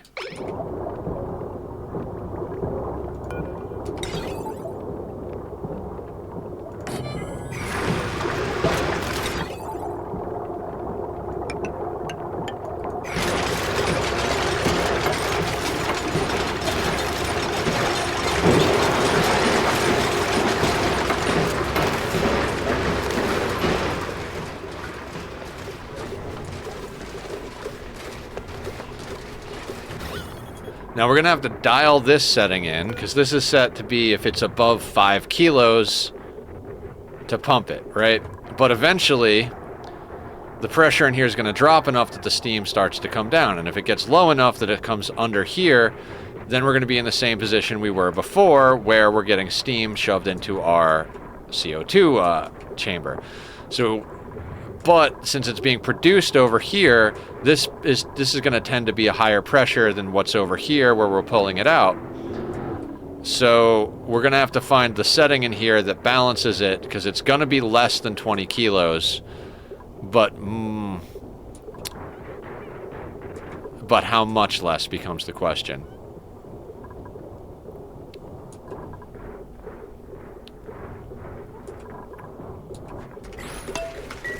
Let's speed this along just a little bit.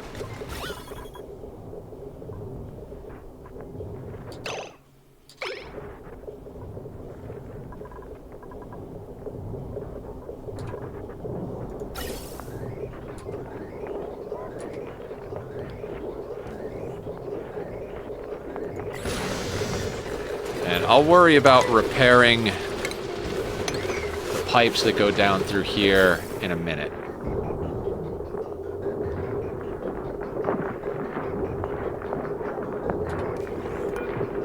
Actually, I know exactly how I'm going to do it.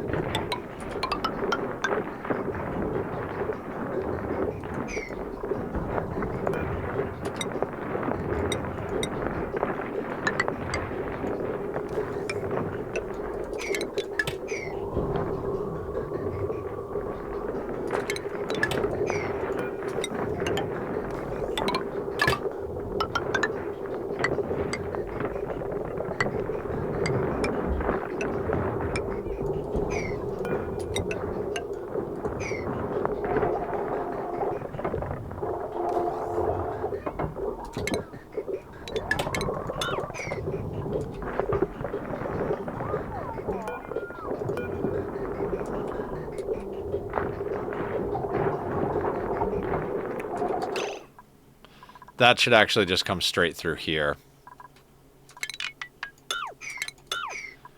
That polluted oxygen is just... That polluted line is just in the way.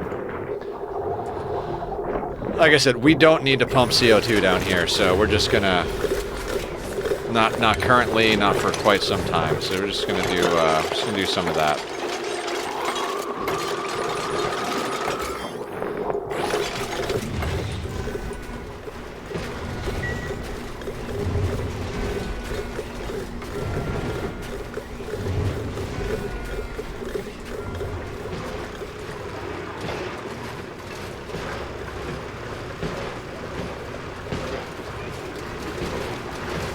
Right, so now I need to put this here.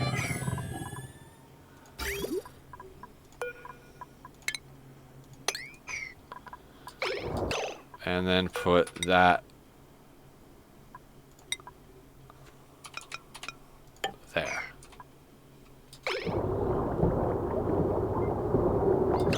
Shit.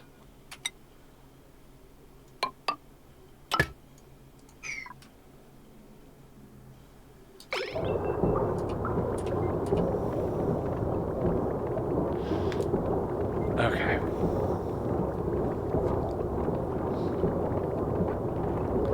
I swear one day this base will actually work. And by swear I mean I hope one day this base actually works. What are you? Oh, you're a leftover. That's right.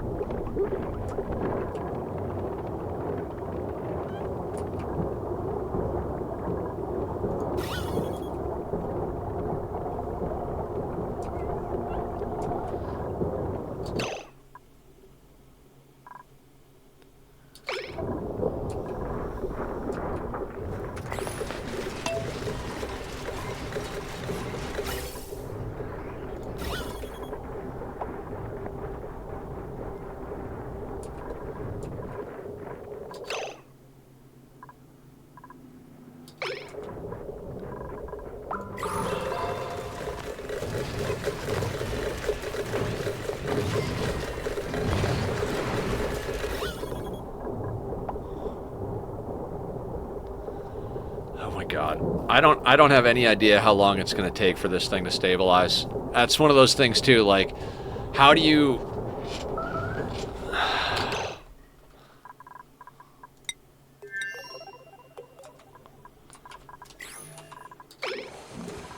Yeah, they have to take turns. I don't need friggin' 3 toilets for 2 dupes.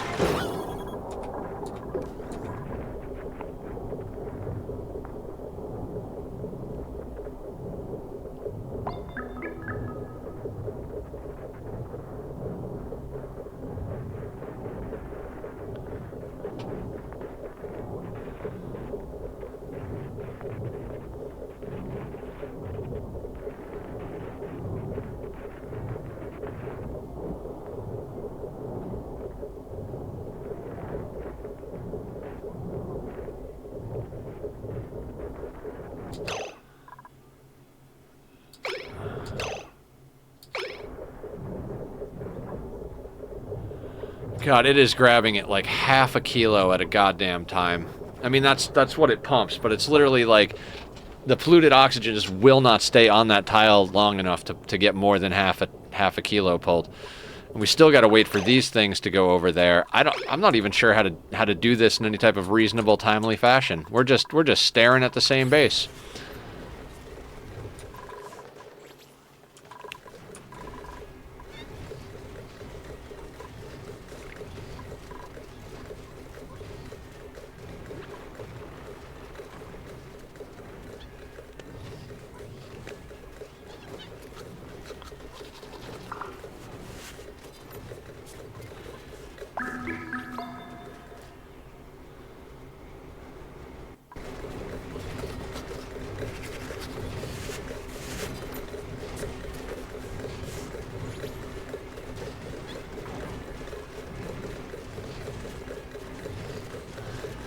I mean, I guess in theory, I could set up a second hydro sensor with or atmo sensor with an and, where it puts it down here, and it's like this has got to be less than 20 kilos in order for this to turn on, which is above 20 kilos.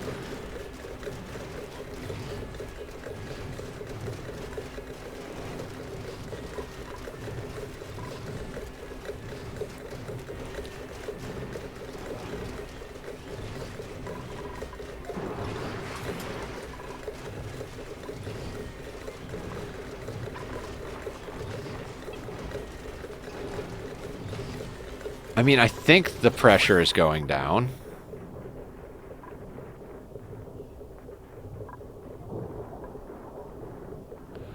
Like, it's 35 kilos over here.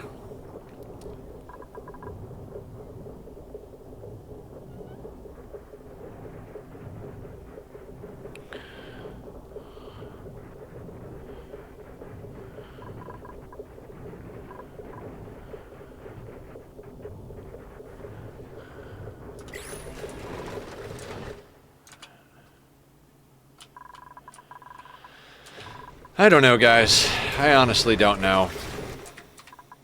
It's a thing.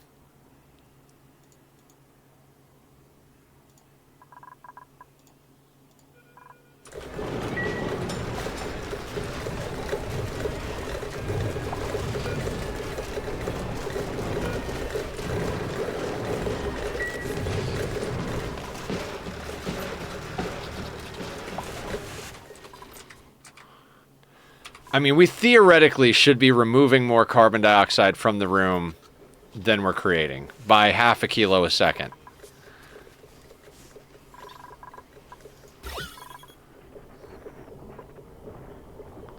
And it seems like this tile is averaging lower just from my brain looking at it. Like it was going like 31 to 32, now it's like 30 to 31, so I think we're getting there.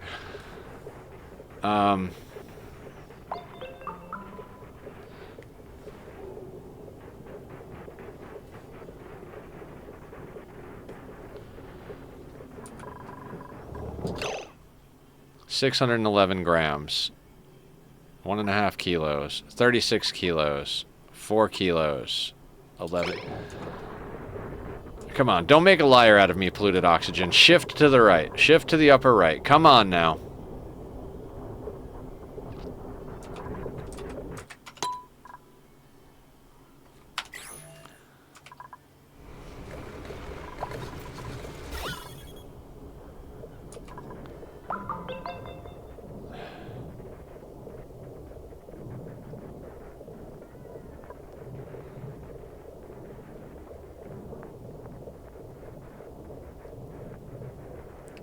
Six kilos. How?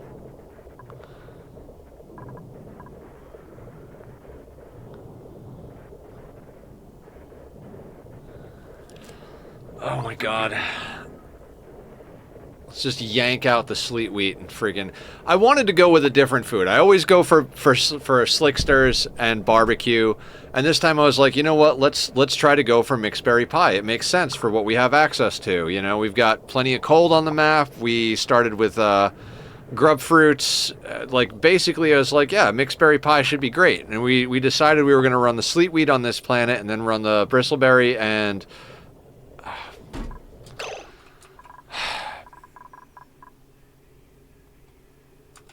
This is broken.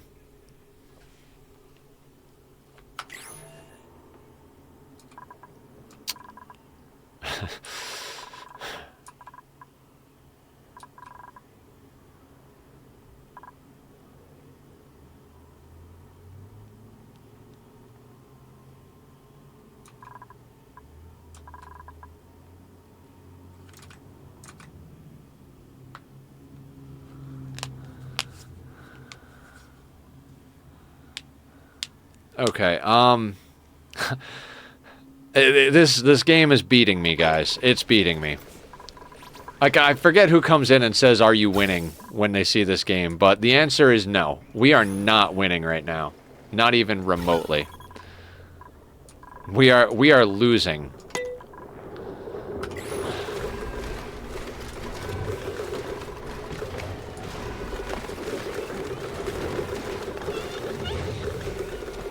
Like, this playthrough is breaking me. I'm trying so hard, like, it's like, yeah, but if you could do it, if you could finish, if you could get the things fixed, wouldn't it be awesome? Wouldn't it be awesome? Wouldn't it be awesome? And it's like, this isn't RimWorld. Coming back from, like, the brink of destruction is so much more RimWorld than it is Oxygen Not Included.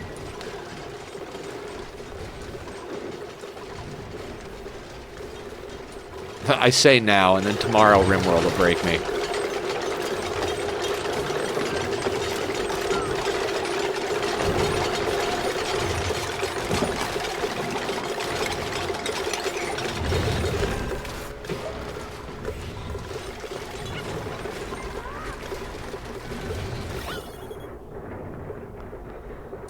God, I'm about to just go into debug mode and delete the freaking polluted oxygen.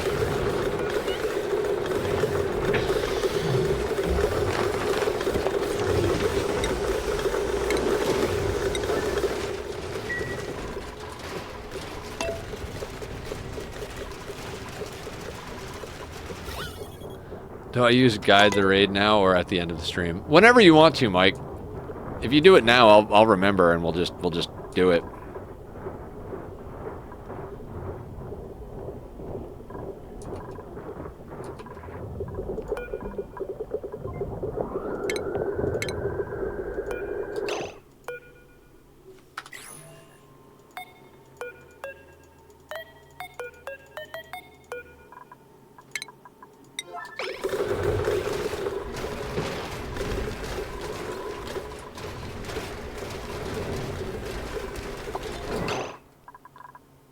Right, the whole part about this system now being broken.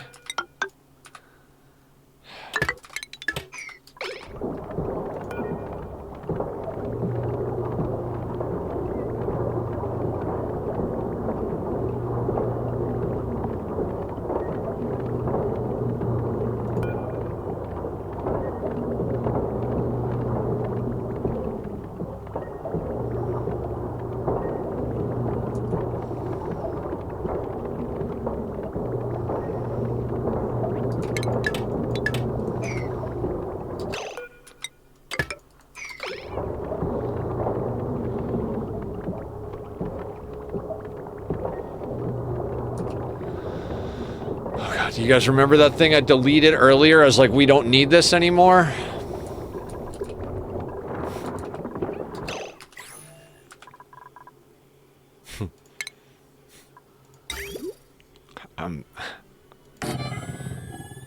Please make it stop.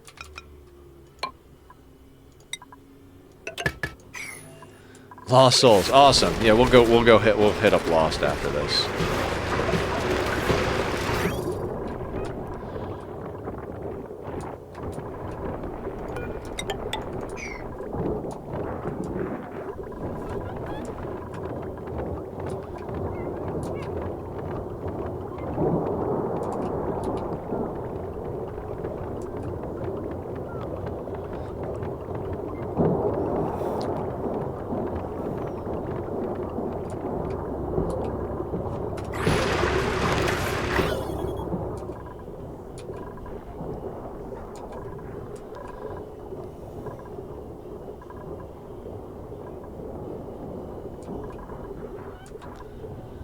How did you... Oh, motherfuck, dude.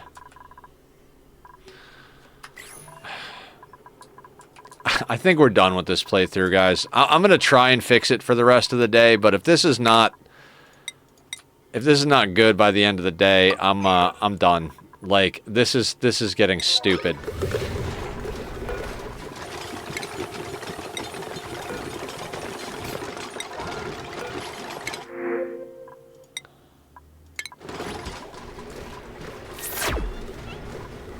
Like, this game it's just breaking me right now. It's just breaking every piece of me. The liquid locks break. The things are too hot. The things are too cold. Move this there. Like...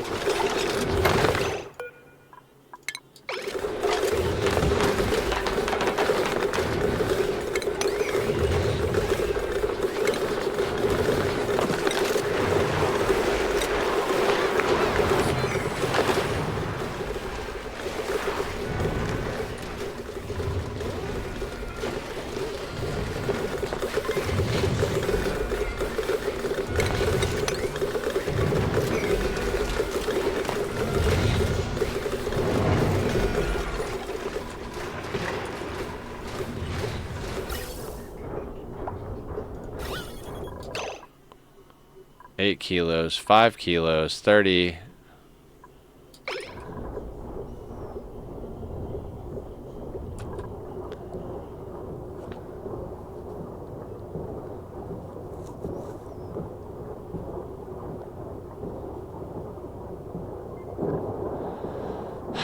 Okay.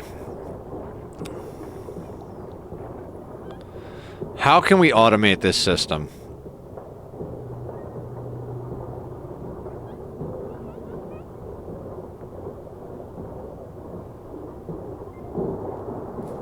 I think it's got to be element sensors, right?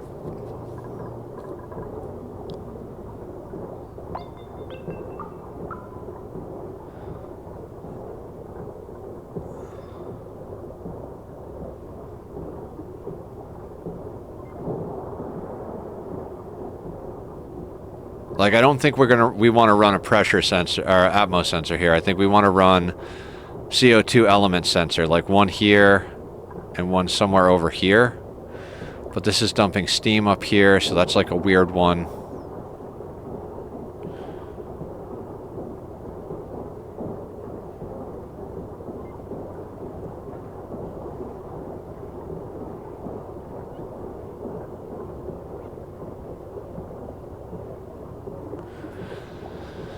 Yeah, okay. Let's try element sensors.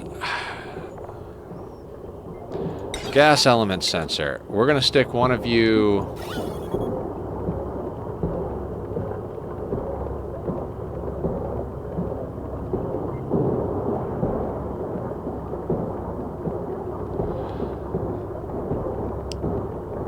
You know what? It's not gonna be perfect no matter what we do. We're gonna put one there... and one there. We need an AND gate.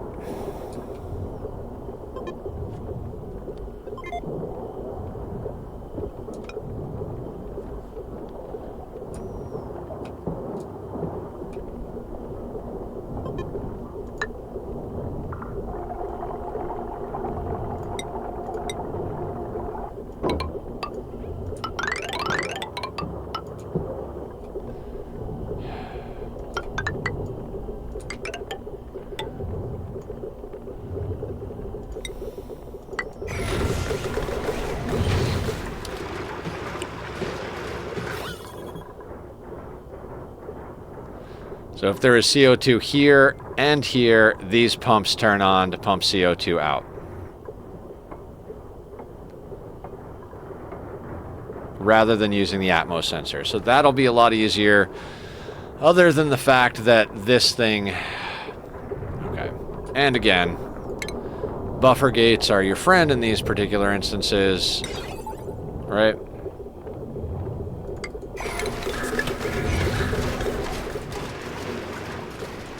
And they can't build that, so...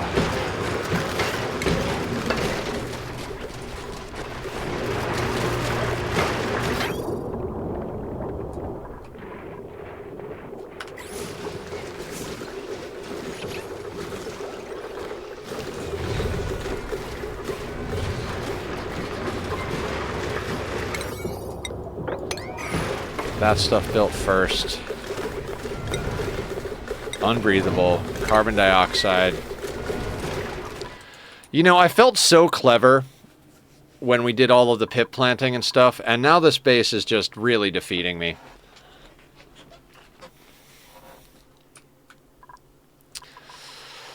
But I refuse to admit defeat.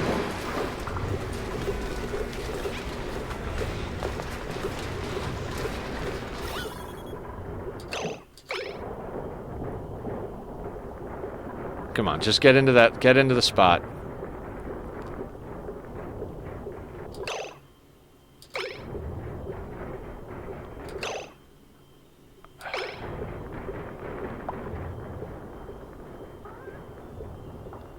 It's almost got that blob done.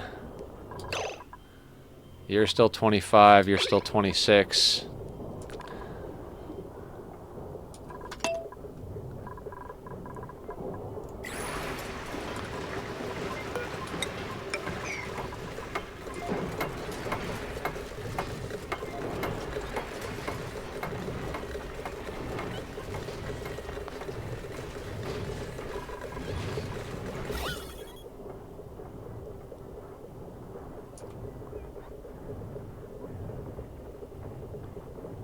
Wait, should it be an AND gate?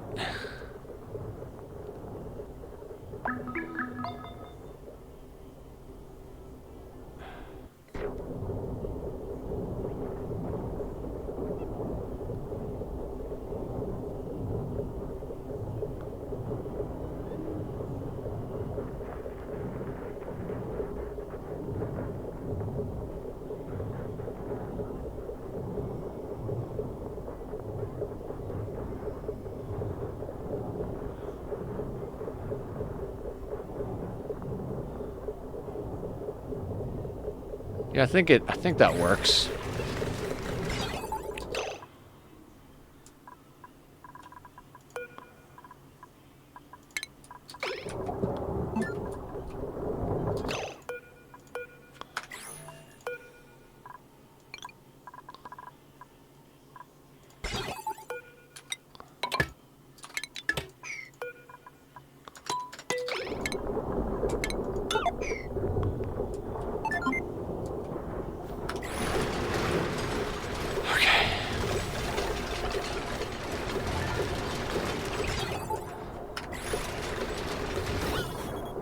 So now, if there's CO2 at these 2 points, these things will turn on and remove CO2. And there's a buffer gate, so if we get the little flicker of steam that goes over top of it, it won't turn these off.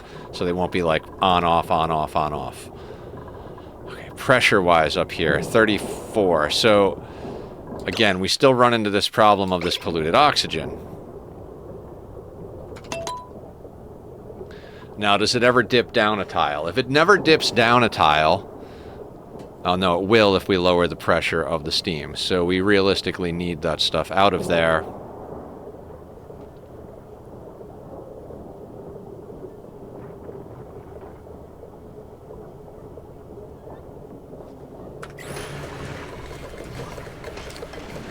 Incoming ad.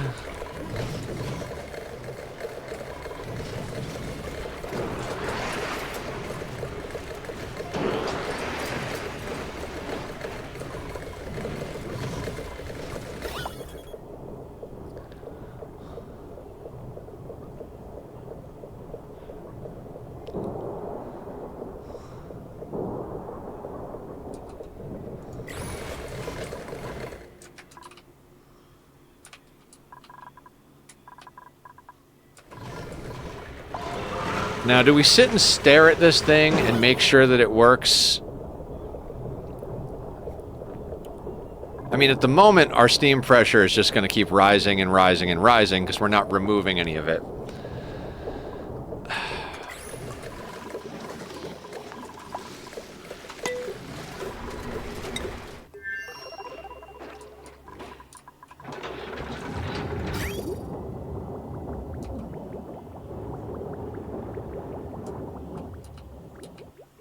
And this thing is pumping water into here whenever it erupts.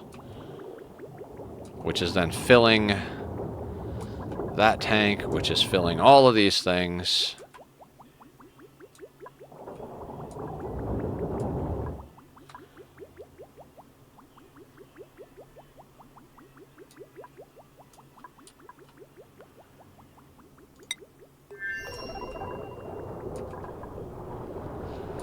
This is nonsense, nonsense.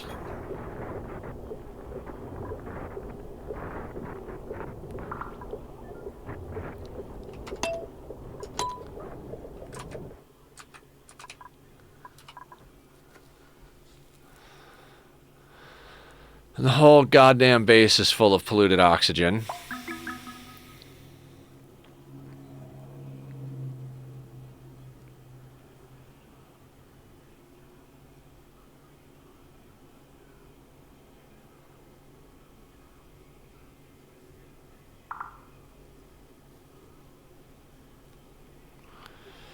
I've got an idea on how to deal with the excess of polluted water, but at this point I might just dump it into space.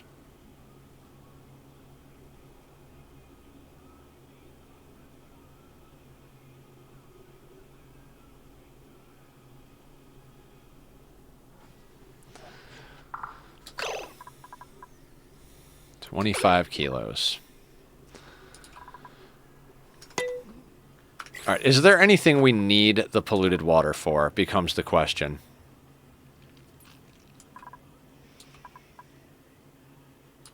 I mean, my thought process is it would be nice to keep some around for cooling loops, right? That was the thought process. But we've got, what? 16 tons of the stuff just sitting here. Off-gassing.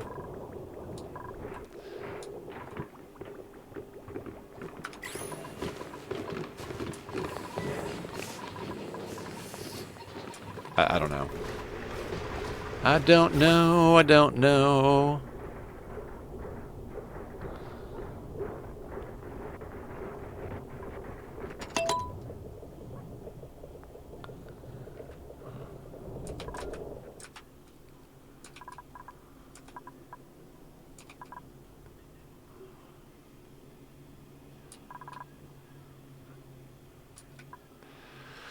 And slowly but surely, this CO2 has been draining into space the entire time we've been playing, and it just does not want to finish draining out to a vacuum, which is, you know, whatever. I don't really care. The idea, I didn't want to get gases in here, but it is what it is.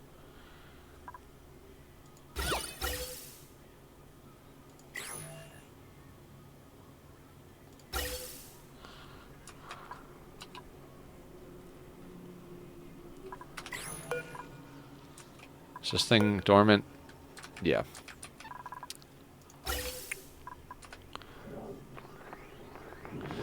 At least this system is working.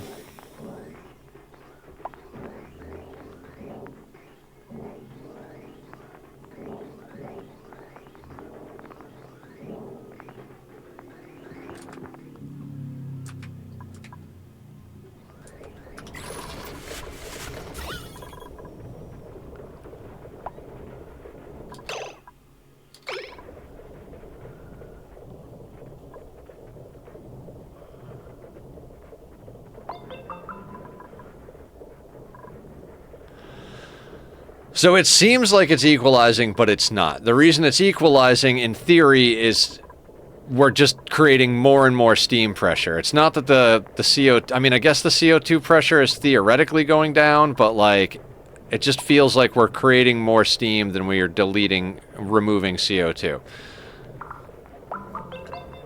It does seem like we're not off-gassing any polluted oxygen, but with that one tile of 25 kilos kicking around, it's just going to create more and more problems. I just need that polluted... Wait. Is that 338 grams, does that say?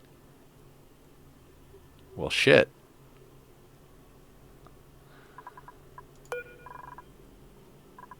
What?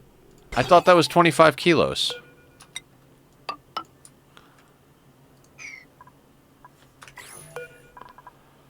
Let's put this on for, I don't know, 60 seconds. No, not 60 seconds. Let's put this on for 45 seconds. And honestly, same thing over here. Let's not do that. Let's do this for like 45 seconds, basically.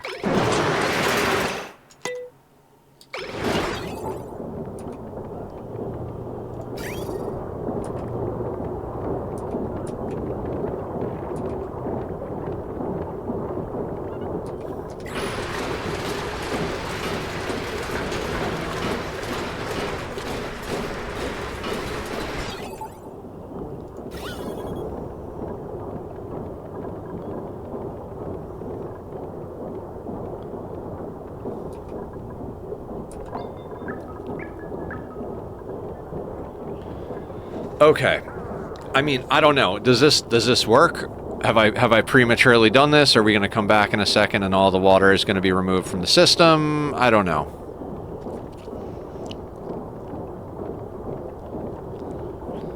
But grams of polluted oxygen are not going to cause problems with this.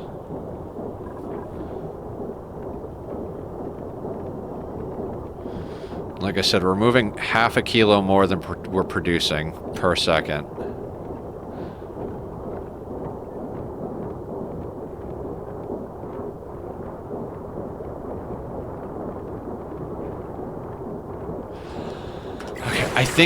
I think we gotta let that do the thing.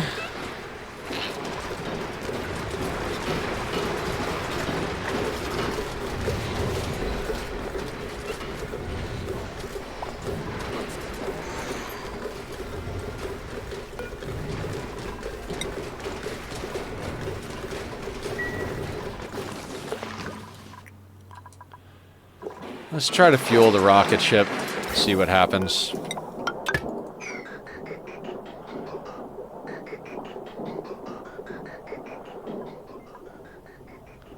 Let's see if this actually breaks.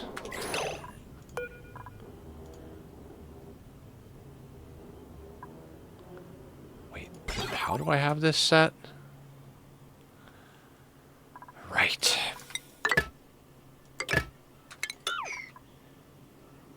That's why I wasn't doing that, because I didn't have this set to the right temperature, and this is likely to,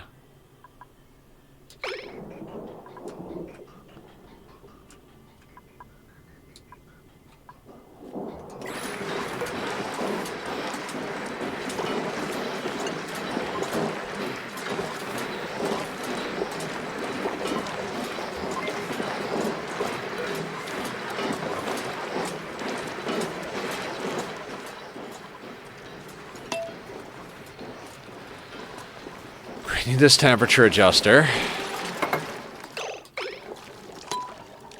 So now...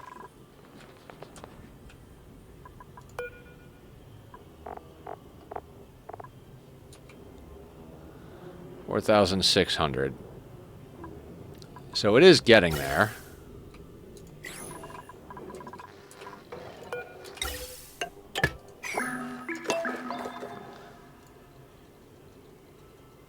Autosave.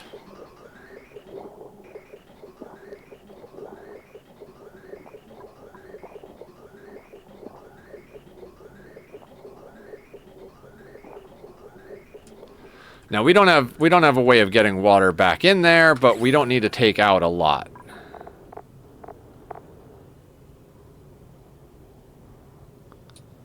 We need to take out 150 kilos. Oh, that's not going to work. Okay, never mind. We need to get more in here. Okay, let's work on fueling the rocket while that thing does its thing.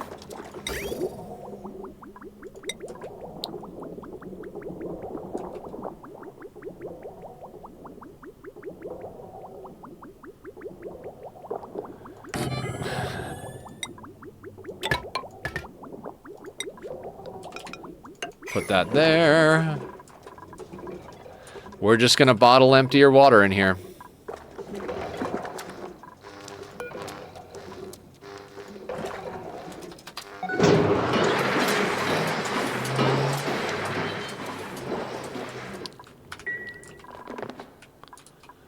I want to cry.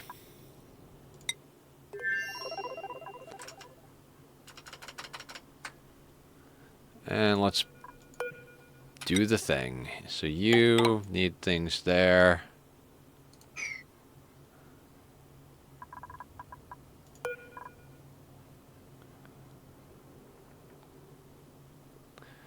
Right, that's our plastic.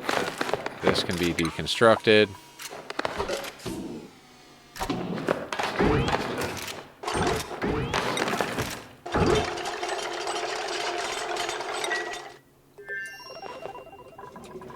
I'm copying Francis's design there.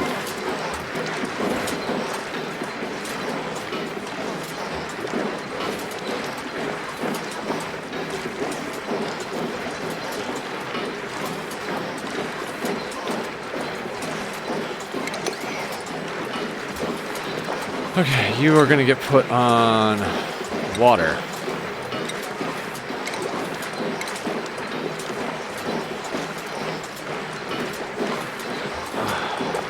That's right. I don't have a way to...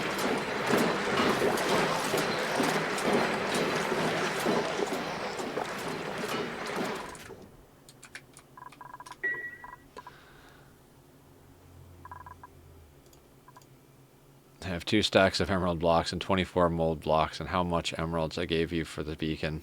That's awesome.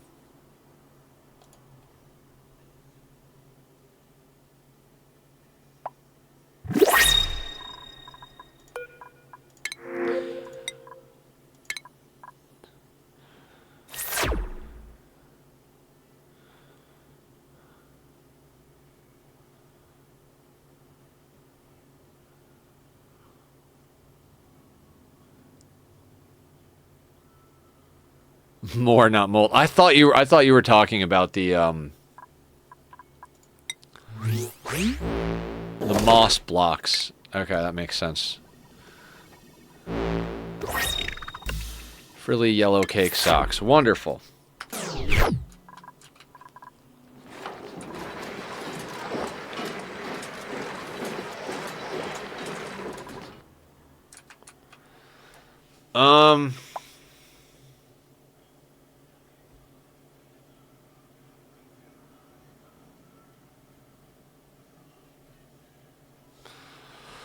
Did past Nether run a pipe? Not exactly.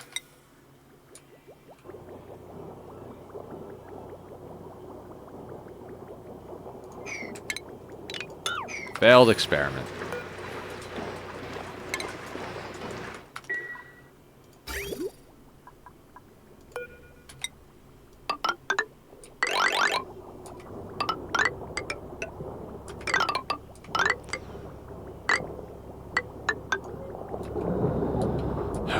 How can they reach there?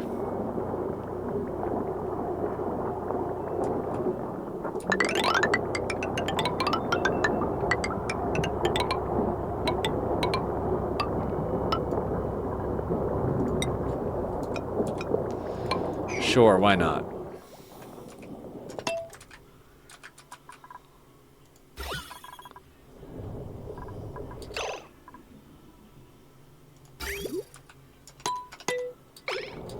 Yep, same problem as before.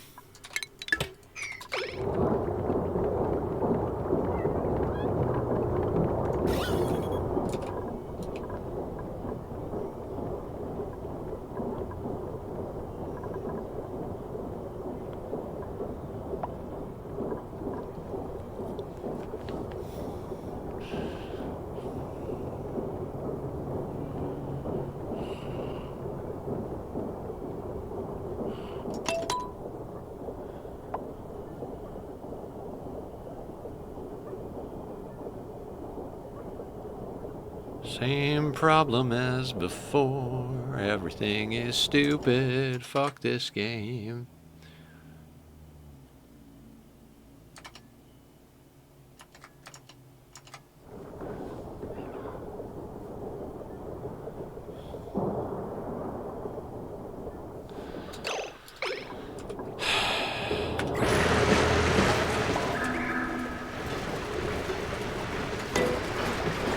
And now you're not the right temperature, so we've got that forming there, which is probably going to start off-gassing.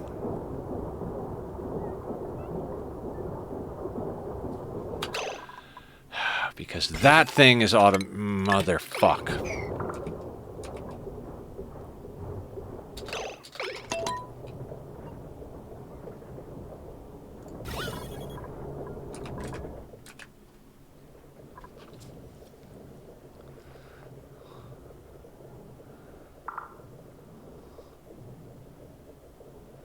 By the time I figure this out, we're just going to be out of sand anyway, so not that it matters.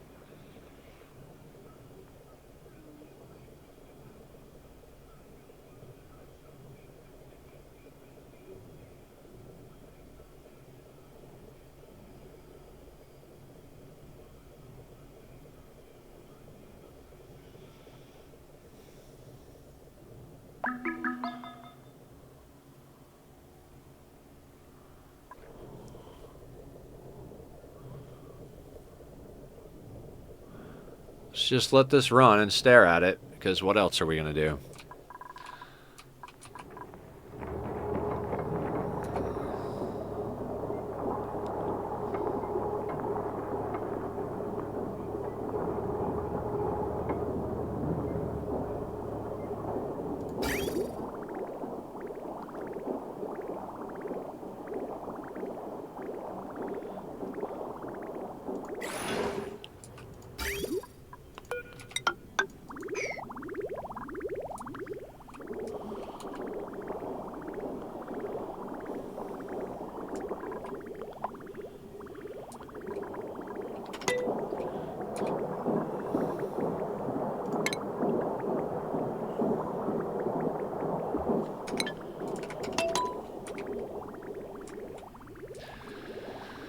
Okay. Here we go. Let's get the water in there.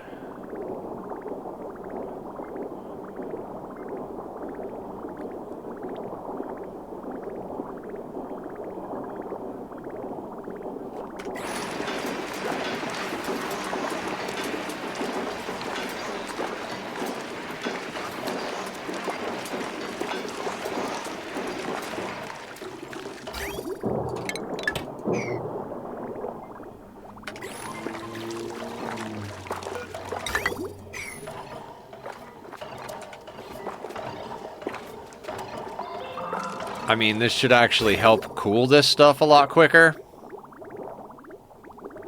Hey, Leofar, how you doing? We're fighting dupedom today. How are you?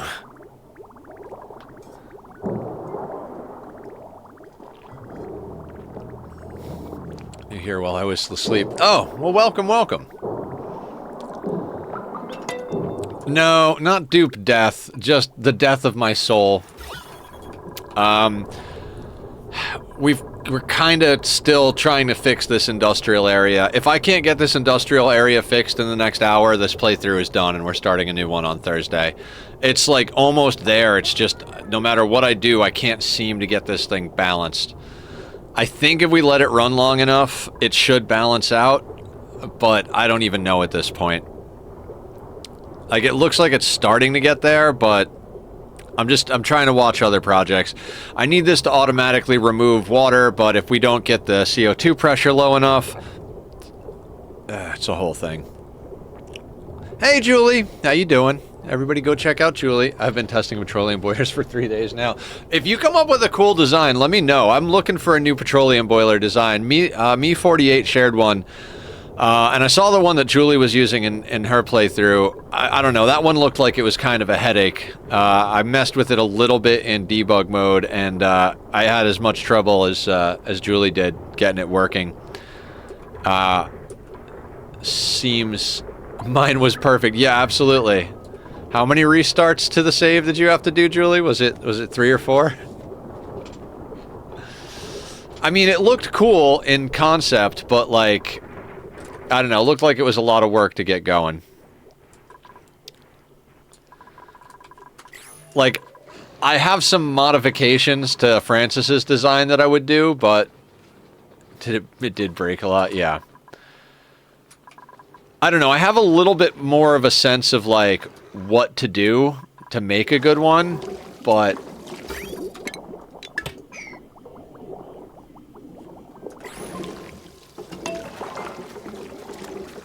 How much steam do we have in here?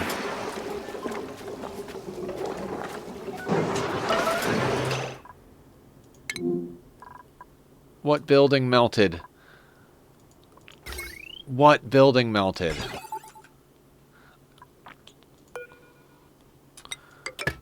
How? No, no, no, no, no, no, no, no, no, no, no.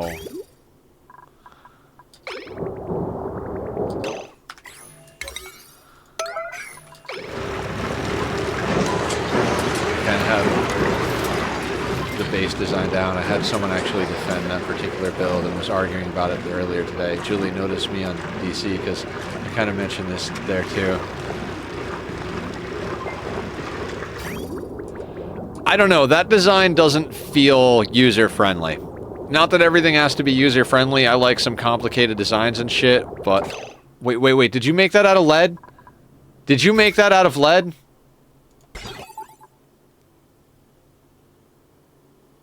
You son of a bitch. God damn it.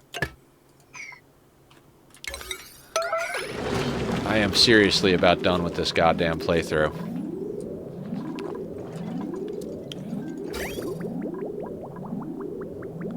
First, I really hate that what I ended up having looked too simple.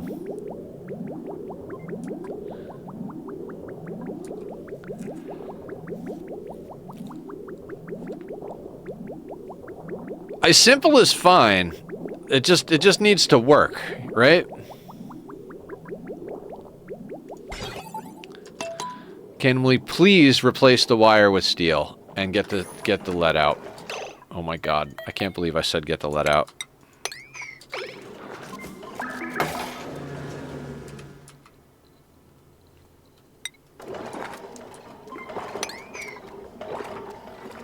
How much steam is in here? 128 kilos.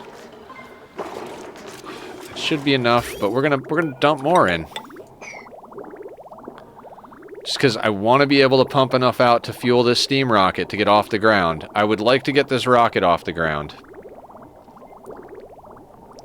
Okay, I looked. Reddit is just one big argument. Yeah. Seems about right.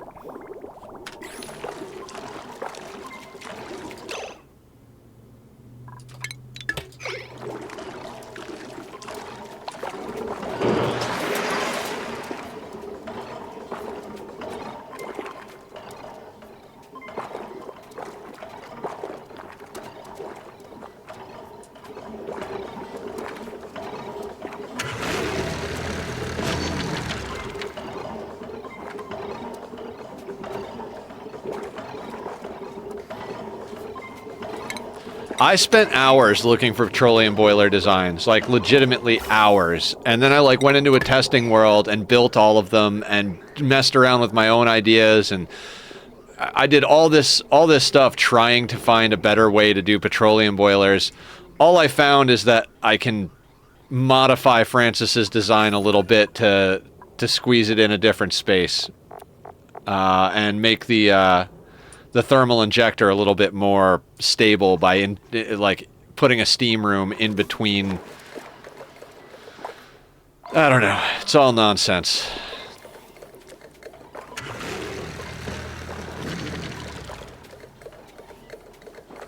Killer raiding in with a party of 3. How you doing, Killer? Everybody go follow Killer. He's a great guy. We love him here. We love everybody. Go follow all of the peoples.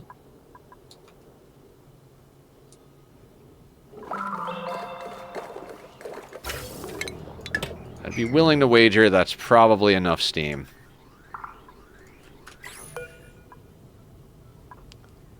Maybe I shouldn't wager things.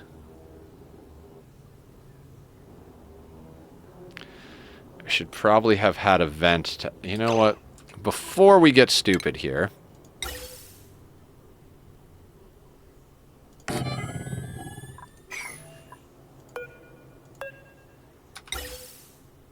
I'm going to do that, so when we need to clear the room... Delikoth, how you doing? Welcome in.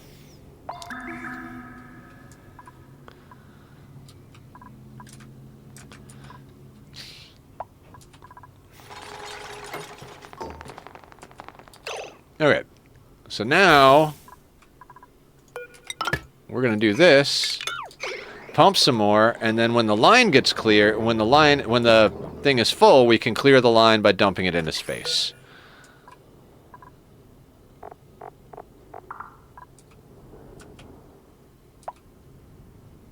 Although that's probably not going to dump into space correctly. I don't care. I don't even care.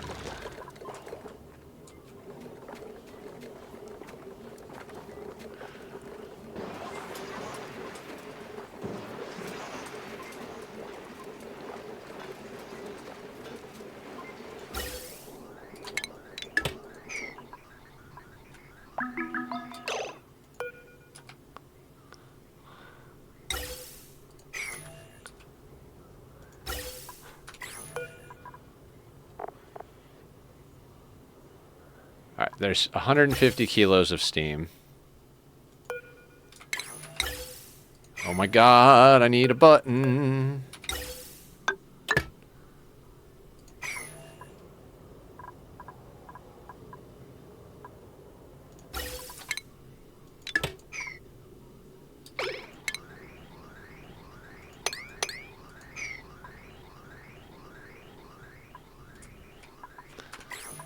Yay! Water everywhere!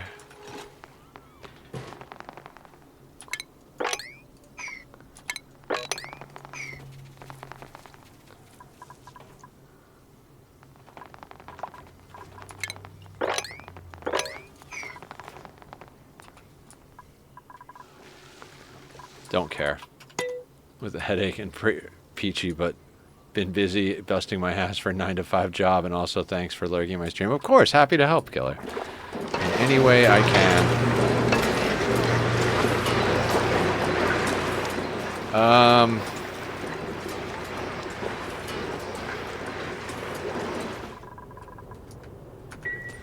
Have we actually accomplished anything? Alright, so we've got steam in there. You know what? I know we don't need them, but I'm gonna make 3 more panels of solar panels to put on there. I don't know why. I don't know why. Let's do that. Sorry, but not sorry. That's fine. Whatever it is that's going on, it's fine. Everything is fine. Nothing is fucked. Life is easy. Meat suit maintenance. Oh, my spine. Oh, God. Okay.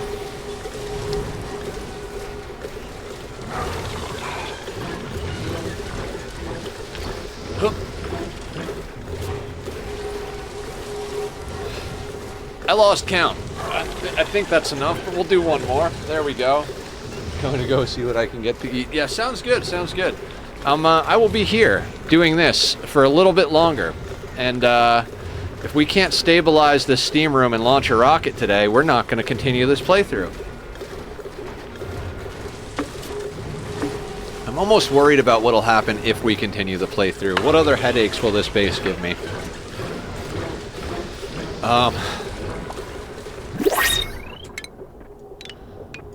That can go.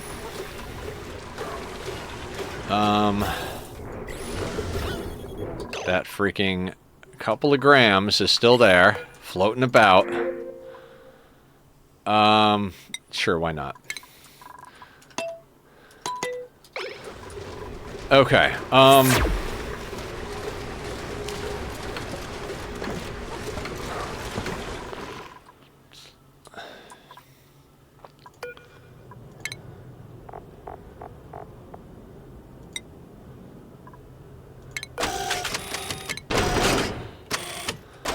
I know we don't need this many solar panels, but...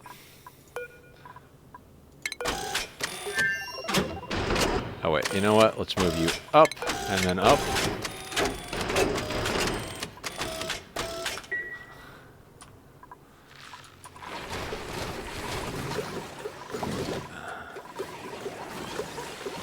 then over here...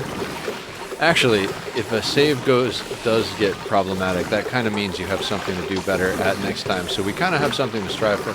Oh yeah, I'll never run a cold brick again. Never in my life will I ever run a cold brick again. Hot bricks forever. I am annoyed at the, like, because this started as a cold brick, which is the whole reason it was problematic. I was like, literally, Leofar, I was like, let me try something different this run. We're trying to do, like, rather than going for barbecue or frost burgers, I was like, let's do mixed berry pie, because it's a different food to shoot for, which is why we have an enormous sleet wheat farm down here. Plus, we had, like, I enjoyed the fact that we had a weird loop where we didn't have enough water, so we wound up turning our CO2 into oxygen and using, like, this oxalite room over here. You know, at the moment, we've got 246 tons of oxalite, so that was a great way to learn to do all that.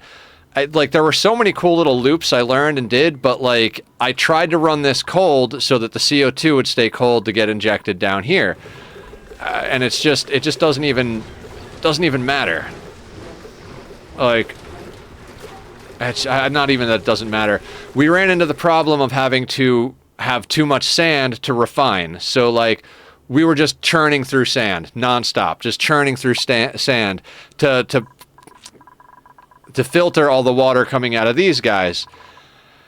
So then we decided we had to switch it over to a hot brick, which caused a whole bunch of problems in and of itself. The place took forever to heat up. There were things that I missed that I didn't make out of steel, so we had a bunch of broken buildings, which I'm sure wasted resources. And then balancing this is just... We've literally been working on this for the entire 5 hours of this stream, trying to figure it out. And I kind of feel the same way. I'm like, at this point, I almost just want to start a new base because... Like you said, I learned so much from this one that I might as well, you know? I don't even know.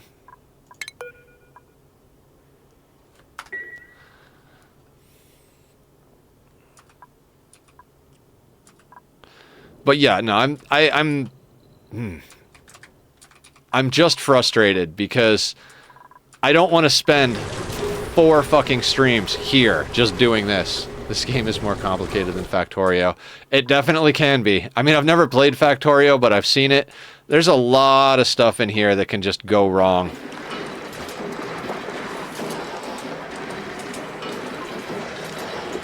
I mean, I had a lot of fun moving the magma. It took us an entire stream to move it. It took us like one or so stream. I think like somewhere between half a stream and a full stream to prep to move the magma. Then we moved the magma. It took an entire stream. We wound up going late to get this space.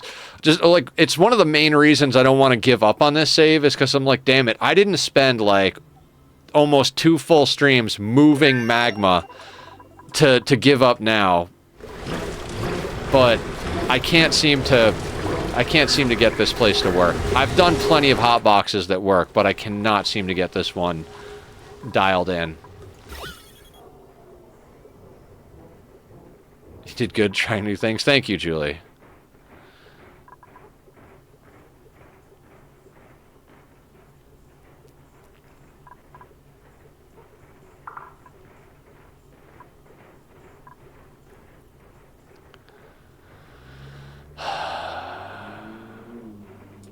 I think in theory this will stabilize, but I've thought that many times. Like, theoretically, these are, if all 5 of these are running, which they don't run like this one doesn't run 100% of the time. It runs most of the time, but we don't always have a full pipe of petroleum because a small amount of it goes to greasing up our duplicant, our bionic duplicant. So when that happens, we do wind up getting this going down just a little bit, and eventually it gets low enough that this turns off. But whatever, let's say they all ran full time. We'd need 5 pumps to get the CO2 out.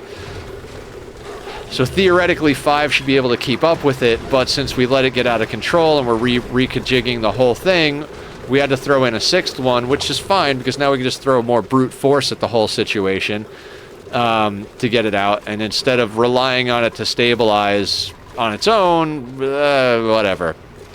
And I should have been doing this with element sensors instead of the Atmos sensor down here. That was dumb. But it's taking forever for this. It's taking forever to pump out enough CO2 for this to work.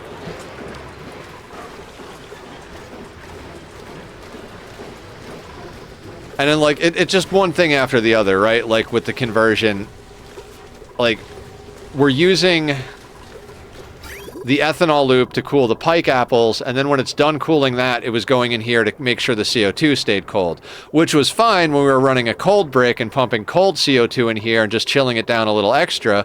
But now that we're running a hot brick and we're dumping hot CO2 in there, one aqua tuner wasn't enough to keep up with the necessary cold, which meant that our ethanol line was heating up, which means that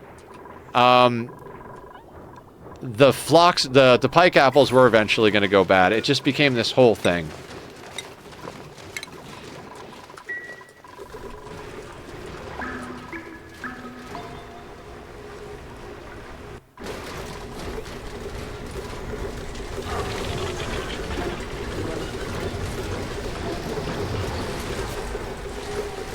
Hey, oh, we got an Aki? Aki what? What's an Aki? I have no idea what's going on. Alright, Helios.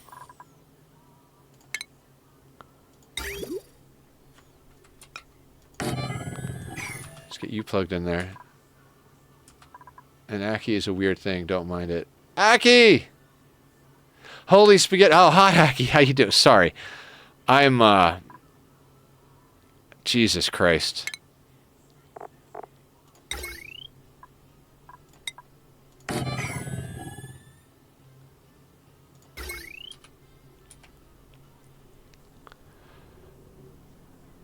I know I'm over here, like, running all of these things, and I'm like, I don't need to run these things.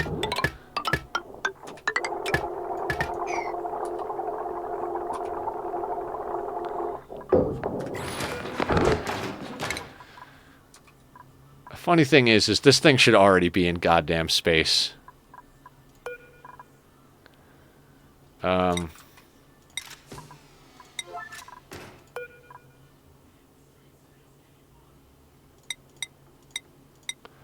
What kind of food do we have that doesn't spoil?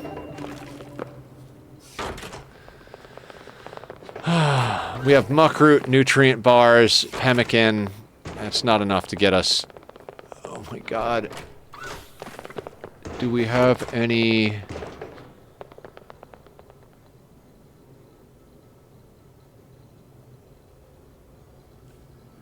Gotta run just popped in to say, sounds good, Julie.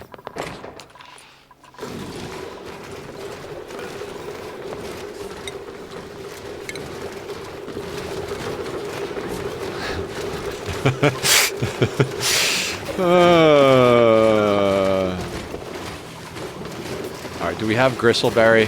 We do. 56,000. We need that to not be finished food. Then I gotta get it out of here into finished food. Or into ingredients. So I need to get the gristleberry out of there and into the ingredient thing.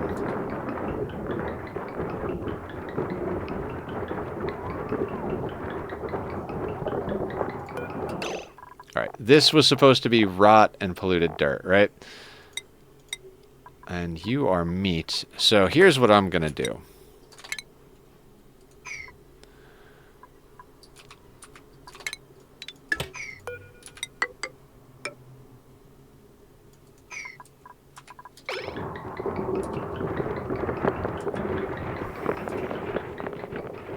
Because I should have been making berry sludge a lot sooner.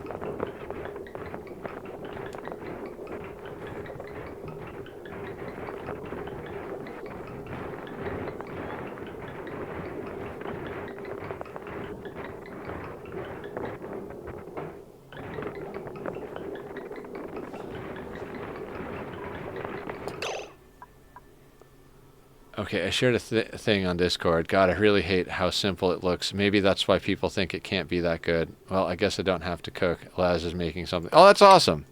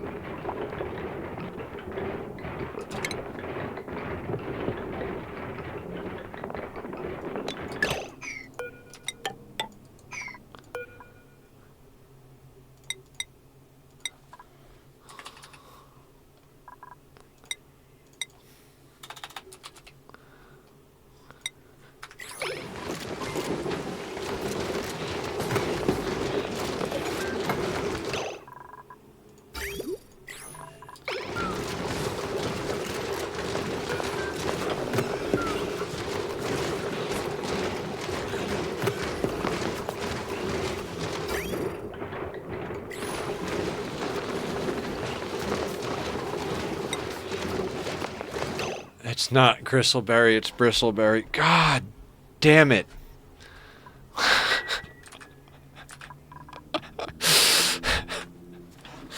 Oh my god. Oh my god.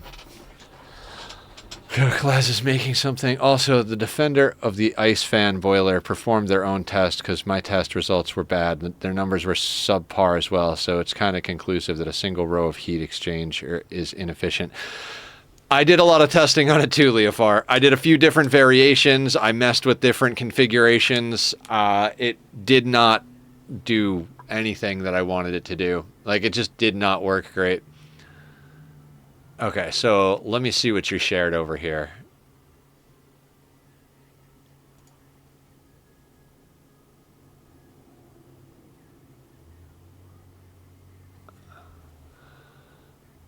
Okay, so the magma is in that tank. So basically just a heat spike.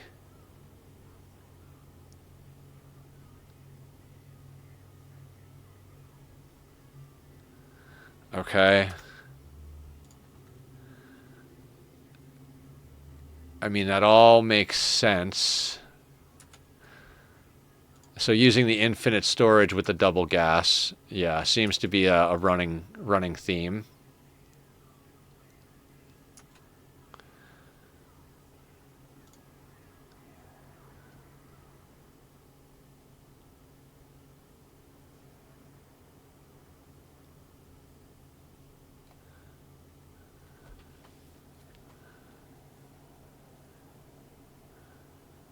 And this one uses, I'm assuming that's a thermium or niobium aqua tuner.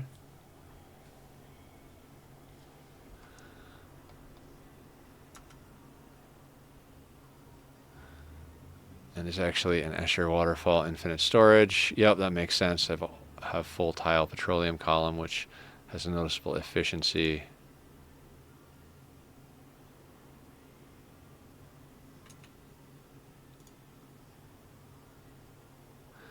Right.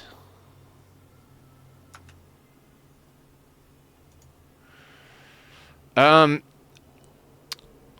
think I'm done with this playthrough, guys. I know I'm like if this and if that. I don't want to do this anymore. But let's go over to a test world and look at a few things, because that'll be a good way to end a playthrough, right? We're gonna go to the main menu. This world was good to us. In theory, it was fun, but quite honestly, fuck it. I'm not willing to deal with that anymore. It's just fixing problems over and over and over again. We're gonna go with a more traditional build style in our next world. I've got the seed picked out already. I started playing it in a solo world. Oh right, that whole part where I don't have the debug file enabled. All right, hang on. Quit to desktop. Quit without saving. Let's add that back in. There is that. Let's grab that off the desktop. I don't want that. Debug enable. Copy here. Reload the game. Can't really enable debug mode on the main menu by typing Clayplay. Oh, really? Well, that's good to know. Thank you, Aki. Really appreciate that. I've learned so much. One of the reasons I love playing games like this in RimWorld on stream is how much I learn from chat.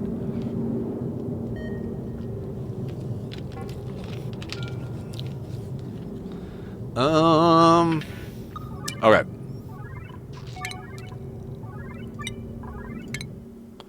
Radical Space Rock is my test world, so let's go take a look at a few things.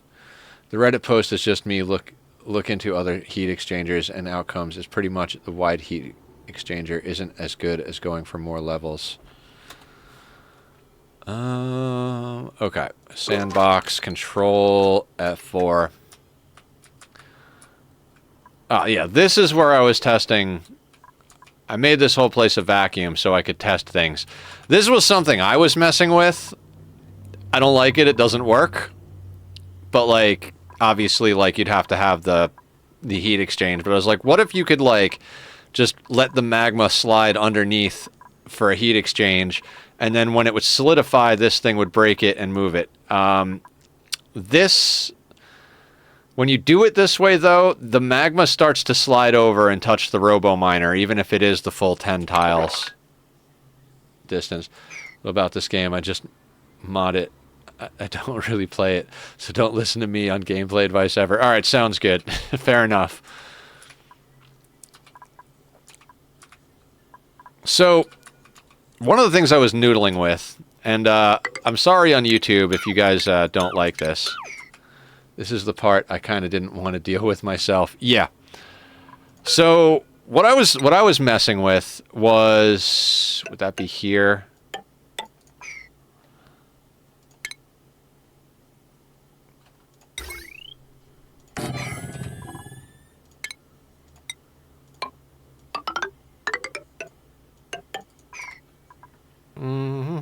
Fill with steam. We're gonna go with 450C.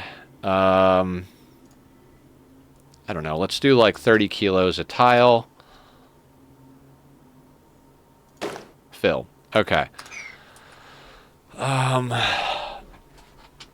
So rather than have the heat injector like Francis has it, I was doing it like this.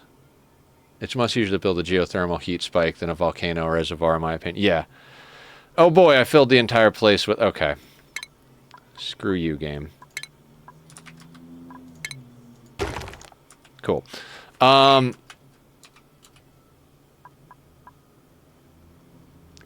floor. Get the hell out of there. So, like, when you do a... When you switch over to the design to a Thermium Aqua Tuner, you do something like this anyway, right? And... Oh, that's right. You might as well do this 3 thick. Because if you want to put an Aqua Tuner, you also need a thermo sensor in here. So to be able to upgrade it to an Aqua Tuner setup later on, you would need 3 tiles. Which actually works out great because then you can go into utilities and grab a diamond temp shift plate and do something like that. Not there. Maybe not there either, because then it's touching the insulated tiles and injecting heat, right? So now at least we can use that to spread out temperature in the steam from this thing. This is obsidian? That is obsidian. Yeah, the geothermal heat spike is just generally easier. I mean, with that, you could theoretically just flip this like that. Right? And to make a geothermal heat spike serviceable,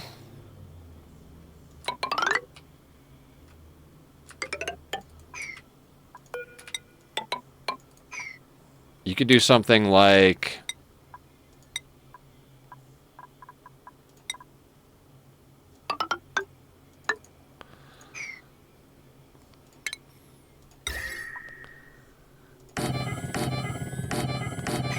You can do something like that, so that every time this solidifies down there, you can break this out, dig out the solid tiles, and then...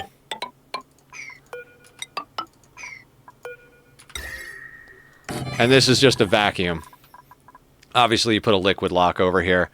But either way of doing this, like, you could just... Literally, you could do a heat spike here, and then upgrade to something, like... Whatever. But I was thinking, like... Let's try to do the whole magma drop, right? Which winds up being like a good design for Francis's thing. But when you do this, now you've got this extra space here. So if you're doing a magma drop here,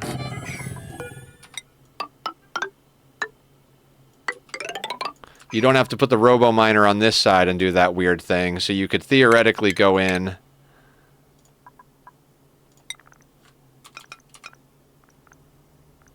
and put this guy anywhere like here. Right? So, I mean, that's as high up as you could put it. You don't have to put it that high up, so we could theoretically put that down lower, right? So the lowest we could put it is right there.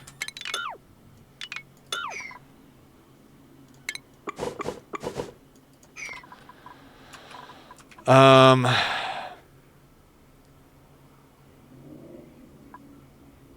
dear God. I didn't save it after I did a bunch of stuff in here, but a good way to extend the heat spike. Yeah, extending the heat spike like that. I think it was Francis I saw do it. Maybe it was somebody else, but he didn't do it every time, but I caught it on one of his playthroughs, and I was like, that's a good way to do a heat spike. Because you can then service it and keep pushing it downward. So I liked that idea a lot. So in theory, you could use the same magma dropper as he uses. Let me try and remember off the top of my head, right? Okay, let's say that comes across there.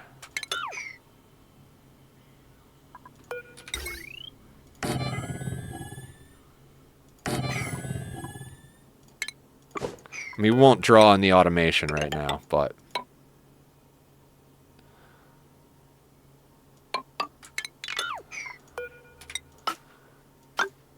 Screw it. And then you measure over 10 tiles from this point, right?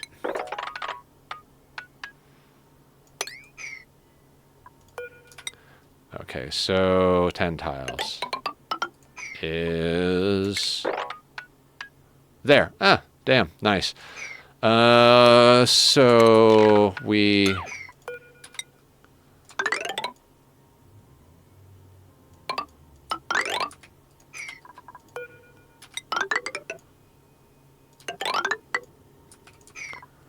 My thinking was Aquatuner is endgame for a boiler, so I kind of designed for that, then tried to incorporate a heat spike. Yeah.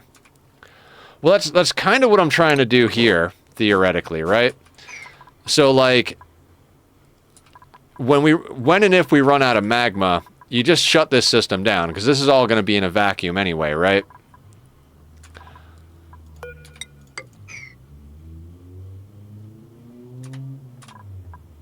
Trying to think what... okay, you know what? This is why I've downloaded Obsidian. I friggin' love Obsidian. I don't know if you guys use it, but Obsidian is fantastic. Very good at keeping stuff organized. I dumped all of my Ani stuff into it and organized the damn thing, which came out very nicely. Nice petroleum boiler thing here. Right.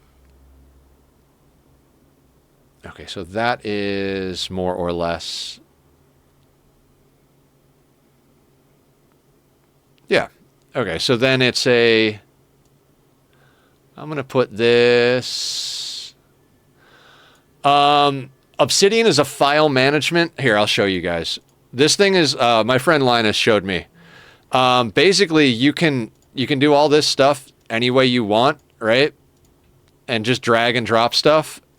But you can also do things like... I didn't do any of it with Ani yet. Like, let's say you want to make a where is the canvas button? I'm still learning this. Like, I would, at the very least, I would use this over Notepad 1000%. And in other cases, you can do things like create a canvas over here and then be like, all right, I want to put this here. I want to put this here. I want to put this here. And be like, okay, so... this links into here like that, and that is like... so you can kind of lay everything out like the way you want. Like, okay, cool. Canvas. So you can literally just anything you want. And then there's a whole graph system where you can, like, create nodes and, like, connect them. I haven't figured this. I had a mod where you could make in-game nodes, hand-drawn. I really want to finish that sometime. That'd be great. So I like this. What I've been using it for, because I just started putting together the Ani. This is, like, my content database. So I literally have, like my emotes and stuff saved in here. Just for organizational purposes. And then there's, like, the Draco farms under Ani. This is, like, little bits. I mostly just put in my emotes and the Ani stuff, but there's also, like... anyway, I love this thing. But the reason I brought this up was to look at the... let's delete that. I don't need that canvas. There's a whole bunch of other stuff. I'm not good at it. So cool if it's showing in-game. Yeah, that would be awesome. Boiler automation. So there we go. So that's the automation in theory, right? I'm going to put this over here, and we'll just draw that real quick. Memory toggle out of steel.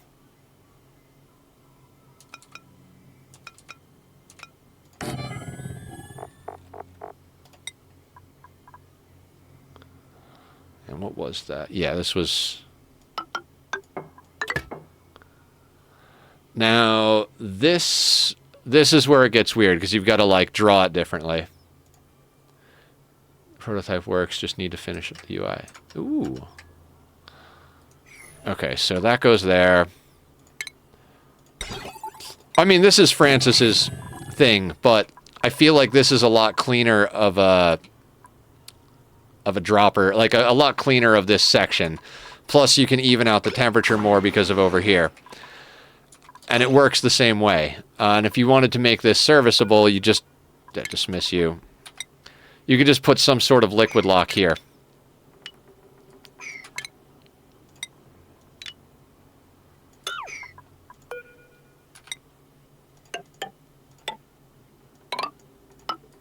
You know, something like that. And now you can get in. The hard part is cooling the drill, but since you have the conduction panel, we can put that in there somewhere, and since the dripping magma won't interact, you could theoretically get the pipes in there, depending on, you know, obviously where you put it. Like, you know. And that then works, so, like, since you don't want the air... Actually, the airlock won't heat up. Yeah, so something like that would work, in theory. And then when you want to just... Like, when you run out of magma and you want to go end game, you just break in here and put the thermo aqua tuner in there. But I don't know. Yeah, exactly. So... That's kind of like a condensed version of Francis's setup right there. And this was the best I could do as far as improving the dropper design. And I agree with you that a heat spike is way easier to use, but we were playing on a flipped asteroid, so I really didn't have a heat spike option unless... I guess in theory...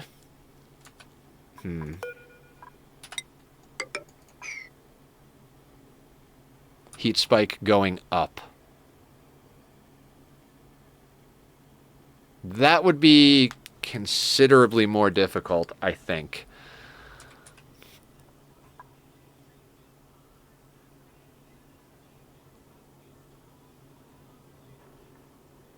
Let me think here. Okay, so... Let's say we want to get lava down there. Magma, whatever.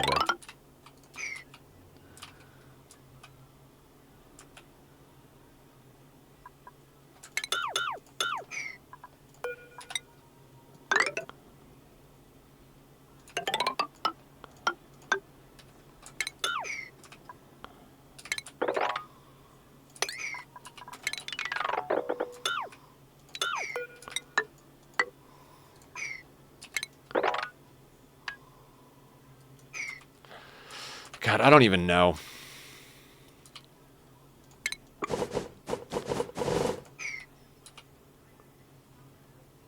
Kind of making you laugh now? Why? What did I do? The thermosensor?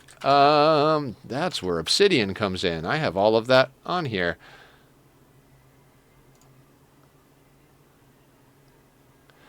Below 435 on this thermosensor. And then the one in here, well, theoretically we would obviously have one, I don't know, like here.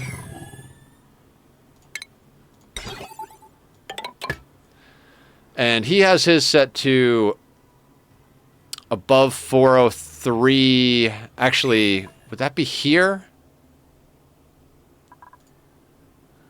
Just laughing because I'm just trying to imagine a heat spike coming from above. Yeah. Well, what would that look like?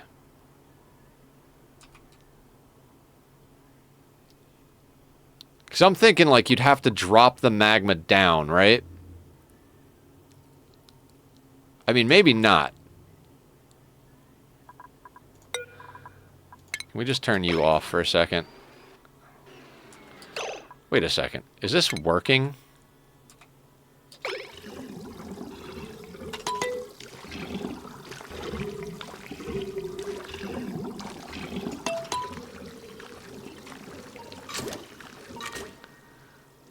I could have sworn this didn't work. I don't know why I have this design here if it works.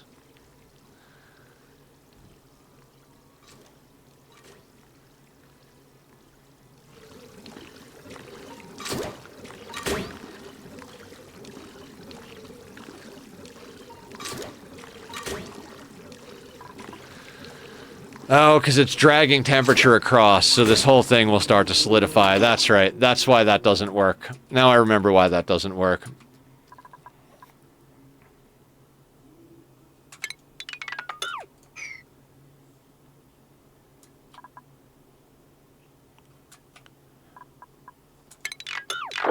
Okay, so let's do a little different. Let's say we did want to bring in the heat from below. Oh, so maybe there is some RNG where the magma displaces. The simulation isn't 100% deterministic. Yeah, I think it displaces and hits this, but I think the reason you use a magma dropper is that when you leave it connected like this, the temperature goes, like, reasonably... If you look at it, it's going up and down, and over here, the temperature's just going down. So this method is sucking the heat out of the whole tank. So you'll wind up in a situation where the whole tank solidifies before all of it starts to push through. I guess in theory it'll pull it, but not really the greatest system. So let's just turn you off. And...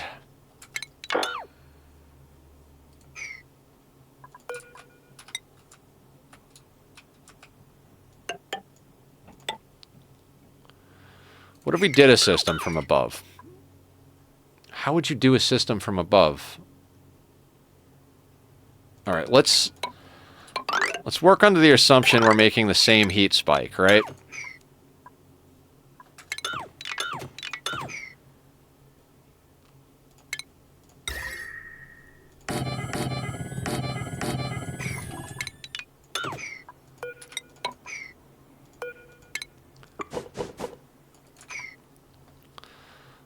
Let's say that's our heat spike going up, and we're coming in here to service it to go upward.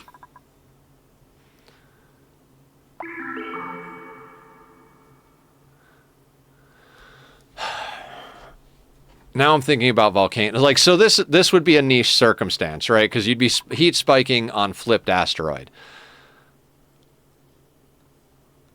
I don't see anywhere else that you would need to run a heat spike vertically unless you were trying to use a volcano to emulate that, but a volcano is constant output, so you wouldn't be digging deeper with the heat spike, right? Ah, crap, I have to eat dinner. I kind of want to stick around and watch you think about this. Yeah, I appreciate... I mean, there'll be the VOD up on Twitch, and I'll be uploading it to YouTube at one point. I don't think this is like overly niche. Anything that we could use for a volcano dropping stuff, we could also use for flipped asteroid to use it to drop. So let's say we wanted to get away from the traditional magma drop design. Like, how could we do that? Like, there's a few magma droppers out there. Like...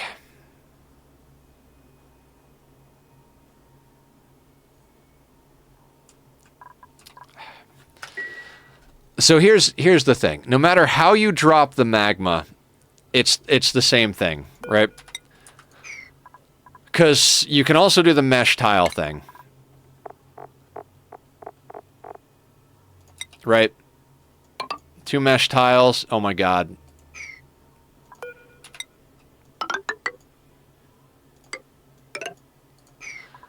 Lava falls in, it gets shoved over, right? And I forget what exactly. I think it's like... Let's try this.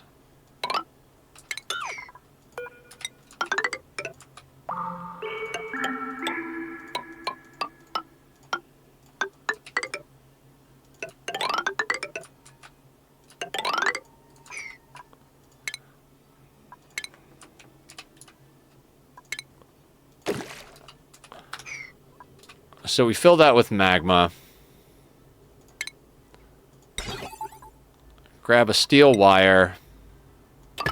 Let's grab ourselves a switch just to set things up.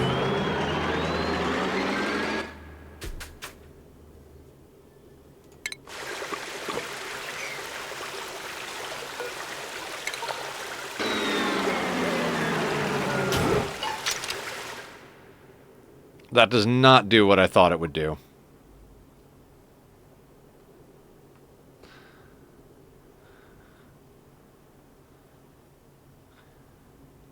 Is that 10?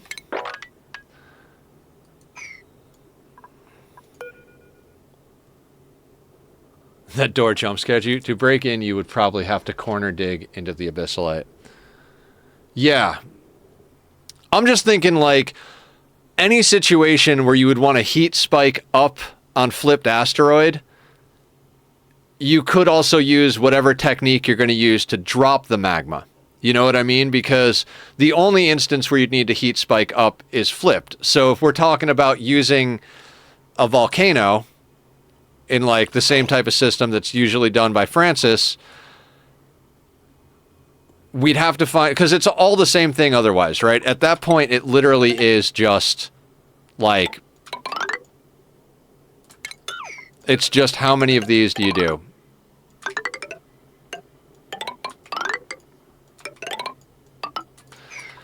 Which you could test, right? You could legitimately go in here and be like, oh, I have this horizontal space, so how many vertically do I need? And you just run it in test mode, like, as, like, you just strap on your injector and then run it in test mode, right? Because no matter what you do, it's going to be a falling staircase of stuff. Real, like, unless you use the... Like, I tried to figure out how to use techniques with, like, the automation wires, or if you go into the power and grab the heavy watt joint plates, you know, do stuff like that. But I haven't found any way of doing this that is stable personally. I've seen a few people do some things, but I tested a bunch of stuff. I mean, usually I've got like 5 friggin' windows open when I'm doing shit like this, but...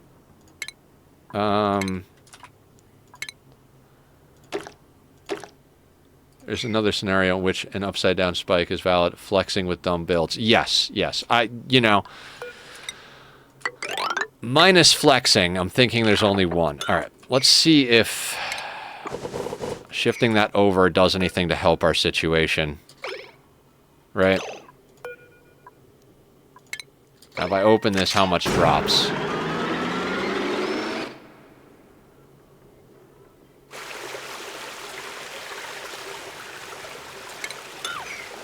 Okay, so that continually fills. That's not what we're looking for.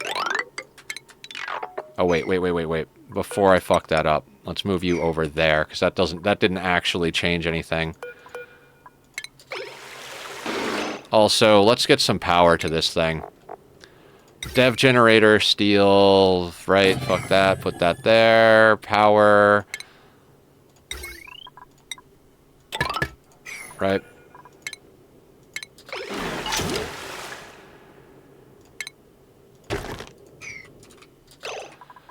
Okay. How long is this now? This is 11 tiles. If we open the door now, where does the lava go to?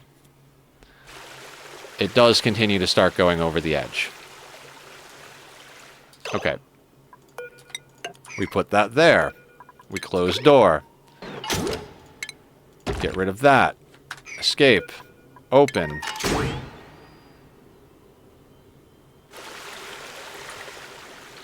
still flows all the way. Okay.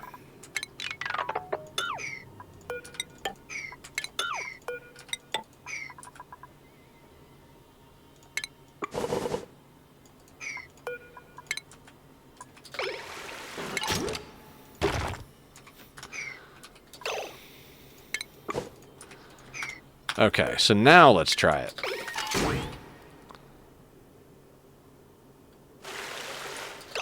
How the fuck long does this have to be? See, that's 11 tiles there, and it still flows through the door.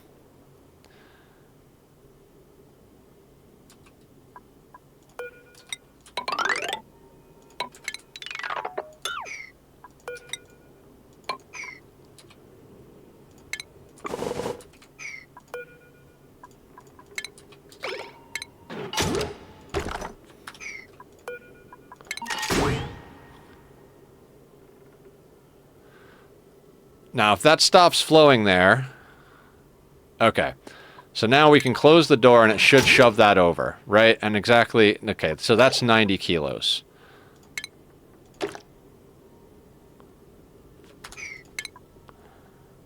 Mesh tile, steel...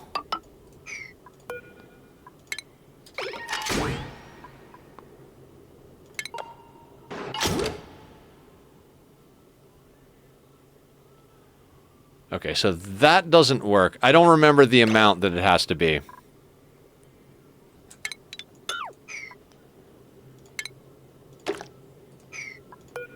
Like, maybe this is like a... Nope. Alright. Let's try one more. This is testing, right?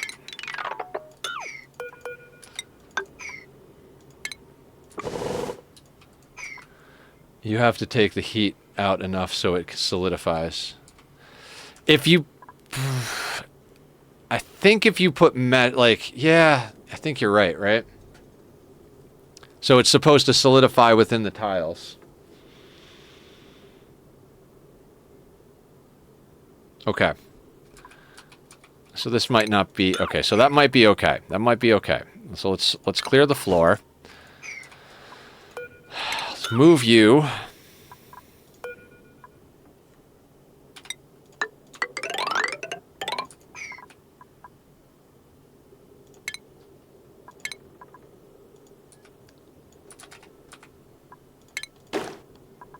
Let's use steam. Utilities, temp shift plate, let's put you there. Mesh tiles... out of steel. So that's 127 degrees. Right? So now, okay, that doesn't have power. Let's give it power so that it's easier to work with. Power doesn't matter.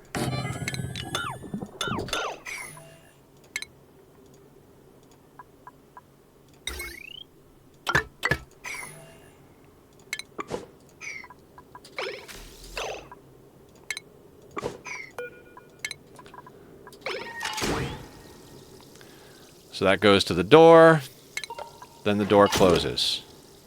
Yep. Can we make that smaller? Can we put this here?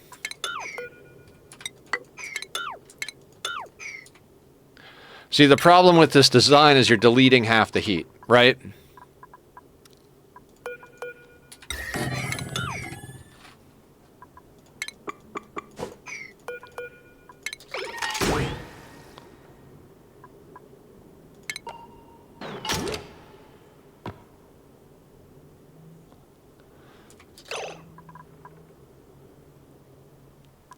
So cool. We could do it like that.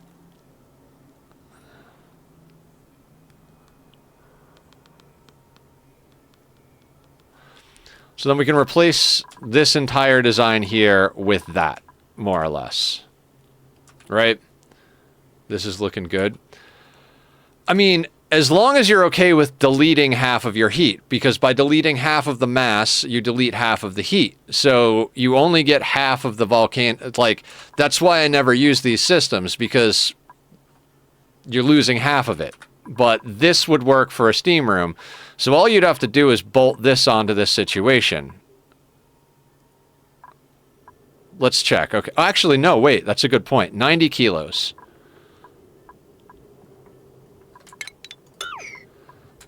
Let's break that and clear the floor. Maybe you're right.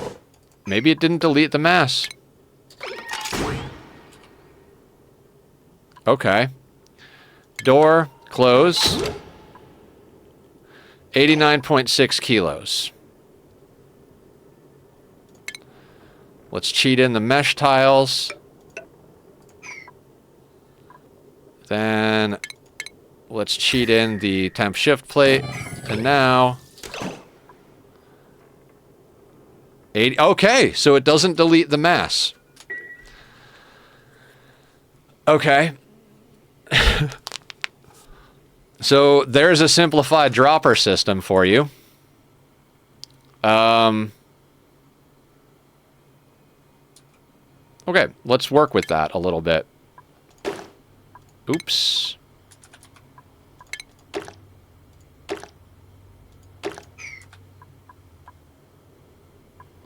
Oh shit! I hate when you do this to the tiles. Yep, crash the game. If you accidentally fill the tiles with vacuum, it does not like you. All right, okay. So this is now turned into a testing stream, which I'm okay with. I don't mind that at all. I think you're close to something here. If you now have debris fall in, you can then have a sweeper outside to take the debris and rail loop in the steam room. Yep.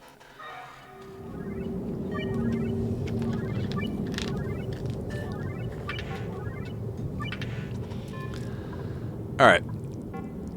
Back to Radical Space Rock. Everything we just did is probably gone because the game crashed instead of saving. Which is probably why all the other stuff got deleted that I have. Yep. Rail in metal tiles since is exponentially better. Okay. Okay, let's get rid of this system because we don't need it.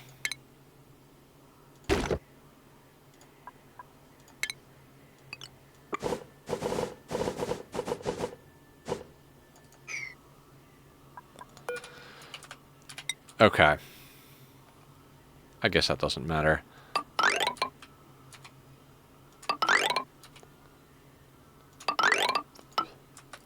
Anybody remember how many tiles that was? Was it 11 or 12 from the door? I can't remember. We'll figure it out real quick. 12.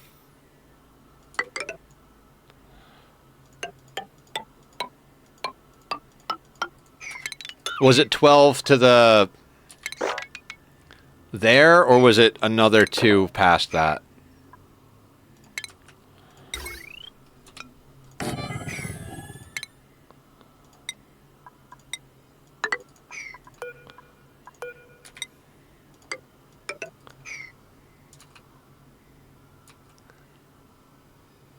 Yeah, me too. Okay. No problem. It's not like it's going to take long to set up.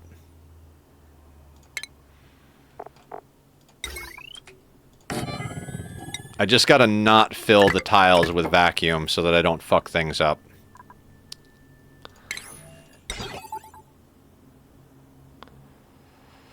Let's put the switch over here, just so that when we build shit over here, it doesn't matter as much.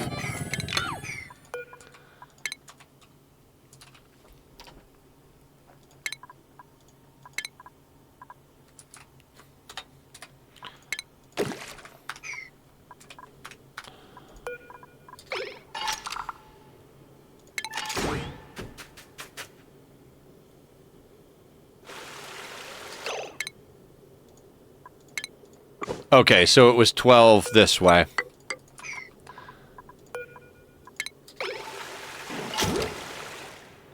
Right, so...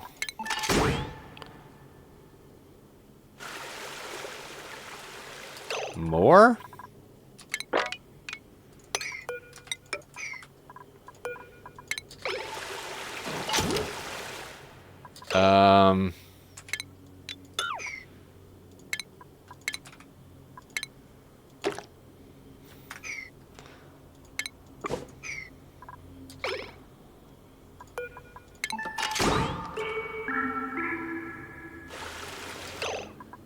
This feels wrong.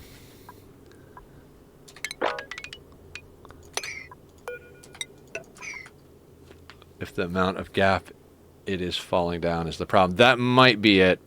Yeah. Okay, let's say 12 tiles to here. But we do that.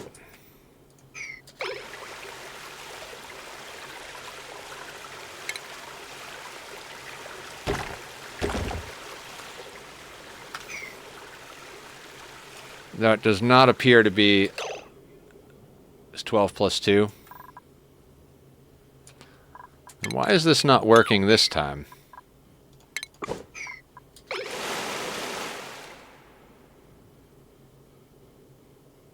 Okay. Maybe it just takes a moment. So... Yeah, there's our 12 plus 2. Fantastic. Okay. Mesh tiles. And then let's save this so we don't wind up with a dumb situation. Plus we can revert to it once we... now we've got a tank and our dropper, theoretically, right? Did I have it? Oh, it's entirely possible it was overpressured. You might be right there. That is probably what happened, because I filled it. Yeah. So let's destroy a little bit of it so it's not overpressured. Yep, it was overpressured.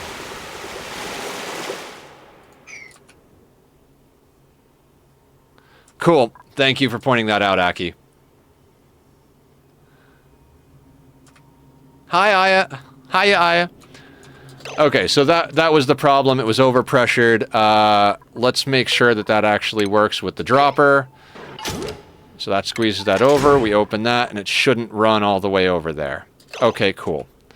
Let's get rid of that magma. Boom, and then let's save that there. Resume. Okay.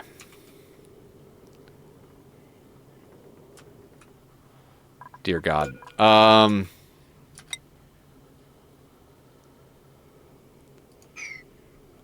You got all the credit. Oh, wait, Commodore? Oh, Commodore, sorry. I have trouble keeping up with who's what. Thank you, Commodore. I read that and then I posted a screenshot and I put both of you together into a single person. I'm sorry. I feel like an asshole. Okay, so that puts that there. Don't worry. So we need that to be an empty space. Actually, we need that to be temp shift plate. I just posted the previous build in Discord for... Okay, cool. I mean, we got there. We got there.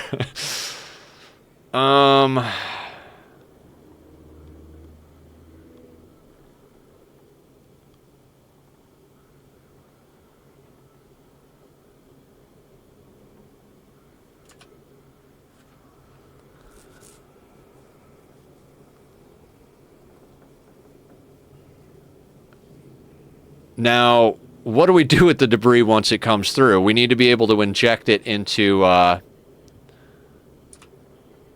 system, right?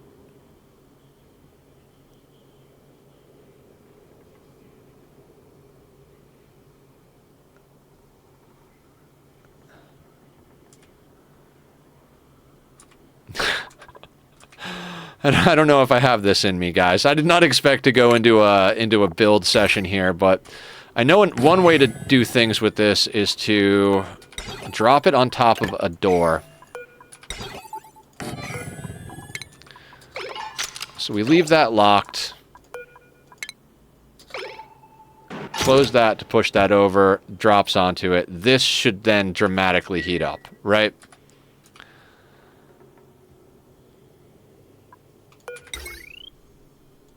Then we would literally put one next to it to use as the actual thermal injector.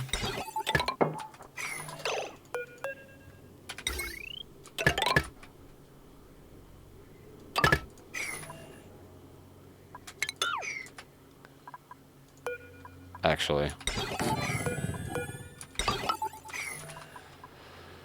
Which would then go next to a window tile.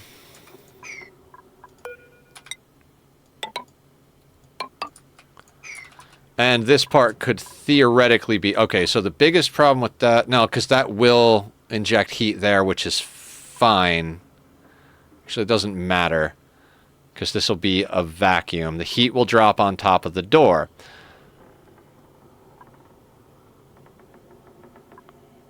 Problem with that is, how do we sense when this is out of heat? I forgot the purpose was a petrol boiler. Right. Because at this point... we could use the exact same design I was using before. No, sorry. Maybe not the exact same, but we make a few adjustments here. We put that there, we put that there, and then we're talking maybe something like that, right? You could drop this even further to give yourself more space. So yeah, let's do that. Yeah, because I don't want that close. We're going to want at least 2 tiles like that. We're going to at least want that. That's not what I meant to do, but sure.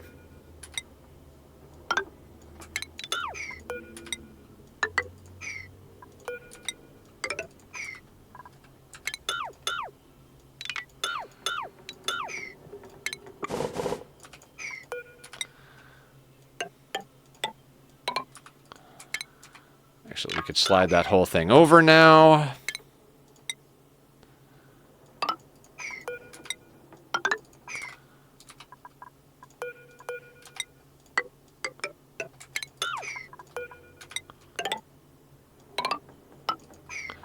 That way we can go in and change that to a aqua tuner later on.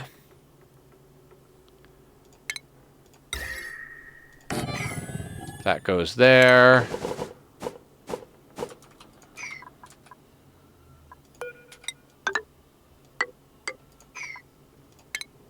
Mechanized airlock. Nope, that has to be further over. Fucked it up. Sorry, guys.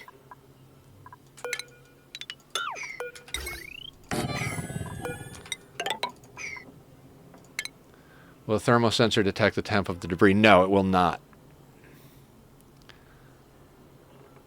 What we could do is fill that tile with something like steam and detect it that way. But it's transferring directly to the door, so that's not necessarily an optimal setup. Yeah, I don't know how we're gonna clear that just yet.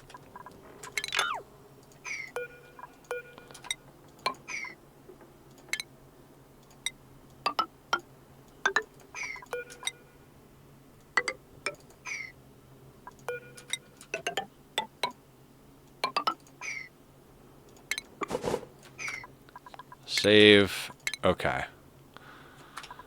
I mean, obviously, we could optimize wiring later on. So we'll stick that wire there. We're just going to do everything with switches for now. We can add automation to it after the fact for the timing. But for testing purposes, that is there.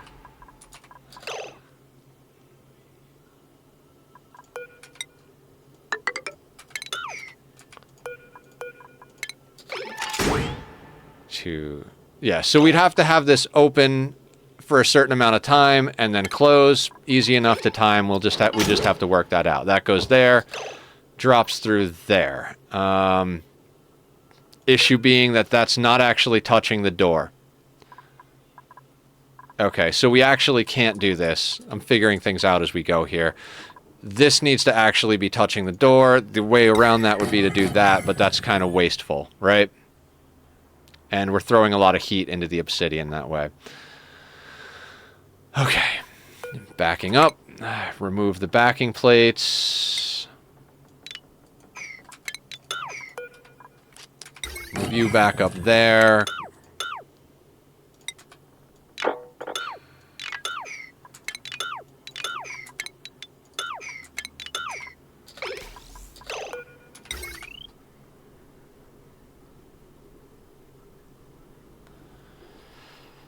mean, that would put it at a weird spot, right?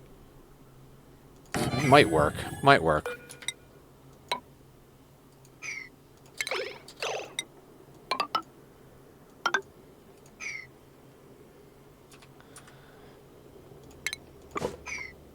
I don't know. How would we detect it?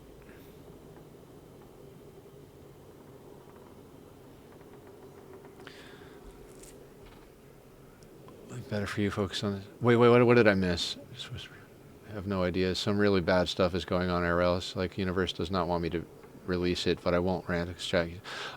Aki, this community is all about mental health and chronic illness. So if you want to talk, we're here to talk. We've had plenty of streams where we straight up just paused the game and talked about everything. So if you don't want to talk, you don't have to share, but don't be worried about us being, being upset or anything. We're here for you. We're good.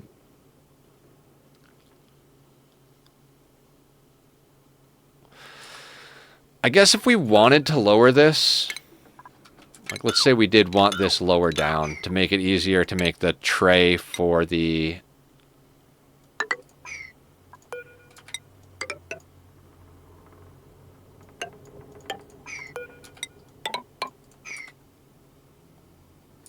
yeah. How do we do that? What do you got? Any suggestions, Leofar?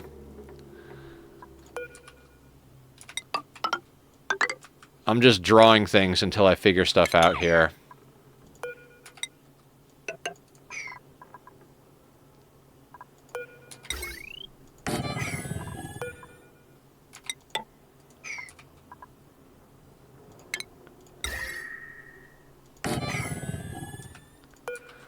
Liquid uranium. We need to open this door to drop things, though, and the liquid uranium would drop. That's the same problem I have with Steam.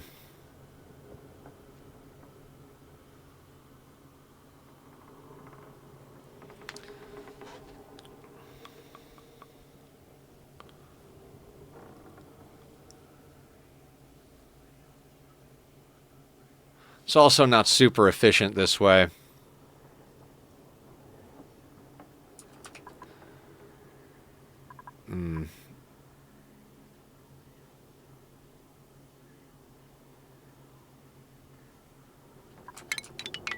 Alright, let's try it up high, just for the sake of shits and giggles.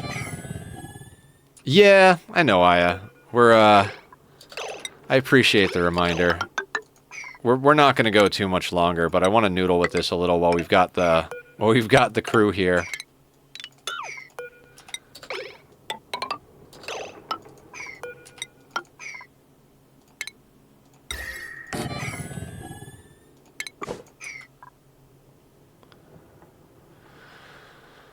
So it lands on top of this door. I'm sadly impaired because I'm eating. No stress, no stress. So lands on top of this door, heats up the door. This is used as the thermal injector to get the heat here. We make this a steam room. In theory, we should be able to... I mean, that's the next piece of it. So let's just put this here as a placeholder, and we'll deal with that problem later. I'm just here to smile and nod. This shit is beyond me. Sounds good, Delakoth.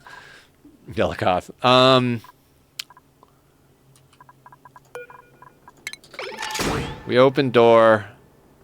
We close door. We get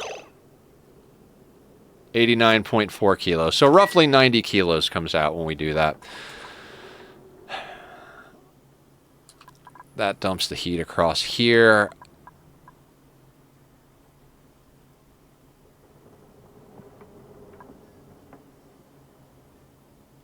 Now, how do we detect that without...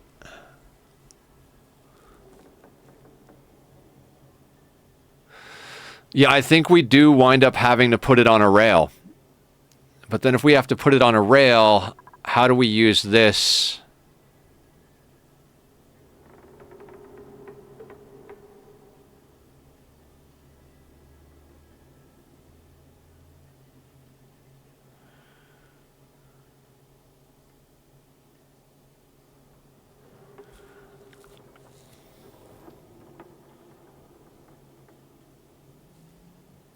what I'm looking at, but I'm in no way equipped to contribute.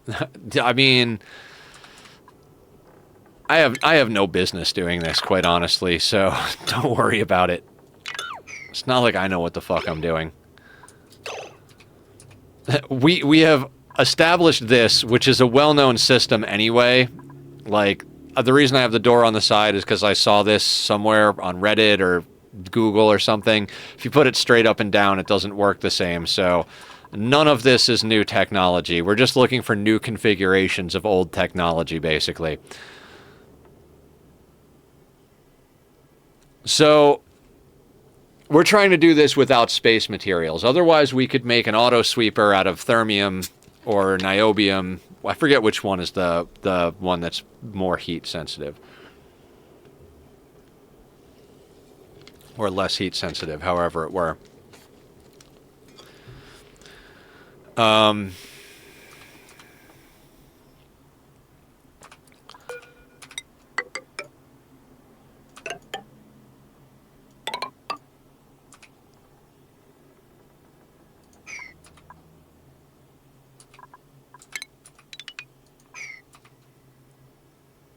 Entomb a sensor.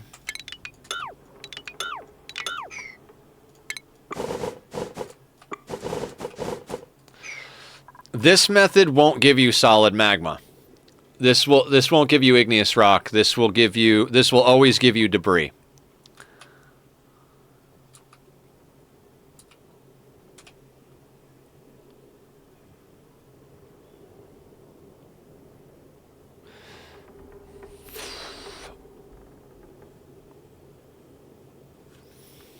I think I see what you're saying, though.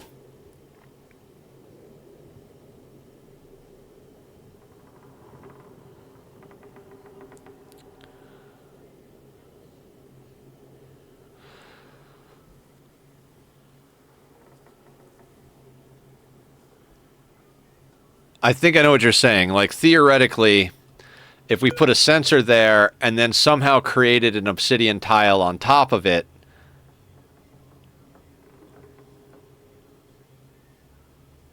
what if it drops on a 3x3 metal cube with steam at the center?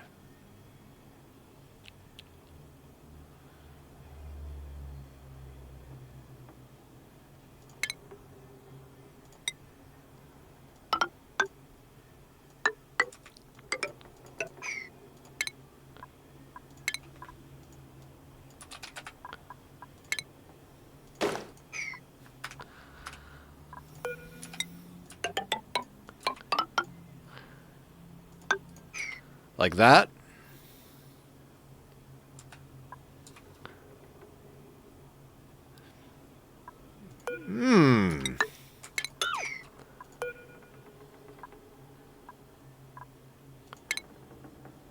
Okay, here's our issue with that. How do we get it out of here?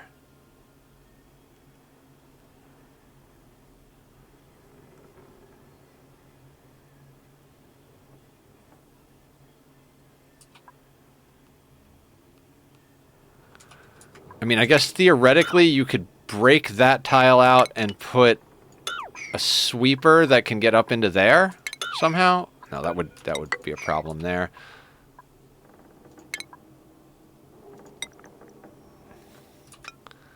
So you could theoretically put a sweeper there so that when this detects the temperature, this turns on and pulls it out and dumps it somewhere else.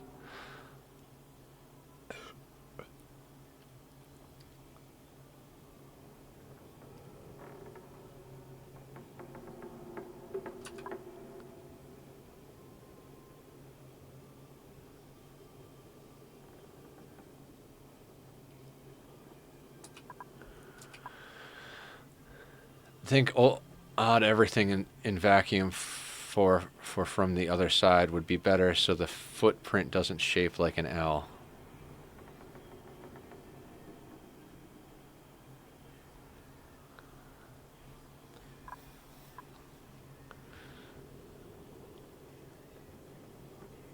Didn't see what you typed. I hear you. Delete that.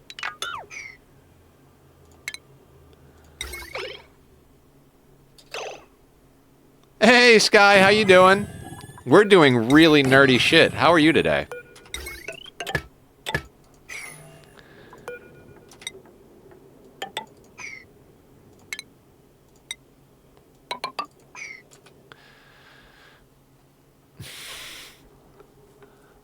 Are you streaming yet, Sky?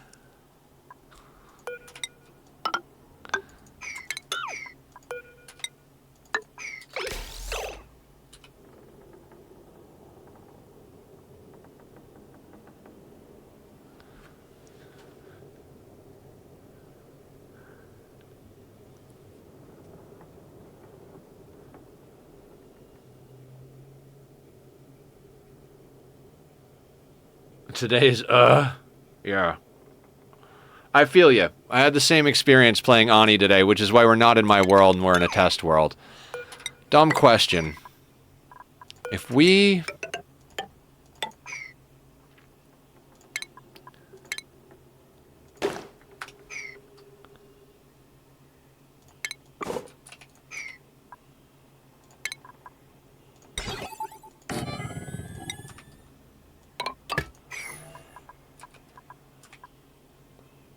We'd have to obviously set a timer there for it to drop and then...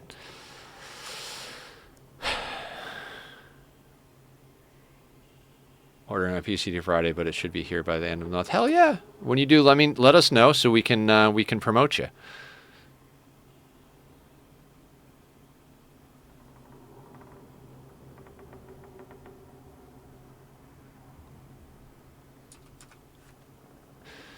I mean, I think we lose a little bit of efficiency this way.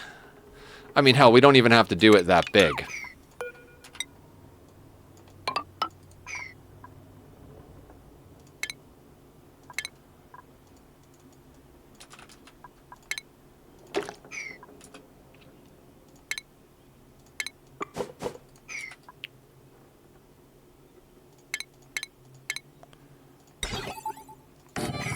Because I was thinking, like, well, wouldn't that be inefficient? But at the same time, it's like, this heat with this door is still going to transfer over. So this door and this here, like, all of this is going to be the same temperature. It's just a way of storing heat.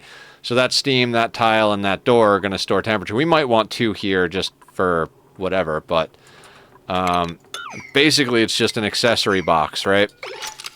Just a heat check accessory box.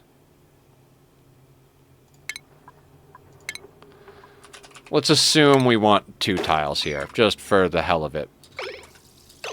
Right.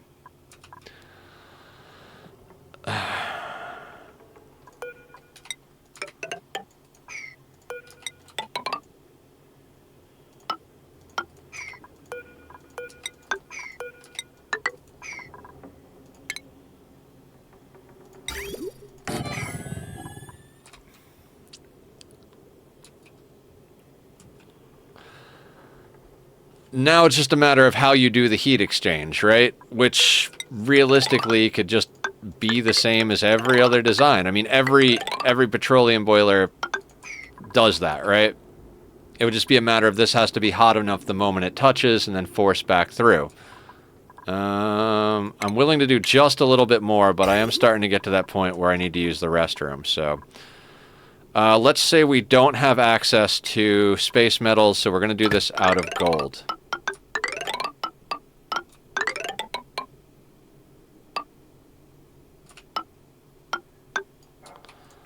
Let's get out our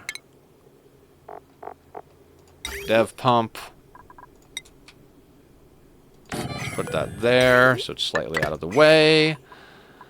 Let's run power to those guys. Let's get ourselves... We're just going to use this... There's automation, so we'll do that. We'll do this manually for now, but I think that will work.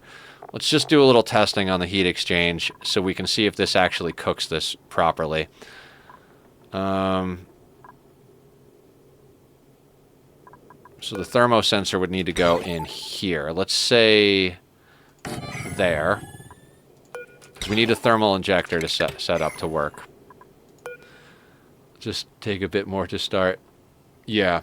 there's a waterfall heat exchange and petro on top of crude thing, which we kind of can't concluded as inefficient on my post.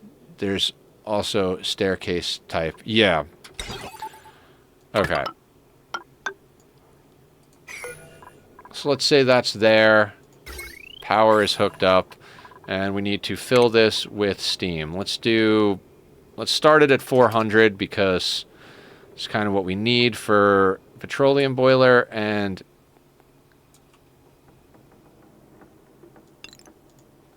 let's do 30 kilos per tile just so it's got some mass to it. Okay, so 400 degree steam at 30 kilos. We want this to... If it's below... What is it? 435, I think?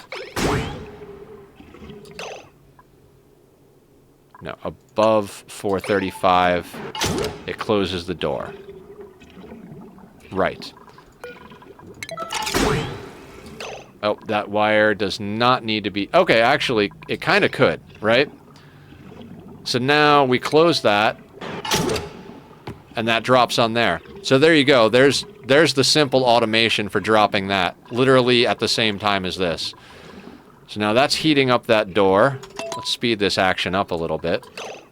Oh, God. No, no, no, no, no, no, no. No, no, no. You're automatically set on water, aren't you?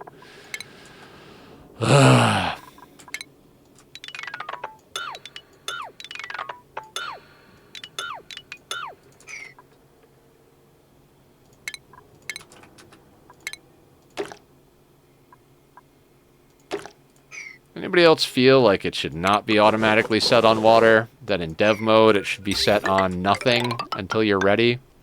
I don't know. I'm just gonna have a couple of gripes here. You agree, right? Like, hey, let's just set this on water automatically. Snip that pipe for now. There you go. Same brain, Commodore. I love how me playing in my world isn't nearly as popular as me doing sandbox dev mode stuff. We'll just have to do science streams from now on.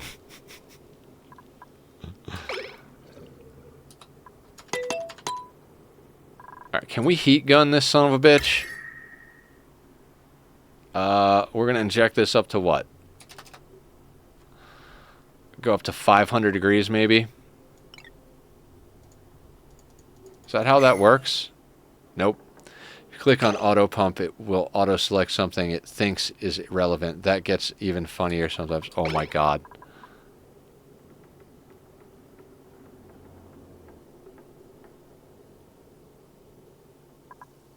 Right, so now we're just sucking temperature the wrong way. I do like how quick that is. Whatever.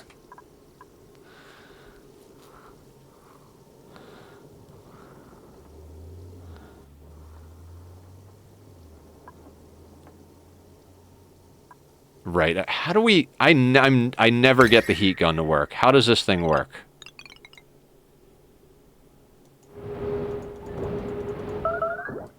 Oh, melted the thing. Molten steel. Went way too hot. That's how the heat gun works. Every frame you hold it. Oh my God. Alright. Let's go back down to normal temperatures and...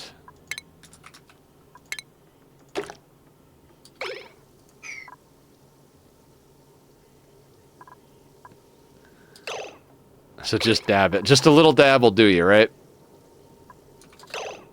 Okay. We're back below stupid temperatures. Kind of.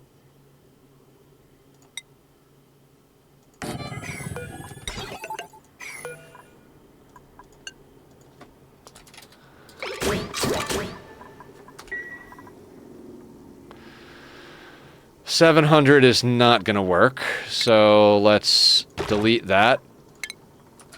and put in cooler steam. And we'll do that until we get down to the right temperature. Right? Right. Wrong. Heat gun only works on medium. Gotcha.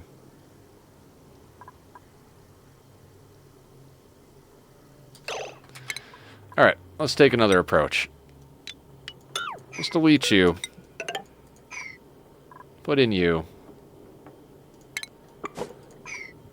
Okay, so that's a good temperature to play with. 700 and something. At least we'll have something there. You. How quick will you go down? Alright.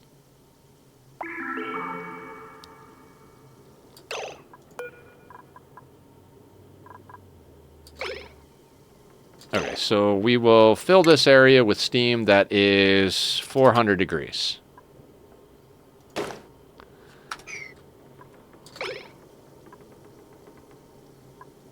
Oh, because this thing was still hot.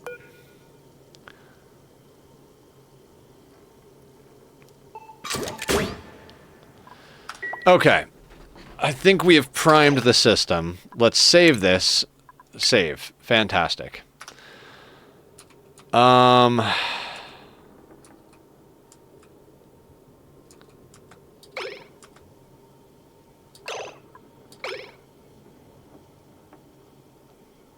Right, because we're using this as a sensor, so the heat is dumping there.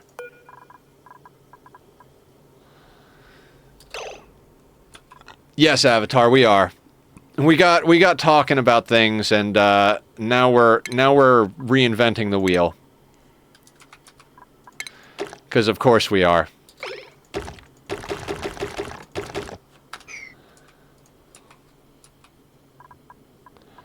Okay, that debris, 1,000.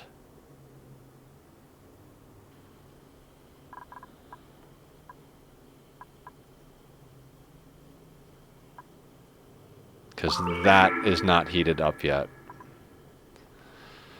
So that'll take a long time. So let's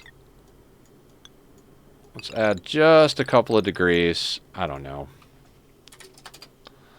100C. There.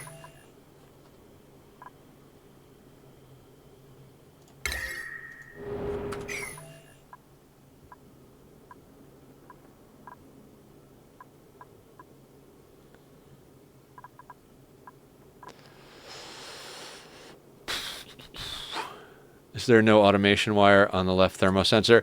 No, we're just going to use switches for now, because that's going to require a whole bunch of automation.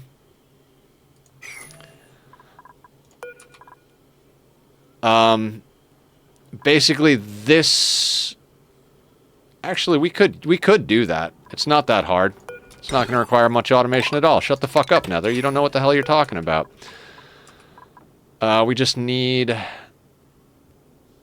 We don't need anything. So if this goes below... So we want it to be above because we want it to do the other thing. Right? Let's say... What is it usually? Let's call it 500.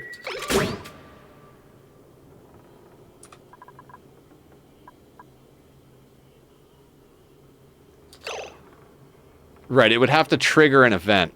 Okay, that's why I was just using the switch.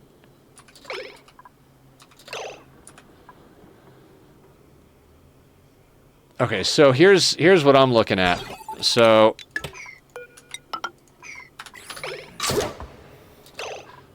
what we want to try and accomplish here is this thermosensor sends the same signal as doing this. We flip this on, that drops, flip that off, debris lands there.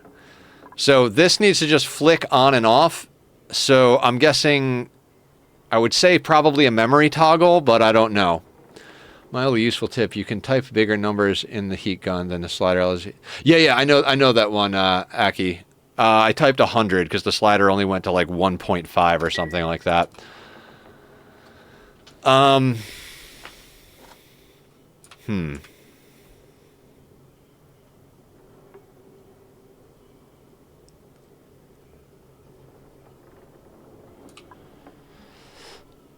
not sure what we're doing. Let's try boiling. Yeah. The slider should go up to 2. Okay. Okay, cool.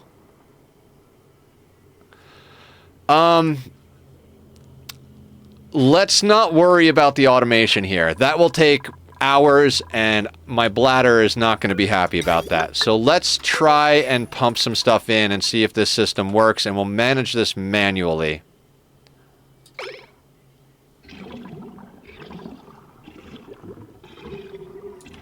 Hydrate. I hate you guys. Like I have to pee. Drink more water.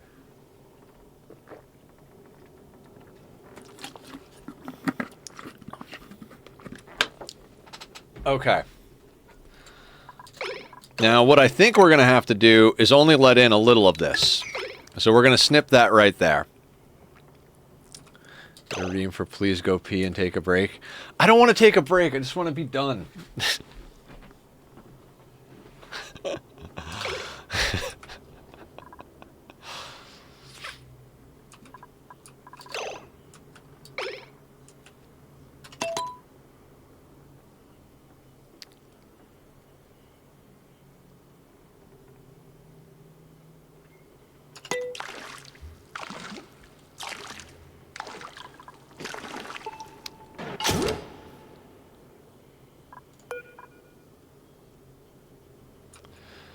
Okay, so well that doesn't work.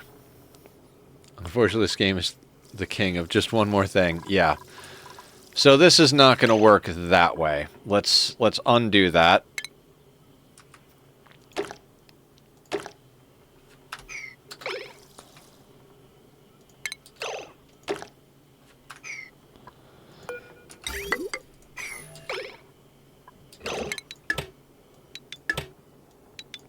So what if one blob? Also, do I have my temperatures right?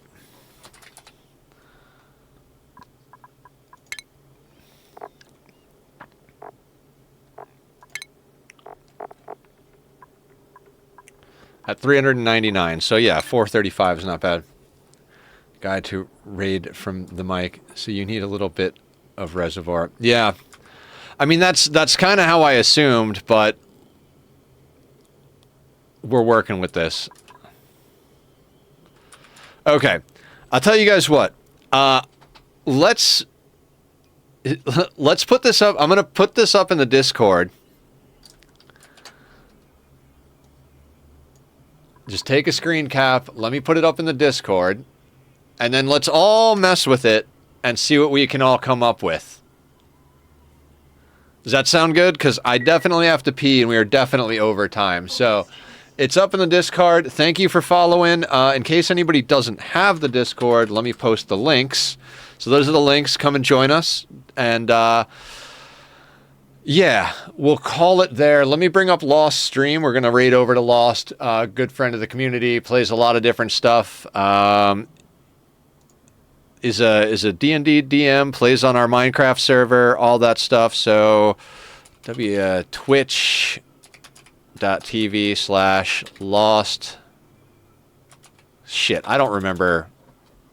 I know I've got him on my list, though. I don't remember how to spell his name with all the bits and pieces in there.